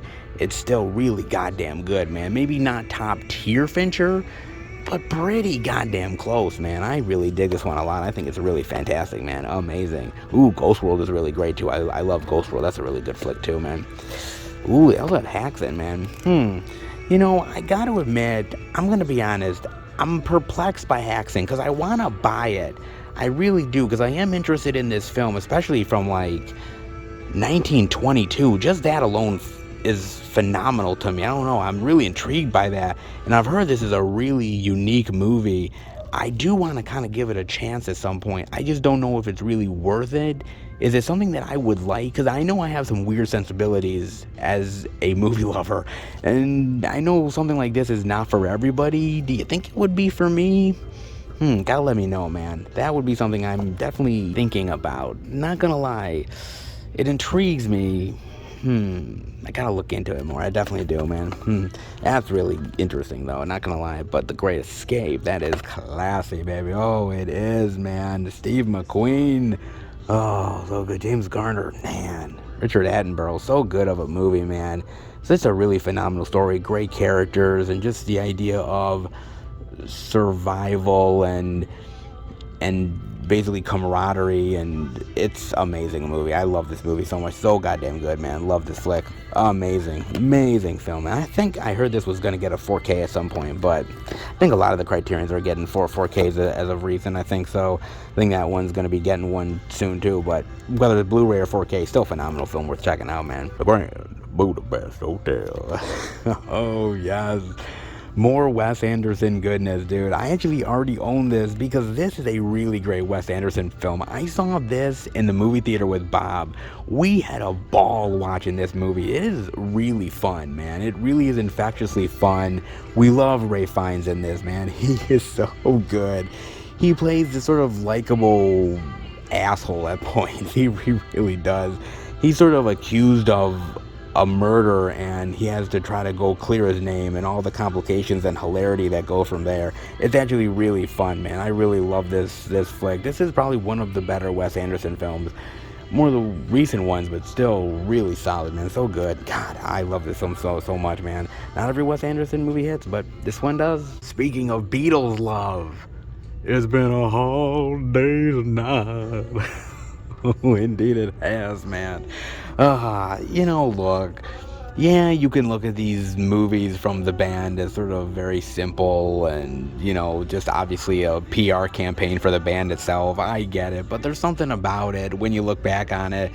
There's a certain nostalgia that you really appreciate, and I kind of do, man, all things considered. They're not the greatest movies, but they do deserve to be preserved, man. They honestly do, especially for the band itself, man. I mean, the honest fact is that a lot of them are gone, and one day there will be a world where there will not be any Beatles alive. That is a sad world, man. Indeed it is. So honestly, cherish what you can get. Cheesy, yeah, but nostalgic, absolutely, no doubt about that, man. It's good for what it is, ain't gonna lie, man. In the heat of the night. Oh, man. Oh, this is such a great movie, man. This is amazing. Sidney Poitier, dude, he kills it here. Rod Steiger's amazing. Just the idea that this guy comes into this town to investigate what happened in this sort of like murder that went down, and because he's black, he just can't get any help whatsoever. This town is so racist, and the idea that he has to fight against that is really gripping. Amazing film, man. They call me Mr. Tibbs. Damn right they do. So good of a movie, man. I love this flick, man. Great. I don't own it, but man, one of these days I got it. I'm telling you, so good, dude. Ooh, especially the Ice Storm. The Ice Storm is really great too. I love this movie. Actually, one of my favorite Ang Lee movies of all time. Ang Lee is an interesting director. He's done some amazing movies. Some not as memorable. Hulk, anybody? It's not bad, but it ain't memorable. The Ice Storm is actually really good, man. Basically taking place in the early 70s, and the idea of sexual tension and resentment and, culture clashes, very fantastic. But what an amazing cast, man. Christina Ricci, Elijah Wood. Oh, man. Kevin Kline is in this. Ooh, Joan Allen, Tobey Maguire, Sigourney Weaver. Yeah, amazing cast in this, man. It's a really old school type of movie, really talking about the changing of the world within the 70s. And I think he does it really brilliantly, man. Ooh, Island of Lost Soul. Oh, Bela Lugosi, Charles Lawton. Man, I haven't seen this movie in forever, but I remember really loving it. It's something that I definitely got to revisit, man. Oh, so good. Oh, come on. The Irishman, baby. Yes. Oh, Lord. I love this. I mean, I already own this movie. I already picked up the Criterion because, honestly, it's just that damn good. It really is. And, honestly, with these crime mob movies, man, Martin Scorsese and that genre, it just fits so perfectly, like peanut butter and jelly.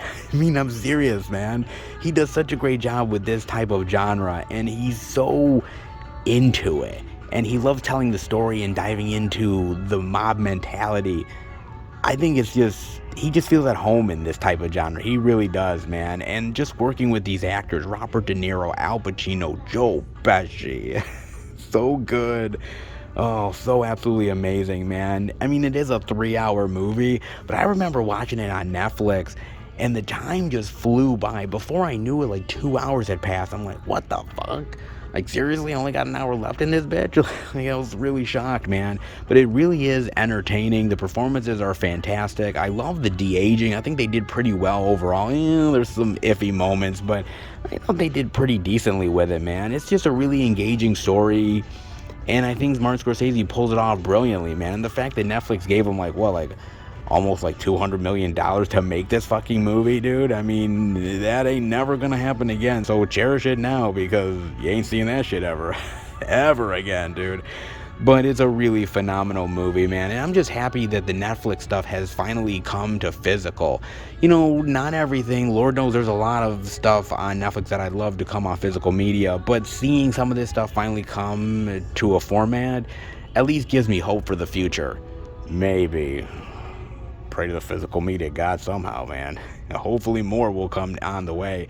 Let's hope, man. But Irishman is great. If you're a fan of Scorsese, gotta watch it. Easily, man. So good. So fantastic, man. And it proves that even when they get older, De Niro, Pacino, and Pesci, they still got it, baby. Oh, indeed they do, man. Not bad. Look at this. Oh, man. Some great Criterion love, baby. Oh, not bad. Definitely digging it in a big bad way. I hope you are too. 50% off. You better be. Oh, you thought that was it for the Criterion love? Hell no. Hell no, man. More to show off. Come on, man. Absolutely. We gotta dive into more Criterion love. How can we not? I mean, seriously, man. Oh, it's too good not to. Seriously, come on, man. Oh, like Charlie Chaplin goodness with The Kid. Ooh. Ernest Hemingway's The Killers. Nice. Ooh, Clue. This is a really good movie, man. Donald Sutherland is awesome in this flick. So is Fonda, but man, Sutherland is awesome. Love that flick so much. Solid. Ooh, The Last Waltz. I've heard of this movie. I have this documentary, but I never actually have seen it. But I've heard good things about it, man. And again, Martin Scorsese, man. He's just a really great director, no matter what he does, man. I'm gonna have to check that out at some point. I might have to. Is it good? Gotta let me know. I've heard good things, though. Ooh, Love and Basketball. This is a really phenomenal movie, man. Actually, a pretty solid basketball movie, coming of age flick.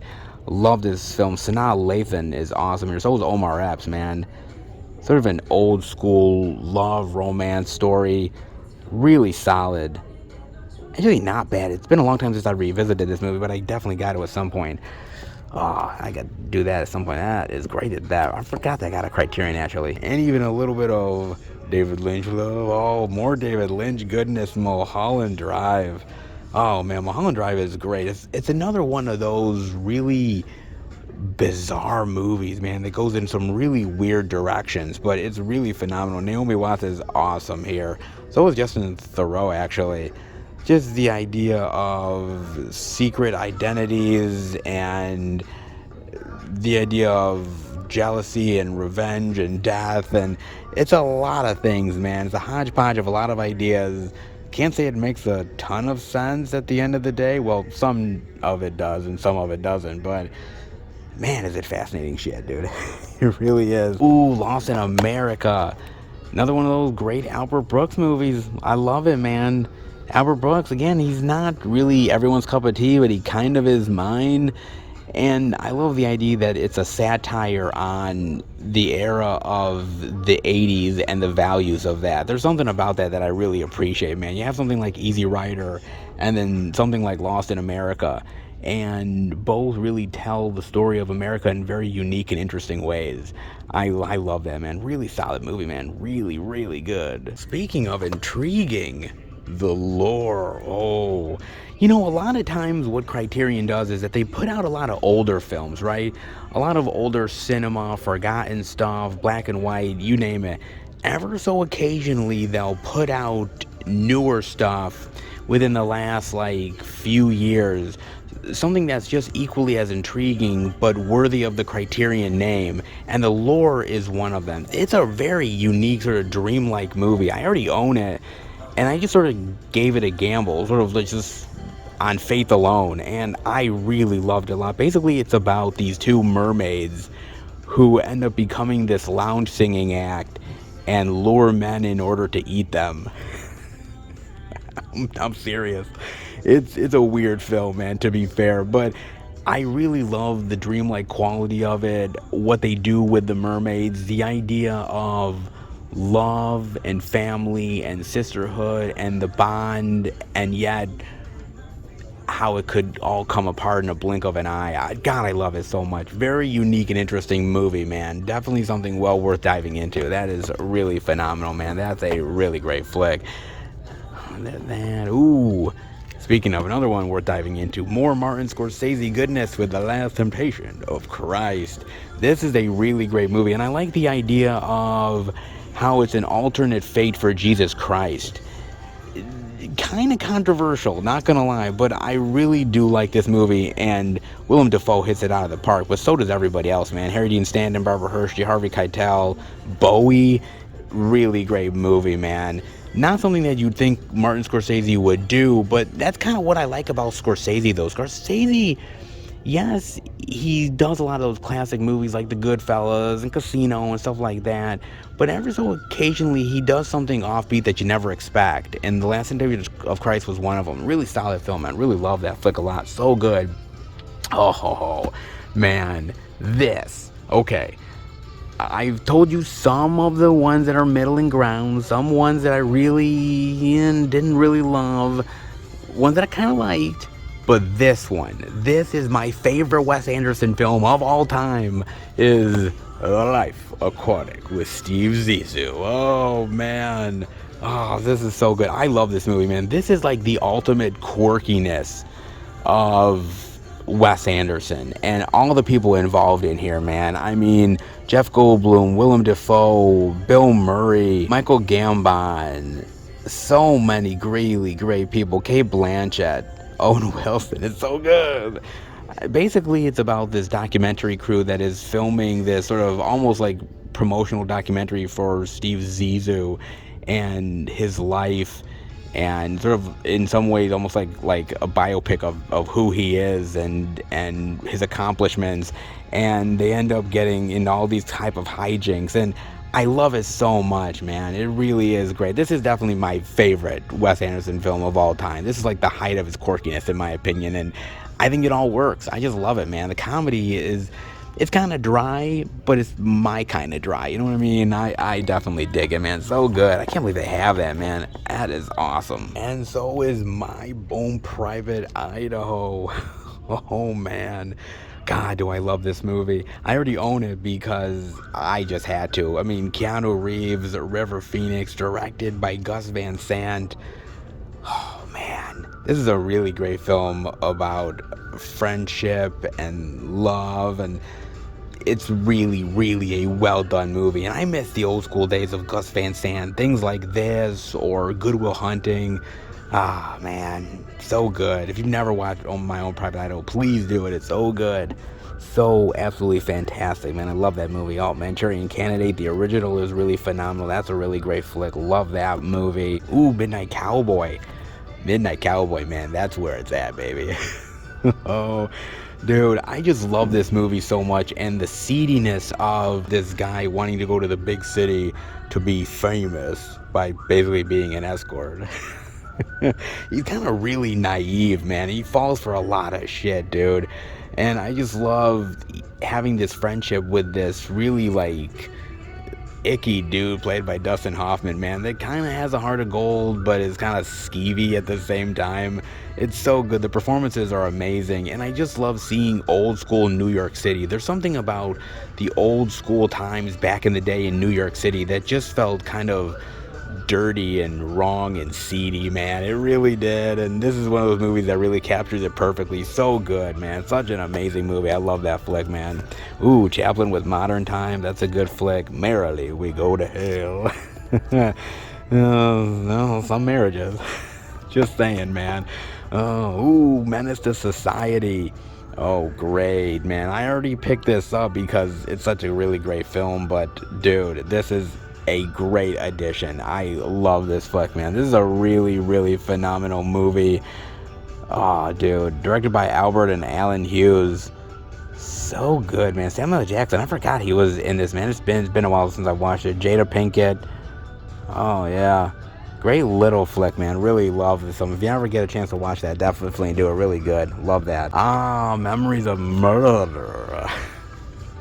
Man, you want to know what? Some of you guys recommended this to me when I was doing some of the Criterion videos like a year or two back, and I took your guys' opinions to heart. I got it, and I love this movie. It is kind of a weird mix of comedy and suspense and action, and it's really good though. Bong Joon-ho, man, he's a really phenomenal filmmaker, and it's movies like this that really make you appreciate the guy. So good, really great. And Moonstruck.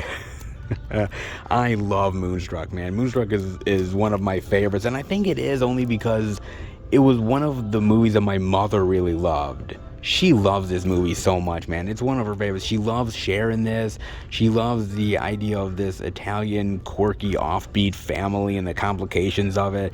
It's so good, but it's so much more than just Cher. Everybody is awesome in this film. Danny Aiello was great. Olympia Dukakis. Nicolas Cage is great in this film. A lot of people forget Nicolas Cage was in this movie, man. Plays a very dramatic role, actually. Kind of doing a little bit of a Nicolas Cage thing, but kind of toning it down a bit, but he's really good in this film, man. It's just a really great, quirky comedy with some drama moments. So good. Love this film, man. So great. Oh, hell, even John Waters love, man. Oh, Multiple Maniacs. I've said it before in a previous video. I got to get more into the old school John Waters stuff. I gotta buy some of this stuff, man. I really do. I've been meaning to do it, and I've always pushed it back to the next Criterion sale and the next one after that. I gotta get into it at some point, but oh man, so good. God. And I gotta give Divine a lot of credit, man. Divine was, man, bold, to say the least, man. Absolutely bold, fearless. And it's movies like this that really show it off. Let me tell you something, it really does. Marriage can be a complicated bitch in Marriage Story, ain't it? Well, boy, if this movie is any indication, shit, maybe I should hold off, huh? Oh, man. You know, it was kind of interesting because I saw this movie on Netflix with my girlfriend, and my girlfriend really wanted to watch it, and I kept on thinking to myself, I'm like, you really want to watch this movie? You know, it's about a couple that falls in love and then falls out of love and all the anger and hate that comes from that. you really sure you want to watch this? She's like, yeah. And I dug it. I loved it so much. I thought it was really dramatic, really well acted, well directed. I dug this. Really reminded me of Kramer versus Kramer. Such a phenomenal movie, man, about the complications of divorce. Really, really phenomenal, well executed movie, man. And honestly, it didn't even sour my relationship. So honestly, kudos to us. Kudos to us indeed. Not half bad, man. Really solid movie, man. Well worth diving into. No doubt about that, man. Really amazing. As is Mona Lisa. Oh, yeah. Oh, man. God, I'm so glad that this got a Criterion release. This is a really great movie. Basically, Bob Hoskins plays this driver protector for this call girl, and he starts to fall in love with her, and the complications and the dangers of falling in love with this woman and the things that he has to deal with trying to protect her. It's really phenomenal movie. Great flick, man. Love this film so much, man. Glad it got the Criterion love. Really well worth it. If you've never dived into it, please do, man. So good. And who doesn't love a little Robert Mitchum? Oh, man. Well, more like being terrified of him. My God, man. He is terrifying as hell in Night of the Hunter. Dude, this is a phenomenal movie, man. Basically, he's looking for this item, and he's terrorizing these kids and everybody around him.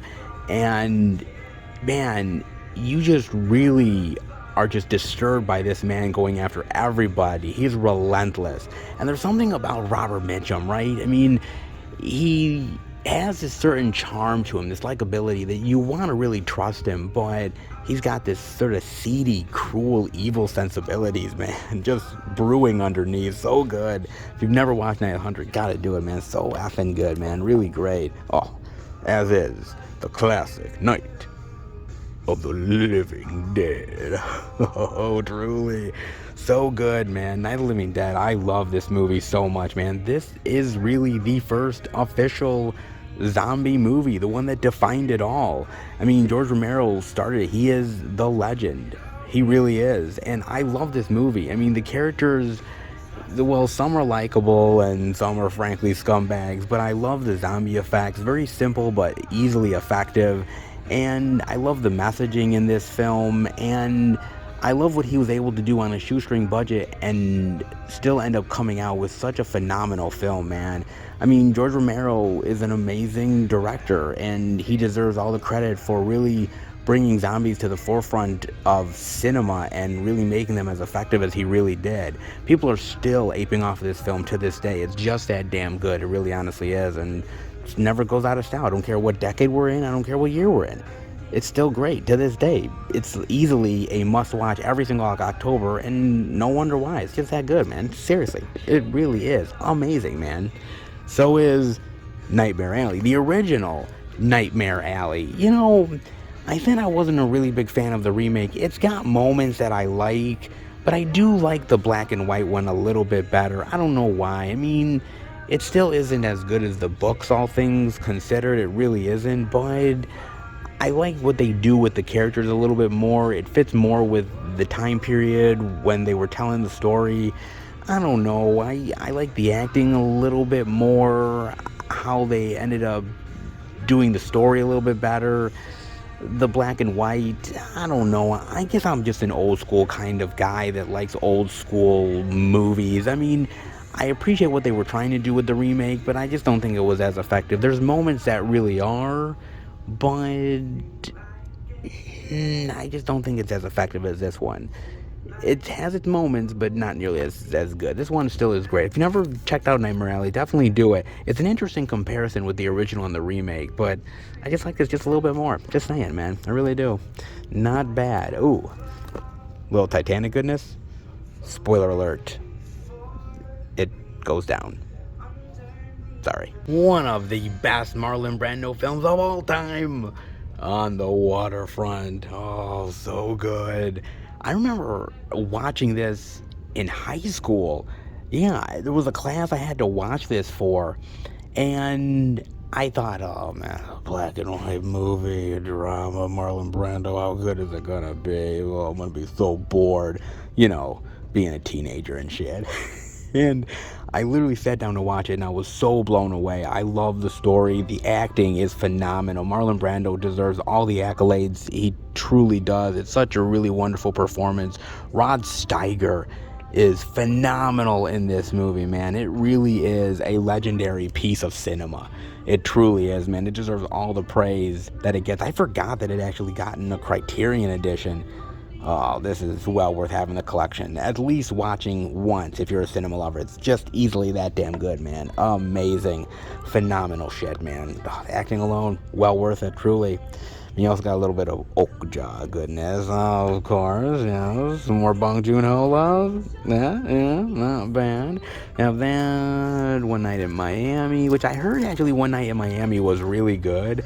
I haven't got a chance to watch it, but I think it's on Amazon Prime, and I gotta check that out at some point. I heard really great things about that one, but, then there's also My Dinner with Andre. Oh, man, okay. I gotta talk about this movie, alright? I actually really love My Dinner with Andre. Seriously, I really do, man. And I know it's not for everybody. Basically, this movie is just two guys sitting down in a restaurant talking for like the longest ass time, alright? And you're kind of like, Jesus Christ, man, is there anything gonna be interesting in this shit? But I actually kind of think it's fascinating the discussions they have about life and love and philosophy, and it is kind of interesting to me. But then again, I have my taste, you know what I'm saying, man? It ain't for everybody, but it's for me. But the actual interesting thing, though, is that I used to have a coworker, really young dude, man, and I told him, you want to know what, man? I think you should watch My Dinner with Andre. I said, I think it would really open up your eyes. And I didn't really see him for the longest time, right? And one day, years later, I just randomly see him at this store with my girlfriend. And he comes up to me and he's like, dude, thank you so much. I watched My Dinner with Andre and it blew my mind. It changed my life. The philosophies of it, and man, I was amazed by the movie. He was thanking me so much, literally like hugging me and fucking like shaking my hand and shit. I'm like, oh, okay. I mean, I thought you'd like it, but I didn't think, you'd love it that much. I mean, damn, I didn't think it'd change your fucking life. But sure, man, what the fuck? You're welcome. I mean, my God, dude. I mean, but no, it is a really good movie if you're willing to give it a chance, man. I mean, it's not the most exciting movie. The conversations aren't exactly the most exciting shit. It's not like a Kevin Smith movie or something. But I really enjoy the conversation that these two older men have. And there's something about it that as I get older, I appreciate even more. I appreciated it way back in the day, but I appreciate it even more now getting older. You know what I'm saying? Still a really great film. Definitely worth diving into. If you like long, talky movies about philosophy, hey, could be your jam. Oh, who doesn't love a little Kristen Stewart love? Personal Shopper. Nice. This is honestly one of Kristen Stewart's best films. It really is a really great film, man. And you want to know what? Kristen Stewart gets shit on a lot. I understand, right? I get it because, Twilight, okay? Fair enough. But she's really, really good. Way better than I think a lot of people really give her credit for. And Personal Shopper really proves it. Just saying, give it a chance, man. You'll like it. Trust me. You really will. Ooh, here we got Parasite. Oh, yes, man. One of my favorite Bong Joon-ho movies. It's so good. Oh, it's absolutely fantastic, man. I mean, I've really come to appreciate Bong Joon-ho as a filmmaker. I really have, man. And Parasite is phenomenal. Deserved all the awards, really. It honestly did. Was that damn good, man. Parallax View is really good. Sana. Ooh, Paris, Texas. That's another one. Easy recommendation. Love that film. That's great. Piano's really good. Player. Oh, my God. One of the best recommendations ever for anyone who is diving into Criterion love. The Princess Bride. Oh, man. And this edition is so great. Like, the Digibook edition is awesome, man. Oh, this movie. Dude, you know what? There is certain movies, fairy tale, fantasy-based movies, that will stand the test of time. And The Princess Bride is one of them. It's the story, it's the characters, it's the quirkiness, it's the comedy, it's the romance, it's everything mixed together, and I love the acting here from everybody. Cary Elwes does a really phenomenal job. He is amazing. I love Fred Savage in this. Chris Sarandon is great as well. Robin Wright is absolutely gorgeous. And I gotta say, you know, things like having Billy Crystal in here as well. Andre the Giant. I mean, just some really great personalities in this film, and it's so well told and so amazing. It's a movie that literally you watch when you're younger and you pass down to your young ones when you get older, and it's just one of those movies that really will, and I'm dead serious, stand the test of time. It is so good. Oh, it's amazing, man. I love this movie so much. Easily worth the recommendation, man. Easily worth $20, man. No doubt about that. Freaking amazing, man. Ah, so good. Man, it's a phenomenal. Oh, well, speaking of phenomenal, Pan's Labyrinth. More Guillermo del Toro love. Oh, yes. Oh, man. Dude, you know, it's movies like this that make me really love Guillermo del Toro, man. And this is another one of those that just I love, about this little girl that's living during the end of the Spanish Civil War, and she's dealing with this ongoing war and death and destruction around her, and her sort of stepfather, which is really evil and brutal dictator, and all she's really trying to do is trying to break away from that. She's trying to imagine a realm where there isn't any of that shit that's going on in her life, that she can transport herself to. And the fantasy world that she transports herself to, her imagination, is wild. I mean, some of the creatures and the monsters is amazing. The design of some of that stuff, like one of those creatures that his eyes are on his hands. My God, man.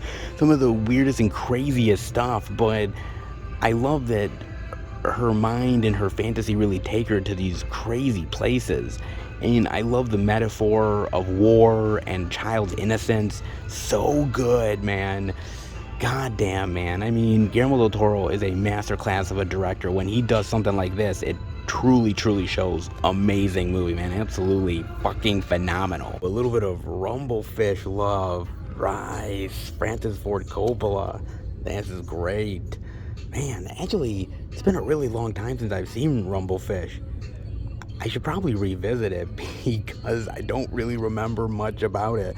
I'm not gonna lie, man. I mean, I love Francis Ford Coppola as a director. He's probably one of my favorite directors of all time. I love the guy.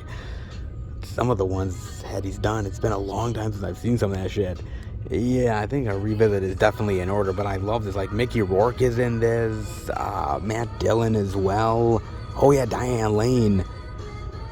Yeah, I remember this being a really good movie, but it's been a really long ass time since I've seen this, man. Might have to revisit that. Definitely have to. It's not bad. Oh, of course. The Prince of Tides, baby. Barbara Streisand. Oh, man. This is a good movie. It really is. It's a good little romantic drama. I really love this film, man. And as I've said before in previous videos, you know what, man? Growing up with a Jewish mother, you're just predisposed to like Barbara Streisand because Jewish women automatically like her. I don't know, it's just a thing. I can't explain it, man. It's just in their DNA. Yeah, it really is, dude. But I grew up with a lot of Barbara Streisand because my mother liked Barbara Streisand, so, you know, I just couldn't help it. But this is a good one. It really is, man. She's good in it. It ain't half bad, dude. Punch Drunk Love.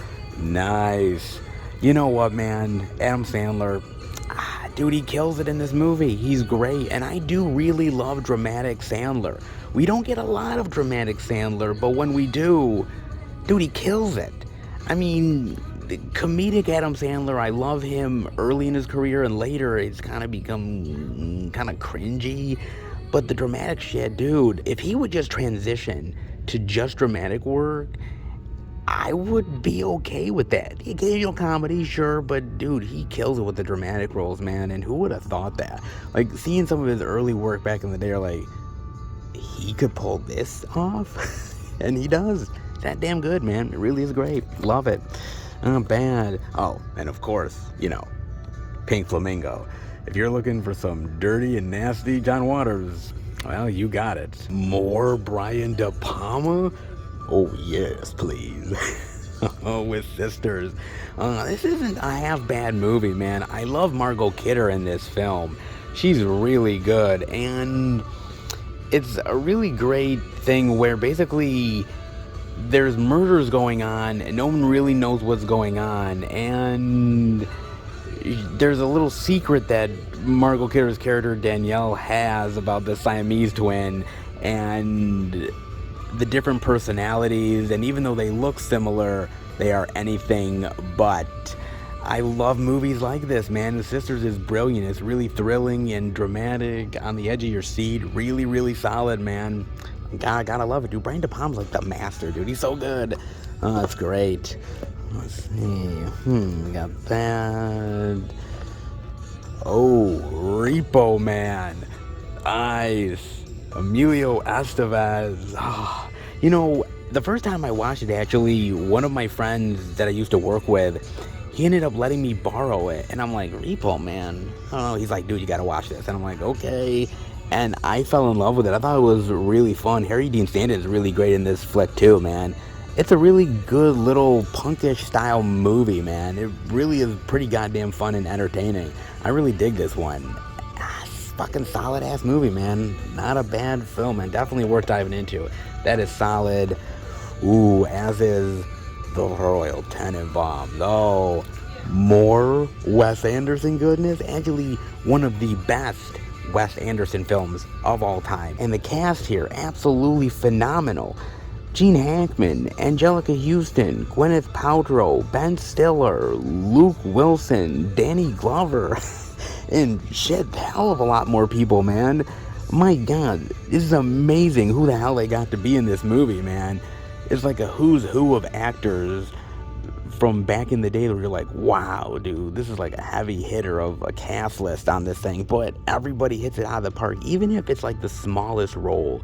They absolutely bring their A game. And it's one of the best sort of quirky Wes Anderson tales. Wes Anderson does quirky and odd and weird very well in a charming type of way, and the Royal Tenenbaums does it perfectly, man. It just has to be experienced. It's just that damn amazing, man. Seriously, it is really awesome. As is Rebecca. Ah, Hitchcock goodness. Laurence Olivier. Oh, man. It is a really solid movie, actually. Old school Hitchcock, but very thrilling, very dramatic. I know they made a remake of this on Netflix, and I haven't got a chance to watch it. I've got to watch it at some point, compare the Hitchcock version to the remake, but come on, let's be real. The Hitchcock version is probably going to be the better one. I mean, come on, man. I mean, seriously. Is there any doubt of that at all? I mean, come on, man. Ooh, they even have the red shoes. Nice. You know, this is a movie that Martin Scorsese constantly references as a movie that really inspires him. I've seen bits and pieces of it, but not everything. I gotta check this out at some point. I love old school classic films. I gotta give that one a look at some point. That's really cool. More Rebecca, Around Midnight. Ooh, Straw Dogs. The original Straw Dogs, not the shit remake. That remake's terrible. Oh, man. This is a really great Sam Peckinpah movie. Dustin Hoffman and Susan George are phenomenal. Basically, it's like the locals are terrorizing them, and they gotta, like, survive the night. So tense. And I love their relationship between one another, and the idea that they're a couple, but yet they're not really together. I mean, they're together in the sense that they're in a relationship, but are they really, like, simpatico, especially when everything goes down? Very interesting, man. I love this. And again, Dustin Hoffman, man, fucking kills it. Awesome film. Great flick. So was A Raising the Sun, man. Love that movie. Sidney Poitier is fucking phenomenal. That's a great one. And so is Richard Linklater, man. Slacker. Slacker is just a great little film, man. And Richard Linklater is such a unique director. He's definitely one that really spoke to a generation. Maybe even still does to a certain extent. But it's movies like this that really make him somebody that really was a great voice for a generation that really needed somebody that really knew what they were going through and their emotions. And there's something about this filmmaker, Richard Linklater, and his films that really spoke to people in that really unique way. Certain filmmakers, certain generations really do that, and Richard Linklater is one of them. Great flick, man. Awesome film, dude. Ooh, as is Roma. Alfonso Cuarón, baby. Roma's good. Roma's really good. It deserved all the nominations and awards that it got. It was amazing. Really well worth diving into. Great story. And I gotta admit, I just love the fact that these are getting physical media releases. The fact that it came out from Netflix and we're getting physical copies. I can't say that all the time we're gonna get them, but it's great that movies like this still get physical release love. And let's hope that more are able to get that love as well. I mean, some may not deserve it, but hopefully they at least get it. But Roma is a really great class act in directing and acting and story. Alfonso Cuarón, dude, he's fucking awesome. Sex Lies and Videotape. Yes, Steven Soderbergh. My God, man. Directorial debut, Steven Soderbergh at that, man. Dude, I think I've said it many times on the channel. I love Steven Soderbergh. Again, one of my favorite directors. I just love how bold of a filmmaker he is. And he really has done a lot of interesting projects. He's done the big blockbuster movies. He's done the more independent stuff, experimental films. He doesn't mind diving into different types of genres and really putting his stamp on them, and this is another one. I really love what he does with this, and the idea of playing around with expectations in marriages and relationships and how you sexually change over the years. It's amazing. Andy McDowell is fucking phenomenal here. Spader is great. Dude, I love Spader. I mean, you could even go back to like old school 80s Spader or like more 90s like sleazy Spader. Spader's good no matter what era, dude. He's just that fucking phenomenal. And this is a great film, dude. Really phenomenal. You gotta check that shit out. So fucking good, man. Easily amazing. Ooh, as is Rushmore, man. My second favorite Wes Anderson movie of all time. It really is. I love this film, man. First time I watched it, I was like, I can't believe that they're getting away with this shit. It's like, this is great. I love Jason Schwartzman here. He plays the best, like little kid prick that you've ever seen in your life, man. And I love Bill Murray here, man. Bill Murray plays yet another prick, but yet a much more older, refined prick. Sure, why the hell not, man? It's so good, dude. And basically they're fighting over this girl, this woman, this teacher. I'm thinking to myself, Bill, come on, dude. You're fighting Jason Schwartzman over a woman? Like, well, I suppose you got nothing better to do. It's so good, and how they try to get back at one another and the pranks they play. It's so great, man. I don't know if you could technically do a movie like this nowadays because it's not very PC, but damn is it fun and entertaining, man. One of my favorites, clearly. It's fucking awesome, dude. Love that flick. Instant classic. Some Like It Hard. Oh, Marilyn Monroe. Oh, Jack Lemmon. So good. Tony Curtis, he's equally as charming and awesome in this film. This is my favorite Marilyn Monroe performance that she has ever done, man. She is absolutely electric in this movie. She's so likable and charming and gorgeous. I mean, come on. Marilyn was gorgeous no matter what she did. I mean, she could roll out of bed looking gorgeous. And this film proves that she is just equally gorgeous no matter what she does. Dramatic, comedy, she's great. And the comedic moments with Jack Lemmon and Tony Curtis are phenomenal. It's just a well-made movie with well-timed comedic moments and characters that have a lot of really great charm and quirkiness to it that really has lasted the test of time. I love this movie. So good. Deserves all the love that it possibly gets. Seriously, it's that damn good, man. No doubt. It really is, dude. Amazing. Ooh, as is Shallow Grave. Oh, I'm so glad they have this. I already own it, actually, because I really love this movie, man. It is really, really phenomenal of a flick. Danny Boyle directing this film. I love the idea of these roommates that end up getting this new roomie, and he's kind of shady. Not exactly on the up and up. And one day they just open his door, dude's dead, and there's like this full suitcase of money, and they end up like deciding to bury the dude and keeping the money, but the complications of keeping the money are tearing them apart. It's so great, man. It's tense, it's thrilling, unpredictable moments. Really well done. Christopher Eccleston here, he is amazing. Like, slowly his descent into madness. Love Ewan McGregor here as well. Dude, phenomenal story. Great movie, man. Really good little sort of auteur horror flick that I really dug. And of course you got Sham. Too good, dude. Too good. So fucking good, man. Amazing. Definitely got to get up on that shit, man. Ooh. Hello, Clarice. I ate his liver with some fava beans and a bottle of Chianti. Oh, so good. Man, this is such a really phenomenal movie, man. The directing by Jonathan Demme, the acting is great. I mean, come on. Anthony Hopkins as Hannibal Lecter. Dude, it is absolutely iconic, and it will never be challenged. I mean, maybe Mads Mikkelsen, maybe, but still, he's got nothing on Hopkins' performance, man. And I thought that Jodie Foster as Clarice Starling was fantastic as well. Buffalo Bill is terrifying. I don't know if you could technically remake this movie nowadays. I don't know if I would even want to see somebody try. It's just absolutely amazing and awesome, and dude, it is a really phenomenal movie. Now, some people call it a thriller, other people call it a horror film. Doesn't matter really what you call it, as long as you watch the goddamn thing, because it really is just that damn good, man. So absolutely phenomenal.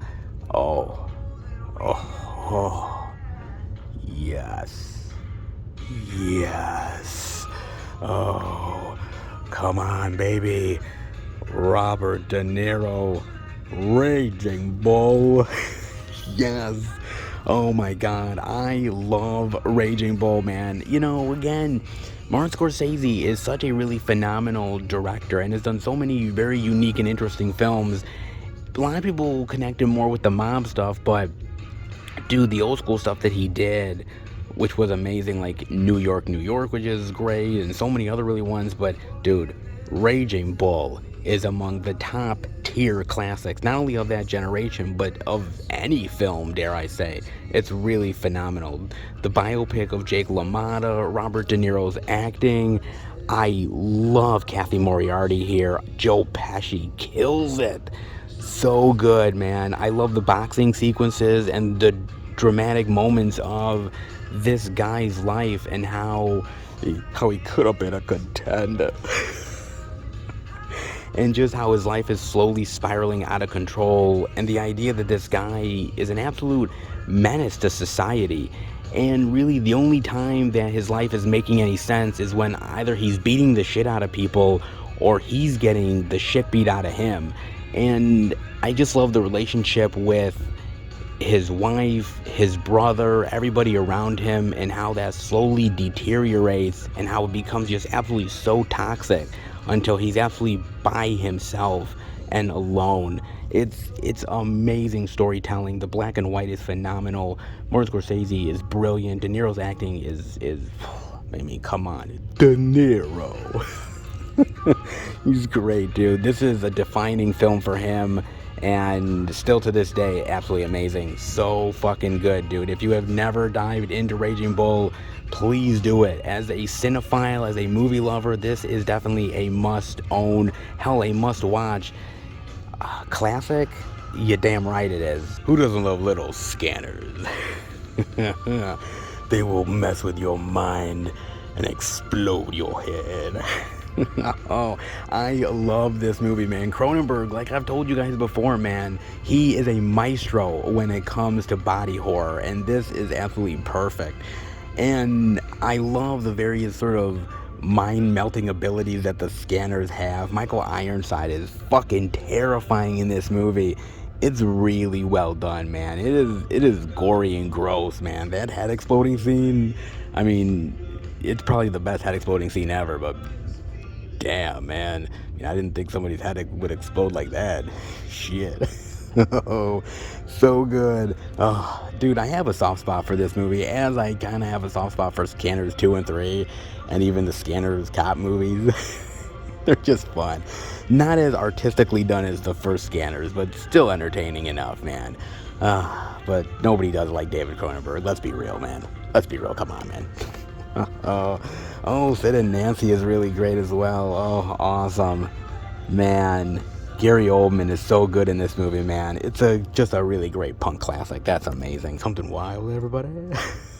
oh, man. This is another really great, quirky comedy with some really great performances. Ray Liotta, Melanie Griffith, Jeff Daniels. I like this movie. Great Jonathan Demme classic, man. Love this flick so much. If you've never watched Something Wild, it's just really fun and really entertaining. Not sure if it actually completely fit the Criterion brand, but I'm kind of glad. This movie deserves a lot of love, man, so definitely get on watching it. It's pretty goddamn solid, dude. It really is. My man, Terry Gilliam, Time Bandits. Yes, I already own Time Bandits because, I love Terry, so, I'm buying all this shit. Well, most of this shit, not all of it. Some is better than others. Time Bandits is really solid, man. I really do love Time Bandits. It's not as good, at least in my opinion, as something like Baron Munchausen, which I really, really love, but it's a really solid film, man. And I love Sean Connery here and David Warner, Ian Holm. Fantastic performances here.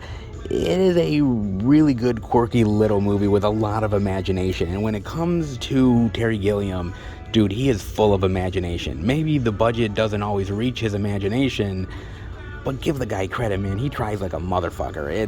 It's really good, man. I really love Time Bandits. Thief, yes. Oh, James Caan. Rest in peace, James Caan.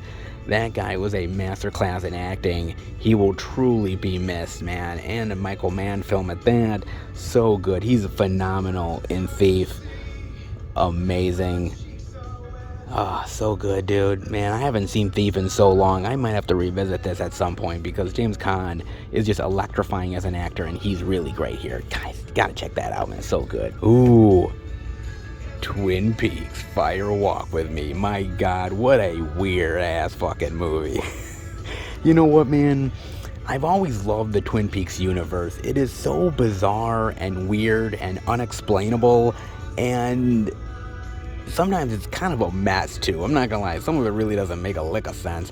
But I love the imagery, the nightmare quality to it, the acting, and just the idea of this woman, Laura Palmer, being tormented just emotionally and physically and sexually. And my God, dude. And I just love that they made a movie out of this. I mean, the movie is very weird and bizarre. And again, try figuring everything out in this fucking film. And I think you need like some sort of like chalkboard and try to put the pieces together, because man, it is all over the place.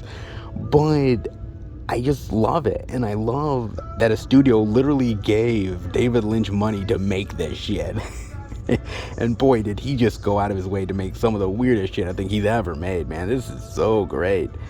Dude, I love Cheryl Lee as an actress here. I love what she went through, not only in the series, but in the movie, man. I mean, she went through the ringer, and she's just amazing. I just love this. I mean, again, like, I don't even know everything that fucking went on in the goddamn movie, but I can tell you that I had a hell of a time watching it, though, and still do to this day. The Twin Peaks universe is so fascinating, and I just love the fact that David Lynch came back to make at least one more adventure in the Twin Peaks world. I'd love to see more, but it's just something that is appreciated by a very finite number of fans, me included. It's not something that has major mass appeal, but maybe it shouldn't.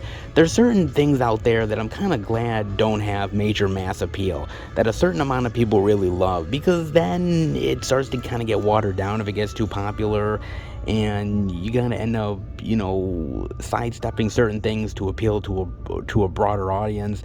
I like the fact that they really kept it small and intimate and crazy, and to that, it definitely deserves my respect, gains it in a massive, massive way, man. Really amazing. Love that shit so much, dude. Oh, The Tree of Life. Terrence Malick. Speaking of movies that don't make a lick of sense. Jesus, dude. You know, I watched The Tree of Life, and you know what? I do like the movie. It's not that I don't. It's just that a lot of it, to me, I mean, to me, there's a difference between a movie like The Tree of Life and a movie like Fire Walk With Me. I mean, both are really fucked up, and both movies have a certain amount of quality where you're like, yeah, do you know what happened? Because I don't. But I think David Lynch does it better than Terrence Malick. I mean, I understand the idea of life and death and birth and the universe, and yeah, it's good, interesting ideas, but I don't think it came together very well. A movie like Everything Everywhere All at Once, I think, did it a hell of a lot better than this one does.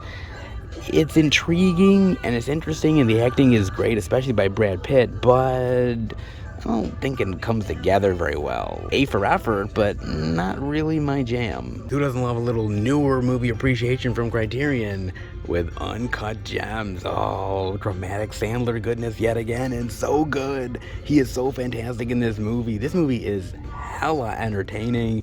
It is really, really great thrills and dramatic moments, and really well directed by the Safdie brothers. I actually first found the Safdie brothers when I saw Good Time with my friend Ron, and we loved Good Time. And I'm like, dude, whatever these guys do next, I've got to watch, because it's just that fucking great. And Uncut Gems really proves that, man, they are not a one-trick pony. I cannot wait to see what they do next, man. They are amazing filmmakers. But I gotta admit something. Did this movie really need a Criterion release? I mean, just saying. I love the movie. I think it's absolutely phenomenal and entertaining, funny at moments. Sandler kills it, but I don't know if it needed the Criterion love exactly. I mean, I have the regular Blu-ray edition. I'm fine with it.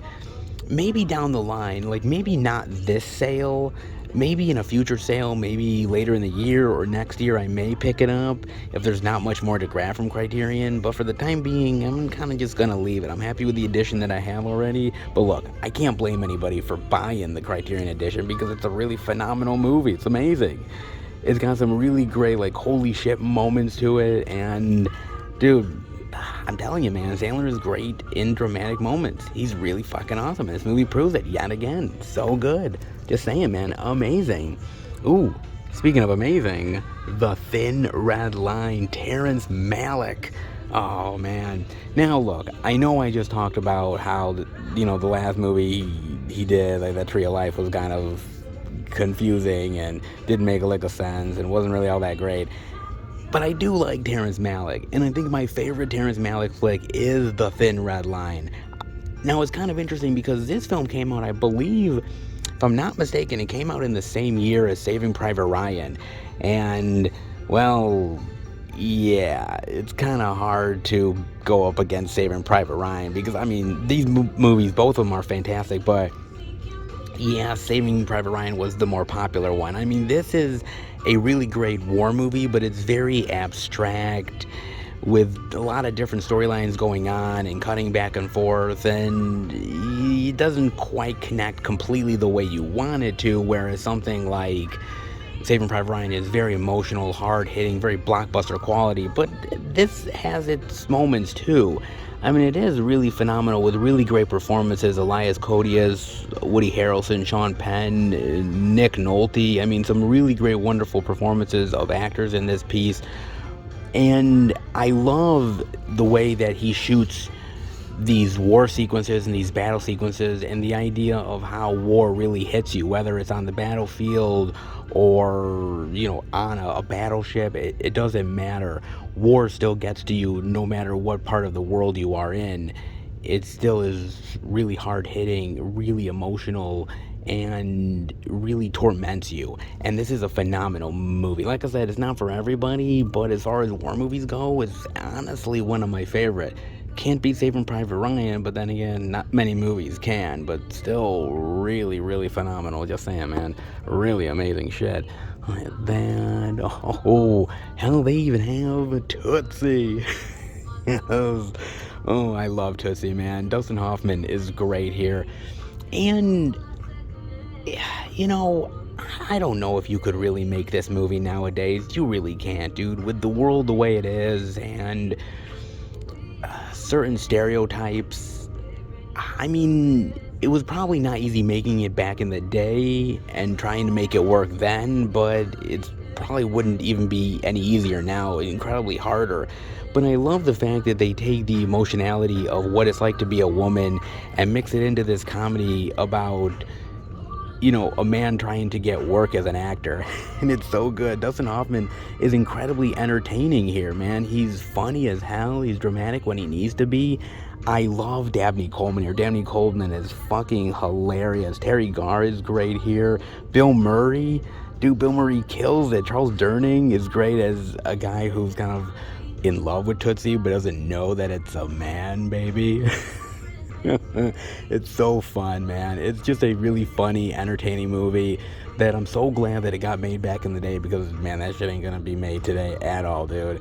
I mean, good luck trying to make it, because you'd epically fail. But, hey, at least we have it in the Criterion love, and that makes me a very happy man. Oh, man. Talk about a movie that is hard-hitting as a motherfucker, dude. The Virgin Suicides. Man, it's probably my favorite movie directed by Sofia Coppola. It is dark, it is twisted, it really takes you to some really dangerous and deep places, and it is amazingly well done, dude. Kirsten Dunst kills it in this movie. I love all the performances. I think James Woods is in this, and Josh Hartnett. Amazing acting in this. And I know it's based off of a book. I've never read it, actually, but damn, dude, the movie really got to me. And the idea of suicide and what somebody goes through in order to get to that point, it is dark and depressing as hell, but amazingly well told. Really well done, man. If you've never seen this, just a masterclass in a really great, wonderful fucking story, dude. Amazing. I love that shit. Absolutely phenomenal. That is amazing. And so is Videodrome. Man, back to the Cronenberg goodness, dude. Oh, Cronenberg. Man, I'll say it again. He's awesome. Body horror, man. He's great. Like no other. Really, absolutely amazing. I think Videodrome might be my favorite Cronenberg. It might be, dude. I mean, I love a lot of Cronenberg. Videodrome. And actually, what's really great about Videodrome is actually it's as relevant now as it was even then. The idea of technology taking over our lives and how we're slaves to it, how it's going to take over our very existence. Like, that stuff that is still very powerful and even more telling now that we've dived into more technology than we even did back in the day when Cronenberg told this story. It's amazing, dude. James Woods kills it. I love the hypnotic quality of the film. I love the effects in it. I love Debbie Harry in this film, dude. She is intoxicating yet dangerous at the same time. So good. Oh, man. And I love, like, how his hand is turning into the gun. So good. And how he puts, like, his hand into his, like, stomach. Oh, man, that is some twisted shit, dude. So good. They pulled this off, man. I would never want to see a modern retelling of this, because fuck that, dude. There's something about this and how it was made that still stands the test of time, because it's fucking Cronenberg, man. Oh, it's so amazing, dude. You know, seriously, I gotta admit, James Woods is right. Long live the new flesh. Oh, long live the new flesh indeed, man. Oh, so good. Oh, so effing amazing, man. God. Ooh, Watership Down is really good. I love that movie. That's really great. Ooh, Way to Mama Tom Beyond. More Alfonso Cuarón love. Diego Luna's great in this movie, man. It's a really phenomenal film. You ever get a chance to watch this? It's kind of deep. Very sexual. But really well done, man. Love that. Ooh, they even got The New World by Terrence Malick. Not a bad little movie, actually. Pretty good. Not bad. I love Christian Bale in this film, actually. He's really good. Colin Farrell's great in this flick, too. Very violent and disturbing, but that's kind of the point to it. It really is. Really amazing shit, man. That is really phenomenal as well. That's so good. War of the Worlds. H.G. Wells' War of the Worlds, so good. I know a lot of people really love the Tom Cruise one, and the Tom Cruise one isn't bad, actually, as far as a modern-day blockbuster movie is concerned, but I'll always really hold on to the old-school 50s movie. There's something about the cheesy effects that I kind of prefer. I don't know, it's just me, man, but I don't know, I love it. Quirky, kind of odd, cheesy a bit, but it's my jam. Yeah, I love that stuff, man. Criterion is awesome. I love this sale every single time. It's just absolutely amazing, the stuff that they have here, and for 50% off. Whether you get the DVDs, the Blu-rays, the 4Ks, it's worth it because these movies are amazing. The sale only comes around twice a year. Take advantage of it while you can because it's just that damn good, man. 50% off Criterion goodness. God damn, do I love it so damn much. Let's head out. When life gives you lemons, you make the Criterion collection. Oh, yes, baby. God damn it, do I love 50% off. I mean, I am a fan of physical media, but when it's 50% off, that shit's pretty hard to resist, man. Especially all the Criterion love that they have. Ooh, that is pretty damn sweet, baby. Oh, it absolutely is, man. I mean, not much else in the way of new release love here at Barnes & Noble's, all things considered, but let me tell you something. The Criterion collection definitely made up for it in a big, bad way. It absolutely did. Oh, every time the sale happens, I just love diving into the titles and just seeing what they have and the artwork, and there's something about it that is just really hard to resist. It truly, honestly is, man. I love physical media, and Criterion is definitely built for a guy like me, and I know it is for you as well. Oh, absolutely, man. It's been a pretty solid physical media week, all things considered, and this was definitely the cherry on top. Oh, absolutely it was, man.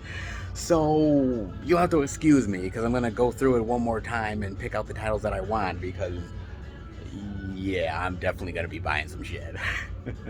But you'll see what I grab soon enough. But how about we head home and finish the video? Alright, everybody, that'll do it for the Blu-ray and DVD out and about video this week, and man, actually it was pretty damn sweet. I'm not gonna lie, there was a hell of a lot of media to show off at all the places. Yeah, maybe not all the new release love here and there, but hey, we did pretty damn well for ourselves, don't you think? I definitely do. I do indeed, man. Not half bad, a hell of a lot of stuff out there for the adults, for the kids, even little 50% off sale. Oh, yes. So much physical media to love out there. Hopefully you picked up something good. If you did, definitely let me know. As far as I'm concerned, well, holy shit, guys. I picked up a lot of stuff in various stores this week. Oh my god, I got a hell of a stack to show you guys, but it's damn well worth it. Oh, indeed it is, man. Let's dive into everything that I got. So, first off, I gotta say, I went over to Soundgarden. Now, there is a Soundgarden in my area. I've talked to you guys about it before, and one of these days, man, I've got to film in there. I was thinking about doing it in 2020, and then the pandemic really hit, and that was just a no way. That wasn't going to happen. 2021 was a possibility, but then the pandemic was still really rough and in and out, and it was kind of iffy. This year, you know, I'm sort of in my phase of like finding myself, so I don't really want to do that yet until I'm sort of like more comfortable in getting back into the swing of things and getting more comfortable with getting back to me again. So maybe 2023, maybe. But I do want to eventually film in there. Great guys in there, great place for awesome physical media, both Blu-ray, 4K, DVD, you name it. So I go in there on occasion to sort of check out just what they have. Sometimes I'll buy something, sometimes I don't. Depends on what they have. But these two titles, oh man, I had to do it. Seriously, I had it. It was just too good to be true. The first thing I got over at Soundgarden, now this is used. I don't normally buy used, but it was just too good to pass up. And that is none other than the Blu-ray of Colossal. Oh, look at that, baby. Yeah. Look at this. Now, I actually have never seen Colossal, but I've heard so many really wonderful things about the movie, how great the story is, and how the kaiju stuff with the monsters is really awesome as well, and how the story connects the two together with this love story and then this like monsters attacking the city thing. I am really looking forward to checking it out. Like I said, it was used, but you know what? I ended up checking it all out. It looked pretty solid to me, the disc, so no problems whatsoever. And the slipcover is really what got me to wanting to buy it, because this is a very out-of-print slipcover. This lenticular slip goes for a decent amount of money on other markets. And so I was like, oh my god, it's in really great condition. Dude, how many times are you actually gonna find that shit out in the wild? So I'm like, you know what? I'm gonna get it. Even if I don't like it, I guess I could always flip it or something. But I think I'm gonna like this one. I love Anne Hathaway. I love Tim Blake Nelson. Jason Sudeikis is hit or miss for me, but when he's good, he's really damn good. And I do love a good kaiju monster fighting romance flick. Sure, I'll give it a go. I've heard good things. And with the limited out-of-print lenticular slip, that was a no-brainer. Just saying, man. Absolutely a no-brainer indeed. Oh, come on. Cool. What a great pickup, man. You never know what you're going to find until you go into various places, and that is proof positive. No doubt about it. But that's not all, because I picked up one other thing from Soundgarden. Brand new. So happy to see it. And this is an easy pickup for me. No doubt, absolutely easy. One of the best Eddie Murphy movies. One of the best Richard Pryor flicks. When you combine the two, oh, is it so sweet in Harlem Nights. Oh, yes, baby. Dude, I love this movie. I remember watching it back in the VHS era. And for some reason, man, I like the comedy. I like the characters. I like the adventure hijinks. I thought it was a really great blend, and I fucking dug this movie, man. And still to this day, I just dig it. Every time I revisit it, I still love everything that I loved the time before. It's just enhanced even more, man, my love for it. And when Paramount announced that they were releasing a Blu-ray of this, I was like, holy shit, man, they're literally doing that? I'm like, dude, I've got to pick this up. The only complaint I will say is the artwork. Dude, why did you do this movie dirty with this artwork? I mean, look at this, man.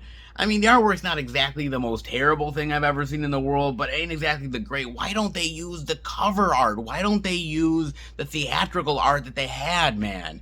Damn. I mean, shit. I mean, this movie deserves so much better than this cover art. I mean, I love the movie. I'm happy to have it. I finally own it in the collection, and it's well worth having, but damn, dude, they did this movie dirty with that art. He really did, man. Like I said, I just love the movie, and I love the quirkiness and the humor, and I think it's just an infectiously fun movie, and I think both of these actors really kill it, and the older generation and the newer generation sort of coming together for a really great film. Dude, it's phenomenal. It's awesome and incredibly entertaining. I love it, dude. Even with not so great artwork, I still had to own it in the collection. Not bad pickup so far, but oh, there's so much more, man. Oh my god, is there.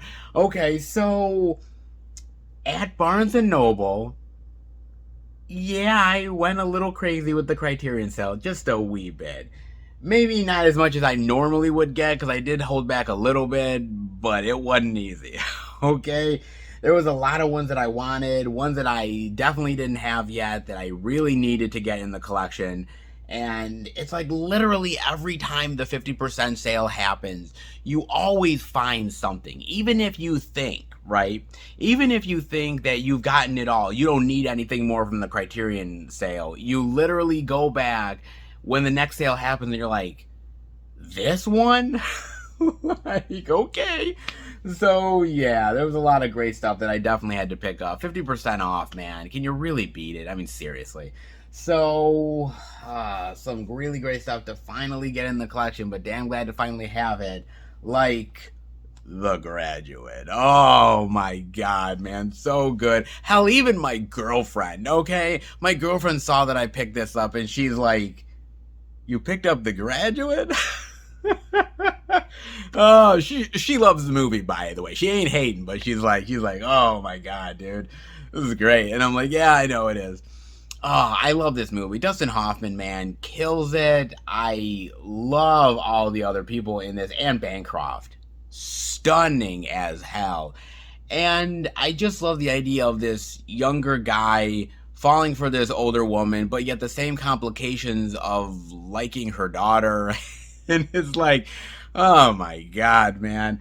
You know, I look at a movie like The Graduate, and it really is true. You just can't make a movie like this nowadays, man. I mean, in the climate that we're in, and how we try to not really offend people very much, and I get why we don't do that, but movies like The Graduate would definitely offend somebody, and it would get under somebody's skin. And I'm glad movies like this were made at the time that they were made, because honestly, it makes it that much more special to me that there was a time when these movies could be made and you could have an artistic exploration of certain themes and ideas and not get the kind of pushback that you would nowadays.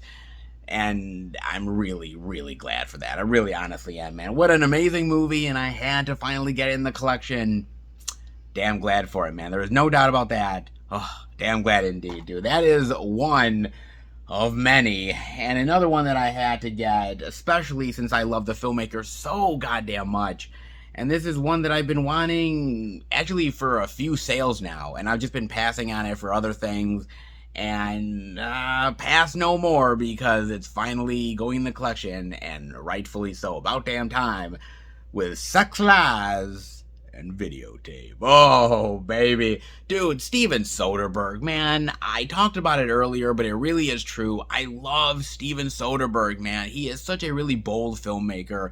I love his style, and I love the fact that he is a really great auteur of cinema. He can do something blockbuster, quirky like in Ocean's 11. He can do something personal like this. He really is somebody that really is not held down by one genre or one way of filmmaking. He's very experimental, and I really appreciate it.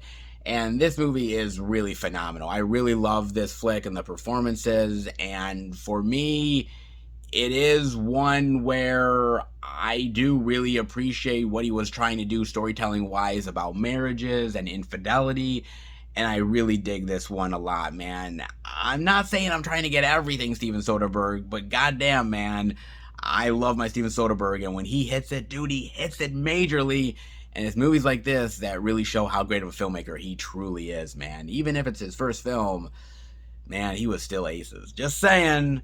Really damn good, man. Oh, so glad to have a little more Soderbergh in the collection. And that ain't half bad. Oh, not half bad indeed, man. Pretty damn sweet. And this one is even sweeter. Oh, indeed it is. God, I cannot believe that they have an edition of this. I was like, dude, and for 50% off, man, I love some really great blaxploitation. And this one, dude, I just had to get it for the collection because it's too damn good not to. And that is Chef. He's one bad mother. I know. Shut my mouth.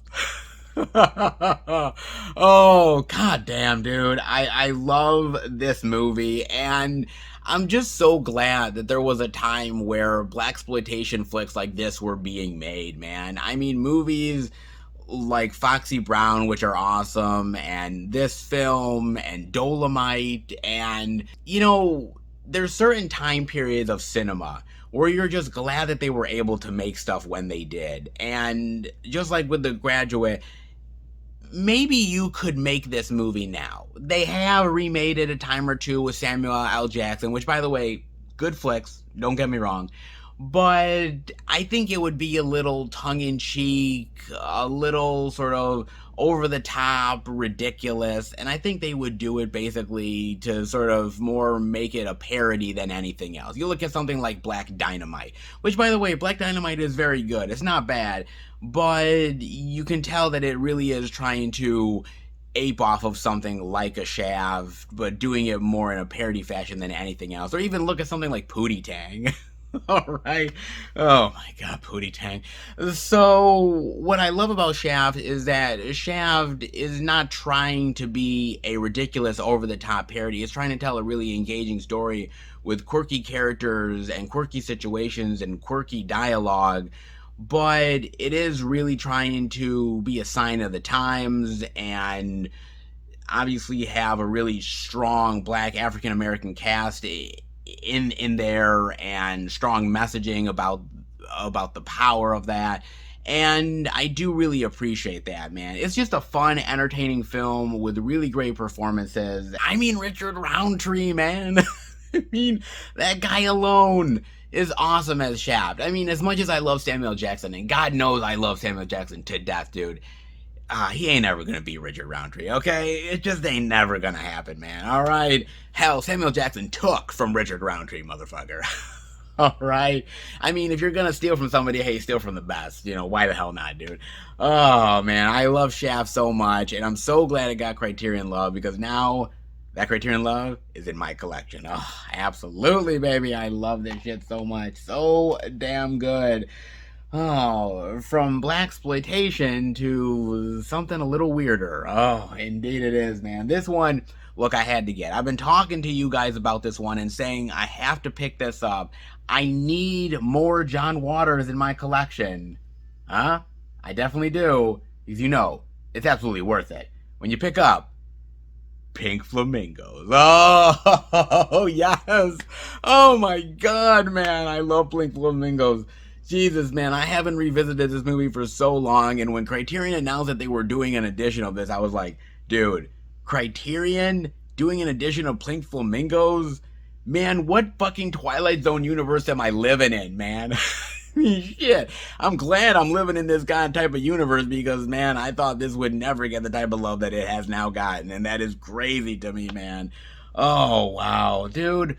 I love John Waters, and he is just a weird and quirky filmmaker with very odd sensibilities, but somehow there's a certain charm and a likability to it that just makes you come back to it. And man, even though it's vulgar and even though it's kind of gross, you just kind of go with it because you're having fun with the damn thing. And Pink Flamingos is absolutely one of those, man. And I just love that they gave it slipcover love as well. I just like that they do this sort of almost like brown paper bag look to it, which I really love.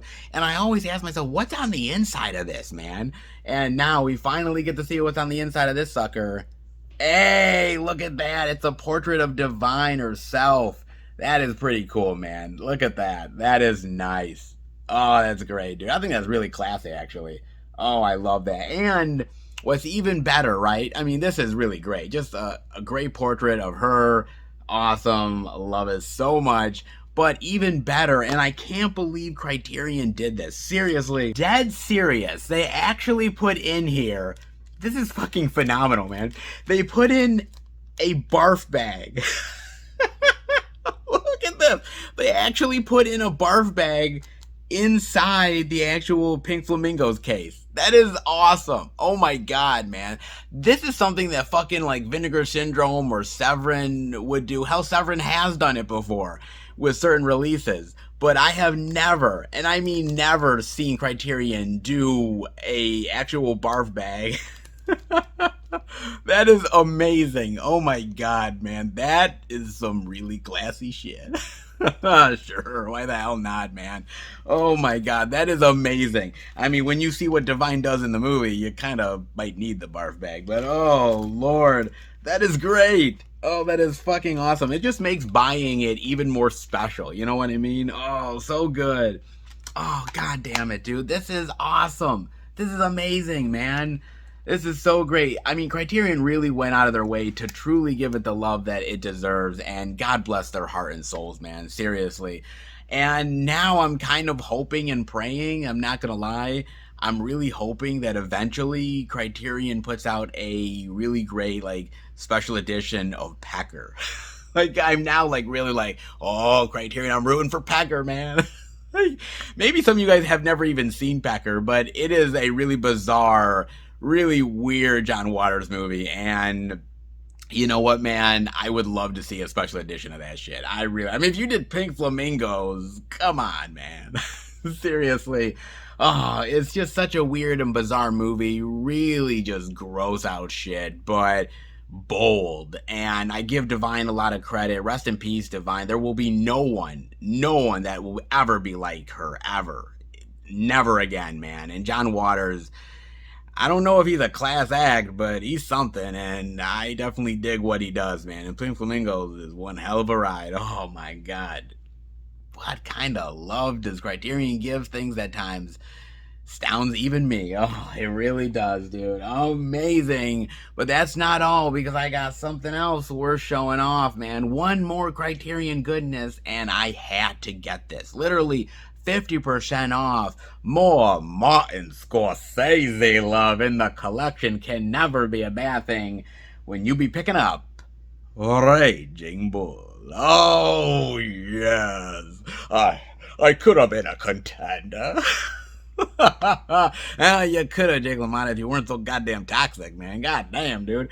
Holy shit. I love this movie, man. I love Martin Scorsese. I love Robert De Niro. I love Joe Pesci, man. I love these guys. And when they make a movie together, there's just something really special about it.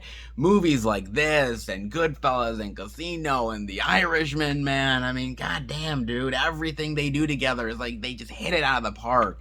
And this is absolutely amazing. I love the black and white. I love the story of this really disturbed individual and how, like, he was successful, but even his success was a failure in a lot of ways. And I just really love De Niro's performance, his transformation into the character. I love all of the acting. Even Kathy Moriarty is really fantastic here, and Scorsese's directing is phenomenal, as it always is. I love this, and the fact that Criterion gave it the love that it truly deserves, man, I had to pick it up, dude. 50% off. Man, I would have bought this shit for full price. That's how much I love the movie. And damn, dude, 50% off is even better. It just sweetens the deal. Oh, I love it so much, dude. If you have never dived into Raging Bull as a film lover, as a cinephile, this has to be watched. It is essential. It has to be. No doubt about it, man. That damn good. Oh my god. Easily. Oh. So I definitely picked up a lot of Criterion love, man. My god. 5 titles of Criterion goodness. Yeah, I definitely did my due diligence in the sale. That's for damn sure. And trust me, there was a hell of a lot more to get. I just held back, alright? You know, I gotta have some restraint, goddammit. Alright, I really do. But that is some amazing Criterion love that I picked up. But that is not all. Because I got one more thing to show you guys. I mean, I have a hell of a stack already that I picked up for just, like, the Tuesday here, but there is so much more stuff that I got, and good lord, this is amazing, because I had to pick this up. I just had to do it, because when you're picking stuff up like this, I mean, you want some adventure in your life, you want some Spielberg gold, you want Harrison Ford gruffness, and Short Round ain't half bad to either. It isn't when I pick up dun dun dun dun dun dun dun dun dun dun dun dun dun dun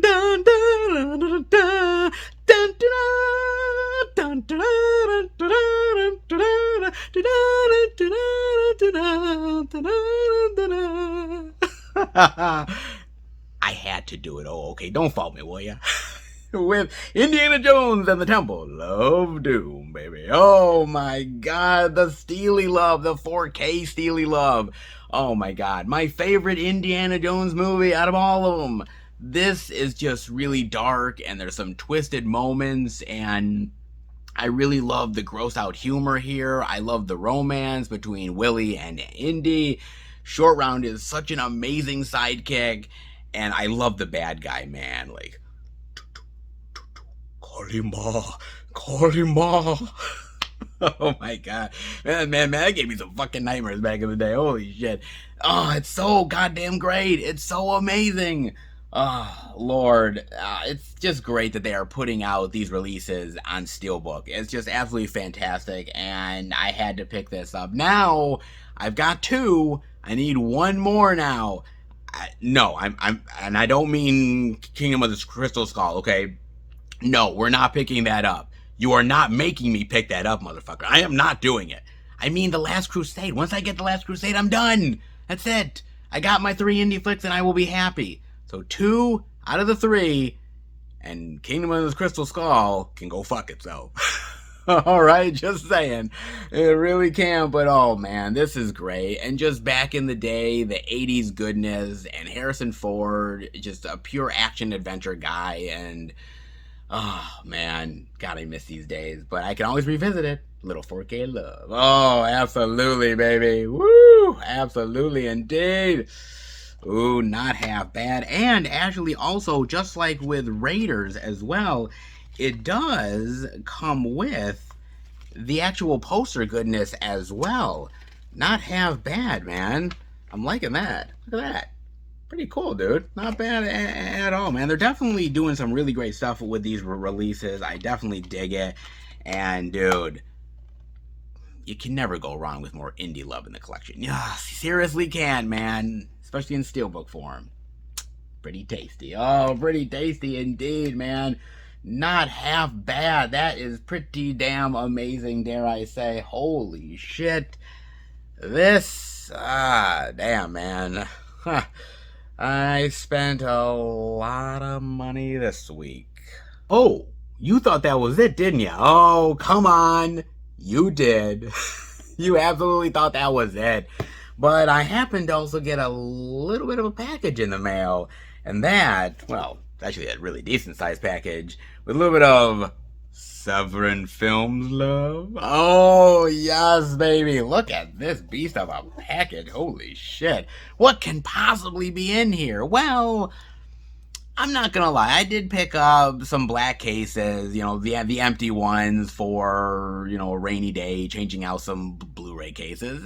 You know, I do buy them every single time the sale happens. But I also happened to end up picking up another title in here. One that was definitely part of the sale, part of the new halfway to Black Friday releases that Severin was putting out. And this one, I gotta admit, man, this one was not one that was instantly an excitement for everybody. Everybody was talking about a lot of the Italian releases, and rightfully so. Italian releases are awesome, but this was one that kind of flew under the radar a little bit, but to me, it was the best of the bunch. A little bit of movie lover turned killer goodness. Oh, perhaps it is. It's a little bit quirky, it's a little bit odd, it's a little bit horrific, and I loved every single second of it. Oh, I did indeed, and I had to pick it up because, man, it's just too good not to. Oh, it definitely is, man. But you will not get to find out exactly what I picked up until eventually down the road at some goddamn point, I will end up showing off the wonderful July pickups, man. My God, we are in July and I am getting some amazing stuff. New release love, old school nostalgia, boutique label goodness, and so much more. It'll be very interesting to see what I pick up. I have a lot of tricks up my sleeve, and this is yet another one of them. I can't wait to show you all the physical media goodness that is ahead. I mean, Lord knows, I've bought enough of it already. And before I let you guys go, I want to talk to you guys about something. Now, it's not about any article or any sort of interesting streaming war stuff. Yes, I could get into more of it, and trust me, eventually I will. But I wanted to talk about me for a second. I know, right? That's what you come for.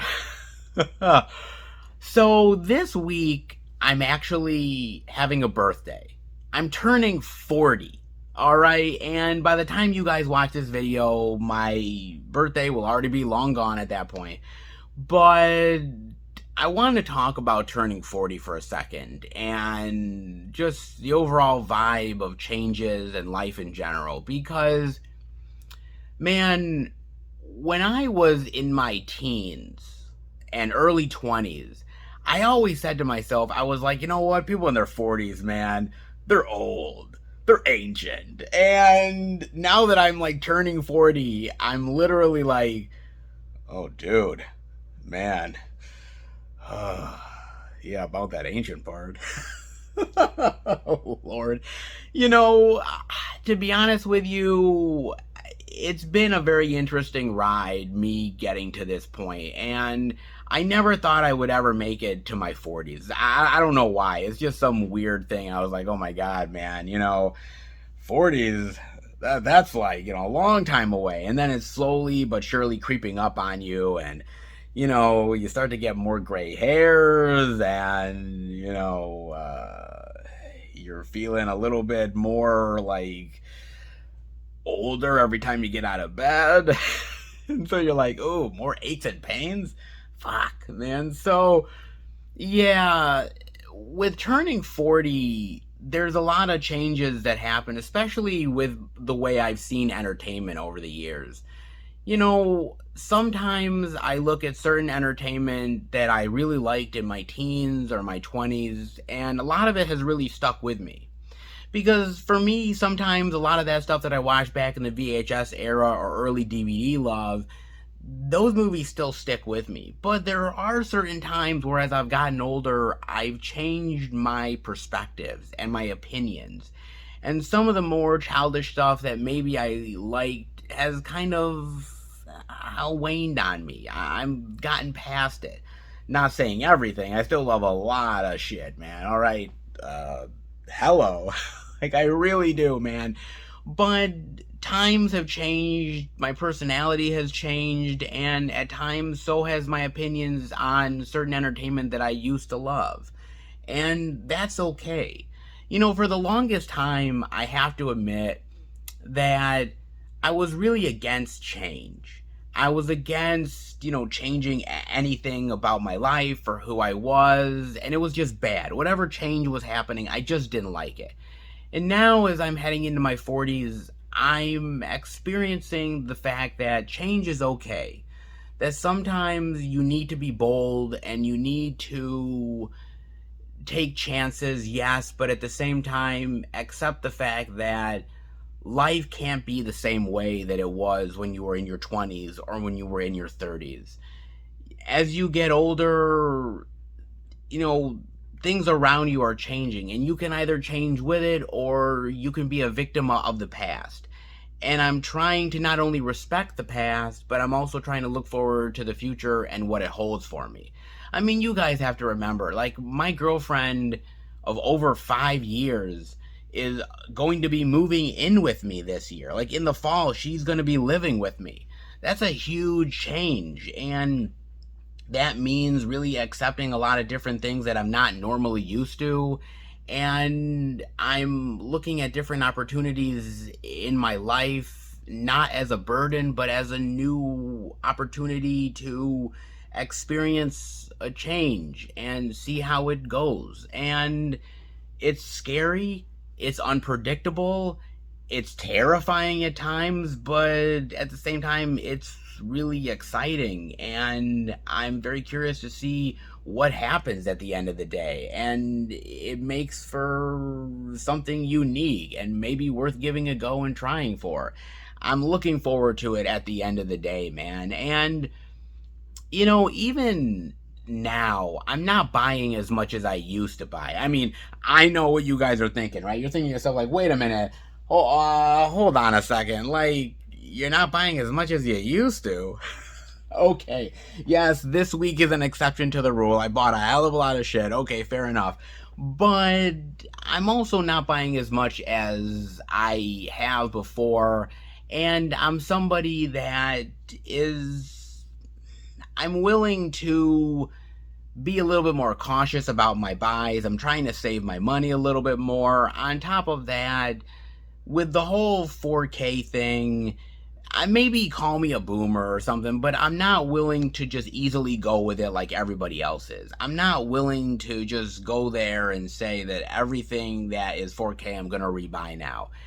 I'm at that stage in my life where if I have a Blu-ray and I really love it, then there's really no point in me rebuying it unless it's a really great addition, something special out there that I really want in the collection. I'm happy. I'm happy with that sort of certain status quo where I don't need to impress anybody by having to rebuy everything in 4K. No. I'm me, I like what I like, and yes, I'm okay with change at times, getting 4K or finding new movies, but if I'm happy with the edition that I have and I've had it for a long time, I don't really need to change it if I don't have to. And so maybe that makes me hated in the community. Maybe people think I'm an old curmudgeon because I'm not willing to go to 4K like everybody else is and really like celebrate it. But you know what, man? You know, I'm a bastard that's just stuck in my fucking ways.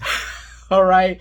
And I'm perfectly okay with that. So just saying, man. But you know, at this point in my life, I'm willing to accept change, but I'm also willing to sort of hold on to what I love. And if that means that I'm not as embraced for it, who the hell cares, dude? At this point, I am who I am. I am me. And at 40 years old, I'm not gonna really just change on a whim. Change is subtle, change takes time. I'm willing to accept it, but one thing at a time, folks, okay? Just saying, man.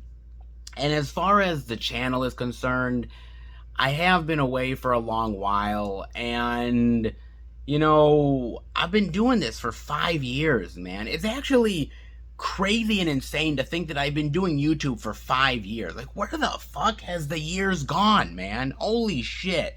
Like, it feels like just yesterday that I was starting this goddamn thing, and now, like, 5 years later, I'm, like, still doing it. And it's crazy. And I've usually, and I'm not gonna lie, guys, like, I used to be somebody that was a quitter. Like, I would do something for a very short amount of time, and then I'd say, well, look, I don't want to do it anymore. I've had my fill. I'm over. And this YouTube thing, this channel has been something that has actually been more of a commitment in my life than I ever thought it was going to be. And it's been challenging. It's been times very heartbreaking, but it's also been really exciting and really rewarding, and I wouldn't change it for the entire world. Does that mean that I'm going to continue to do this forever? No, it doesn't. I talked to you guys just now about change, and eventually it's going to happen with the YouTube channel. There will come a time where I'm not going to be doing YouTube anymore. I don't know when that's going to be. I don't know if it's going to be tomorrow. I don't know if it's going to be next week, 6 months from now, or, 5 years from this point. I have no idea, man. I'm just kind of going with the flow at this point. I don't know if I want to be somebody in my 50s and 60s still doing this. I don't know if I want to. At some point, I want to really settle down with my girlfriend, perhaps marry her, maybe even have kids. And so I'm somebody that's looking forward to the future, and I don't know if maybe YouTube has a place in that. Maybe it does. Who knows? But I don't know. Maybe I have 2 years left. Maybe I have a year left. I don't know what I have left as far as what I have to say on YouTube. When I feel like I've had enough, when I feel like I've really had my fill and that I've had my say and I can walk away feeling happy that I've really left it all out on the field, then I can feel really satisfied, because I want to look back at all the videos that I do for you guys. When I'm in my 60s or my 70s, I want to look back at all of these videos and I want to say, you know what, look, I didn't compromise anything. Yeah, people complained about the length of the videos, and they complained about, oh my god, I'm talking about this movie too many times, etc., or oh my god, why am I, doing it this way or that way? I want to look back on each video and say, you know what, I'm proud of what I did. And if I can do that and walk away and feel proud about the work that I accomplished on here, then that's all the satisfaction that I'll ever need. If I have moments where you guys were absolutely satisfied and loved everything that I did and really were engaged with me and entertained by the videos, then I've done my job. You know, look, I don't know what the future has in store for me. I don't know what it holds. But right now, as I enter into my 40s, I'm just willing to go with the flow and just vibing. And wherever it takes me, it takes me. And I'm willing to do that, guys. It's been a fun ride. I love doing YouTube. I love talking about physical media, buying movies. I'll never stop buying movies. I'll never stop loving movies. I'll always be that guy. But there will come a time when maybe the channel is no more. Like I said, don't fret, because I'm not saying it's anytime soon. I'm just saying that, you know, you have to accept change in all its forms. The good and the bad, and even the heartaches. You gotta do it, guys. I mean, there's joy in everything. And, you know, sometimes you go with where the future takes you, wherever that may be. And I'm willing to just go with the flow and have fun doing it until I do it no more. So, just saying, man, 40 is going to be a very interesting sort of decade long for me.